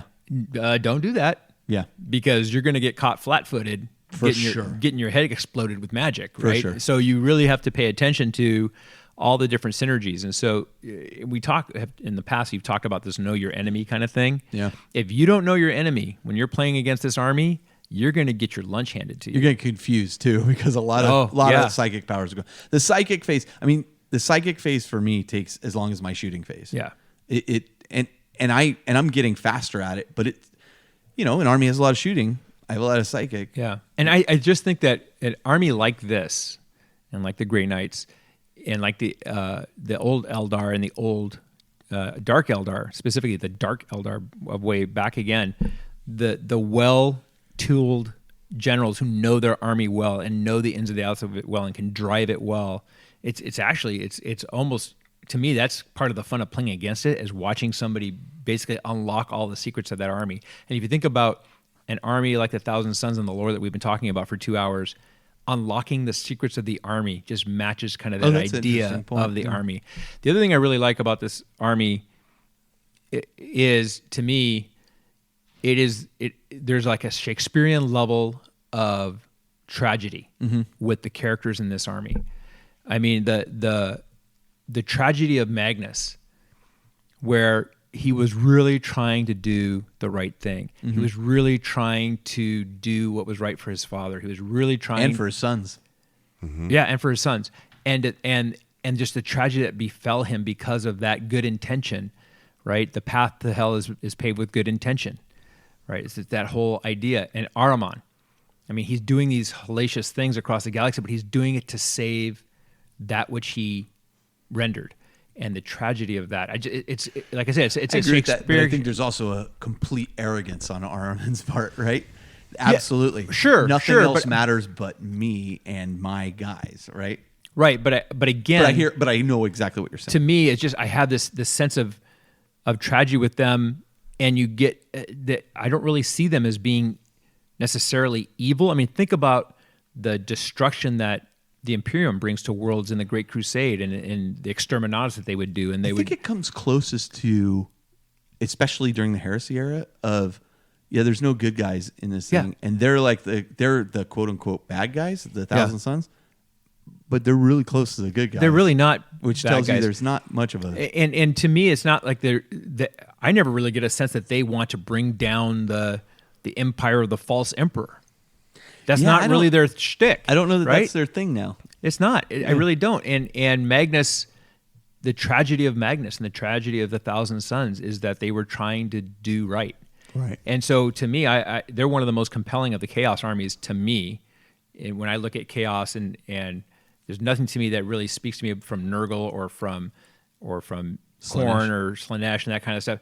But and not necessarily for Tzeentch, but the Thousand Sons in particular. I think that the tragedy of the Thousand Sons is really compelling. Cool. Well, for me, Slaanesh never really appealed to me either. Still doesn't, but I will say, I think when we did that Chaos Resurgent series, that was my favorite episode. Oh yeah, by yeah. a long shot, I learned the most. Interesting. I learned the most during that episode, which was really interesting. Yeah. That said, I think the thing that makes this army fun is sorcerers. It's sorcerers in the psychic phase. You have to learn your powers in the psychic phase for this army, and you have to go in with an understanding of what you intend to do with them from the get-go. You get a lot of flexibility, but if you have a plan on, I'm using this guy to bolster these guys, so I'm going to keep him near here. Additionally, those exalted sorcerers are allowing rerolls of 1 for Thousand Sons units. That's huge, just huge. I can't tell you how many times my weapons are just doing extra damage because of that reroll. I mean, and you say that with captains and lieutenants and that kind of thing, but the reality is I'm sticking my sorcerers on discs of Tzeentch. They are zipping around to support whatever unit they need to support, but you do have to have the right sorcerer at the right place at the right time in order to and you're rerolling AP -2 bolters. Yeah. Yeah, I mean that's why it's so important that they hit, Yeah. and so important that Veteran of Long War allows them to do damage, because I always hit fine, but then I fail to close the deal. Right? I always think back to the Glengarry Glen Ross, always be closing. Yeah. And I just can't ever close that deal. Right. But Veterans of Long War helps me get there. +1 to wound is Yeah. definitely helpful. Nobody born after 1990 knows what you just mentioned. I know, but Okay. you and I are there. Okay. We're good. So, you know what? We have a lot of guys listening to the show in our age category, so we're fine. Also, they have the ability to pull in an ally with demons and that kind of thing, which I just That's think makes nice. them incredibly interesting as an army. All the Chaos armies get that ability, and I just love it. I think thematically it speaks to everything. If you like, sorcery and delving into areas where you shouldn't be, and all the power that comes with that. This is an interesting army. It is, as you said, Justin, I agree with you. You got to know your stuff. I mean, you got to be cunning, and you got to think, and you got to have a plan. When you and I played, it was the first time I'd actually removed a couple sorcerers, so I didn't have quite the smite and powerhouse that I was looking for. And so initially when I saw what you were doing, I thought, I'm going to have you come in, and I'm going to have you surrounded, and then just smite the hell out of you and hit you with psychic powers. And I started to execute that plan. I was like, wait a minute, I don't have the powers that I usually have. Yep. So, the stratagems are there. I think they've got a good set of stratagems. A solid And the set. relics. There's some that are meh, but they've got 2 really good relics I'm keeping my eye on that I'm going to start using in the next thing. Mm-hmm. And you actually opened my eyes to something I thought, because Armin had a relic that precluded me from taking another one, Mm-hmm. but you're saying that does not, right? So Armin, if he's my warlord, he has the Black Staff of Armin. It Right. comes with him. I can't. That's just what he comes with. Right. Yeah. Right. So you can't give him I can't give another him, one, but you still get But one I still more relic. get one to take. Right. And I haven't been. And so that gem, there's another one. I'm trying to remember what the other one does, but I've been keeping my eye on a couple of the relics they have. And what's that Black Matrix crystal? That's the one we were talking about. That gem. Yeah, the dark matter yeah, crystal. That's the one that Dark allows you matter to, crystal. allows you Dark to matter teleport. Yeah, Yeah. but there's Yeah. another one. For the life of me, I can't remember what it does, but I looked at it and thought, oh my God, I need to take this. Sure. So you spend the command point and take that extra one. And it's one of the secrets Or of the 8th 2 Ed, right? one. Know your relics, know your stratagems. Yeah, and I'm know your learning warlord that traits. slowly but surely. Yeah. As sure as I'm learning that Rubric Terminators have 4+ armor save. And it's not always easy, man, especially when you're working with multiple books, because Yeah. I'll be looking at like the demon lore of magic for my demon battalion, and then the Nurgle, the Death Guard, but in my head, I'm like, before I go to the table, I'm like, okay, this guy's going to get miasma, and this guy's going to get whatever, festering ballpox or whatever the hell they're called, and just When you're first learning an army, Justin, because this is just kind of off this topic, but do you, like, the first time you're going to play your Nurgle stuff, are you like, okay, I'm going to use this power for this, and I'm going to use this power for this. Let's see how that works. And then do you evolve from that, or do you go in knowing, I know this power does this, and this one does this one does this, and I have all this combination of things I'm going to do? Which approach are you taking? I mean, usually, like it's pretty easy to spot the powers and the relics that are kind of standout For you. So I usually just try to narrow them down. And I legitimately mean that. I am not somebody who can read the codex and, like you just said, easily go, oh, this, and this Me are neither. the combination. I have to play those and see myself fail and go, why am I failing? Oh, I'm doing this wrong. Or, oh, if only I had, oh, look, here it is right here. Yeah. Like, it's I mean, I think it depends too on like how many games you've gotten in with it. It's not like I Absolutely. came right out and was like, oh, this army is chiseled. I mean, I'm always kind of Oh, no, tweaking you're- my army list a little bit. Yeah. And not vastly, but making little adjustments. Just as you play games, you learn. Man, that would have been good to have. The army you first played when you were playing Death Guard is very different than Oh, the yeah, army you're very playing now. much so. But it didn't change overnight. Like, it evolved piece by piece. Yeah, it evolves, for sure. And then you're reading some forum somewhere, and somebody's like, "Oh, you take this and this," and so I try to do my homework a little bit and watch Okay. battle reports Okay. and read little. I mean, I'm on the Death Guard forum, so I what are you guys doing? Oh, that looks like a good idea. Yeah. You just want a tournament? Let me try that.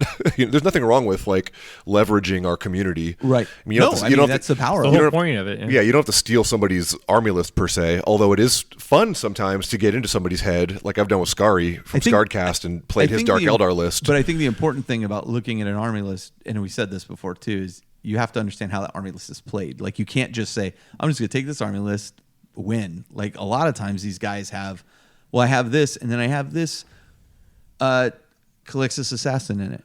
Well, why do you have that Calixtus Assassin? because he sits back here and snipes out. You know, I mean, Yeah, and they have dozens of games under their belts before they go to these big events. Yeah, Yep. yeah. But there can be lessons learned from that. I agree. This is a very interesting point that I'm hearing you make, because it's like, I feel like with this army in particular, and this is really the only army I'm really playing right now. And then we didn't even mention Kill Team. And by the way, my Thousand Sons are fantastic in Kill Team. Death Guard are pretty good too, by the way. Yeah, Seems like most armies are, which I'm glad to hear. Kill Team is super fun in that the aspect. guy who won our campaign was playing Tau? IG. Oh, really? Yep. Oh, the Tau guy was right behind him, but yeah. So, I mean, you know, this is an army I have been playing. I feel like every game I'm playing, I'm getting a little better at it. I'm opening up new avenues of thought. Certainly knowing my Terminators invuln save will be helpful, but not just that. Like the lessons I learned the last time I played were, I really need to look at these stratagems in a little more in depth. And I sat there studying my stratagems. I was like, really important. I think it's important too to look at not that I'm some big like ultimate tournament guy, but it's good to look at the. You are our tournament guy on this show. Yeah, well, it's good to look at the fundamentals of like 8th edition and what makes an army function. And I think that you can still, you have these fundamentals like, okay, I need board coverage, right? Yeah. I need to have bodies to capture objectives and to prevent you from getting in my back line. And that's usually where I start thinking, right? Tactically, I'm like, okay, I'm going to need guys to hold objectives. I love OPSEC on them. Yep. And I need something to hold my backline objectives. You have to have some firepower, you know, you have to be able to shoot some stuff down, you know, and then having your psychic support. I mean, I think the Thousand Sons are a good example of a very tactically flexible army, because you have firepower, you have psychic support, you have bodies in the form of Zangors and cultists. Yeah. So it's a flexible army, but you know, you still have those elite units that are a lot of points, and when you lose one, it hurts. And where I get concerned with that is when this army goes against something like orcs, where there's a lot of bodies on the table. I'm not putting out, I don't feel enough firepower to take down loads of hordes, right? The last time I played against a horde army, it was Tyranids, and I threw my demon engine into him, the Mauler Fiend into him, and I was like, ooh, this was a mistake. Like, he got tar pitted by them, and I could have backed him out, but they could have kept him going. And in fact, he even thought later as we discussed the game, I shouldn't have just kept these gaunts in there, you know, fighting him. I could have totally used them over here. And I'm like, yeah, but if you'd freed him up, then he would have eaten this thing. So I feel like I need something that can take out like a lot of small bodies, because I don't have that, like really. flamers. Or that Flamers. 30 blob Zangor unit that charges in and just slaughters very everything. Cheaply charges in and does it. Yeah. And then fights again. Oh, so anyway, I really appreciate that insight. I mean, that's And feel free too. Like if you have some list ideas, just throw them together and shoot them my way, and I can kind of. I'm telling you though, people. I mean, I've had a lot of fun playing Warhammer 40,000 over the years. I've had a lot of fun playing my Death Guard. I used to exclusively play those Death Guard for the longest time. It was one of my favorite armies. And then he passed the infection off to me. I think it's still a good army. I feel like there's a lot out there, although I don't feel there's as many as I initially thought there was. I think people have kind of moved on from some of that. But Mortarion draws a few back. That said, you're playing Death Guard right now. I like to be my own special snowflake. I'm the only Thousand Sons player in our group. I like it that way. Yeah. You know, when Colin, who I almost broke, you know, painting this army because those rubrics are brutal, started saying, you know, that has to be kind of mentioned about this army, about the painting it. It is. Yes, and here's the thing That's I would say. Crucial point. And Colin and I joke about this all the time, because we see Thousand Sons armies show up on eBay, and almost inevitably, this is the pattern they take. You have a few of them base coated, one squad started, it's up for sale. Yep. It's assembled. Some of it may not even be assembled, still in box, because it is a highly detailed army, and you need to spend the time to make it look right. And even those Zangors, those are detailed models. Yeah, they are. You know, so slogging through painting 30 of those at a minimum is... Or 60. So, there's a price to pay for having a sweet looking army that has all the detail in the world. You got to paint that detail. But I like being a unique snowflake, and I'm that unique snowflake right now. Yeah, you're perfect. So even when Colin was like, I'm thinking of doing my own Thousand Sons, I'm like, don't do that. Don't do that. He's in Idaho. Although he's moved away now, so he doesn't count anymore. And he just settled for what? Magnus and Armin. I miss Colin being around. No, he is, I think, doing 1,000 Sons. Is he? Yeah, at some point. Well, he's always got ideas. We always got ideas. Okay, so let's do this. We'll take a break. We're going to come back and end the show. Hey guys, I'm Caleb. And this is Kat. And we are CK Studios. We want to invite you and your friends to come paint with us at one of our exciting and fun-filled Airbrush and Hobby Weekenders. Our weekend workshops are 2 days of intense, hands-on training, working directly with and learning from some of the top gaming artists in the industry. Whether you're brand new to miniature painting or an experienced veteran that wants to up your game, CK Studios has the workshop for you. Our workshops cover everything from learning the basics and building confidence in airbrushing, all the way up to creating that centerpiece model for your army or display case. For more class info and our upcoming schedule, you can find us on Facebook at CK Studios Come Paint With Us, or register directly at ckstudios.bigcartel.com. If you can't find a class near you, that's okay. Just contact us and we'll bring a workshop to you. All right, and we are back, and we have confirmed that Scarabacult Terminators have a 5+ in them. Yeah, that's my bad. I swear I read in the lore that they have cataphractii armor. Reading the story on them. They should, because they are supposed to have been like Magnus's bodyguards and all this. But I'm very disappointed. I was hoping I had screwed that up. I'm sorry. You crushed my dusty dreams. Still, I have to brush yourself off, stand yourself up, and start all over again. Brush yourself off. That was my brother. I still I'm gonna still keep playing with it. I'm gonna figure out. Like I said, they've won me games just by being on the table and forcing a split, but don't give up the ghost. But I also kind of wonder if I can't use that stratagem that just lets me bring in a set of rubric marines, which are effectively pretty tough too. Oh, through the webway. Yeah. Yep. Yeah. You know what? That's just toy with it. That's what the anyway. Okay. Yep. Anyway, we'll play around with it some more, but yeah, I'll float some ideas. That's a relic you were thinking about? The relic that I was thinking about has something to do with something to do with something. Something to do with something. We'll figure anyway, it out. Yeah. Okay. So that's it. I mean, that's it for Show of Force Thousand Suns. I personally think it was a good episode. I hope everybody who listens to it did. Went a little long on the hobby progress. We're over a 3-hour show, I think. We're rocking in about 3:20 or 3.5 hours. Yeah, but I think that we delved into other important things during that section. Yeah, for sure. Again, I'd like to remind everybody about the charity that we are trying to do for the victims of the Butte County fire. You can go to theindependentcharacters.com. Look at under our community tab. There is a link to what to do and how to help, and there's a multitude of ways you can help.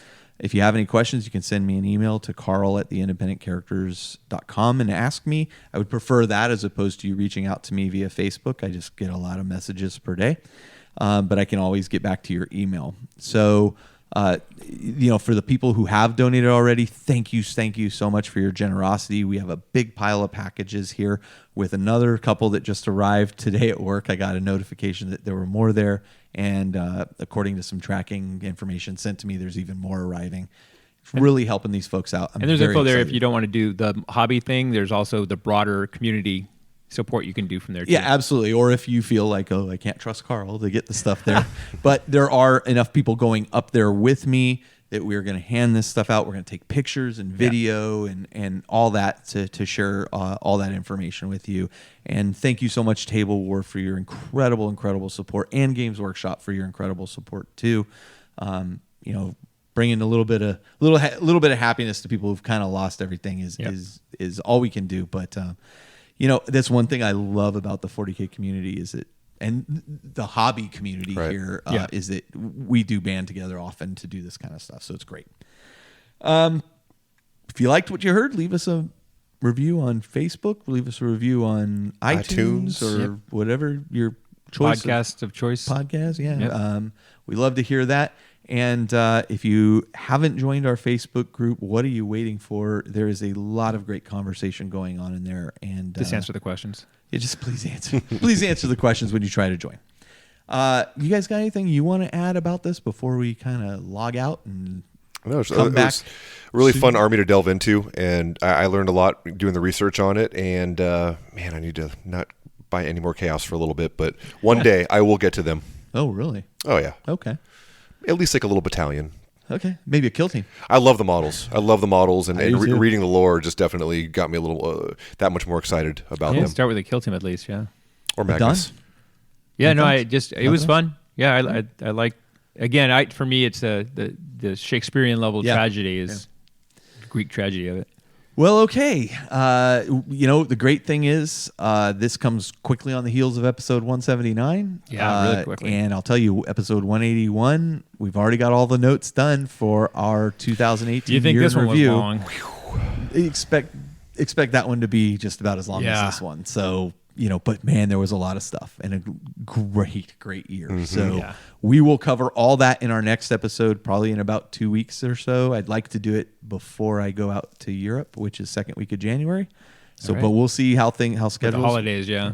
I'm going out to Warhammer World again. Going to see some people out there. I may, if the schedule works out, be on their video stream or on their podcast. So Nice. We'll see. We'll see what happens. Wow. They've made those invitations. We're just seeing if the schedules work out at this point. Fantastic. So that should be fun. Yeah, that's awesome. Okay, so until next time, this is Carl, This is Adon. And this is Justin. and we're coming to you from the Astronomicon, where the psychic screams of your enemies are fuel for your hatred.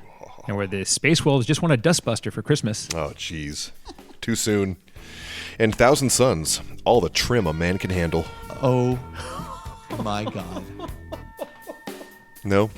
Oh my God. That gold trim. What? It's a lot of trim. It's a gold trim, man.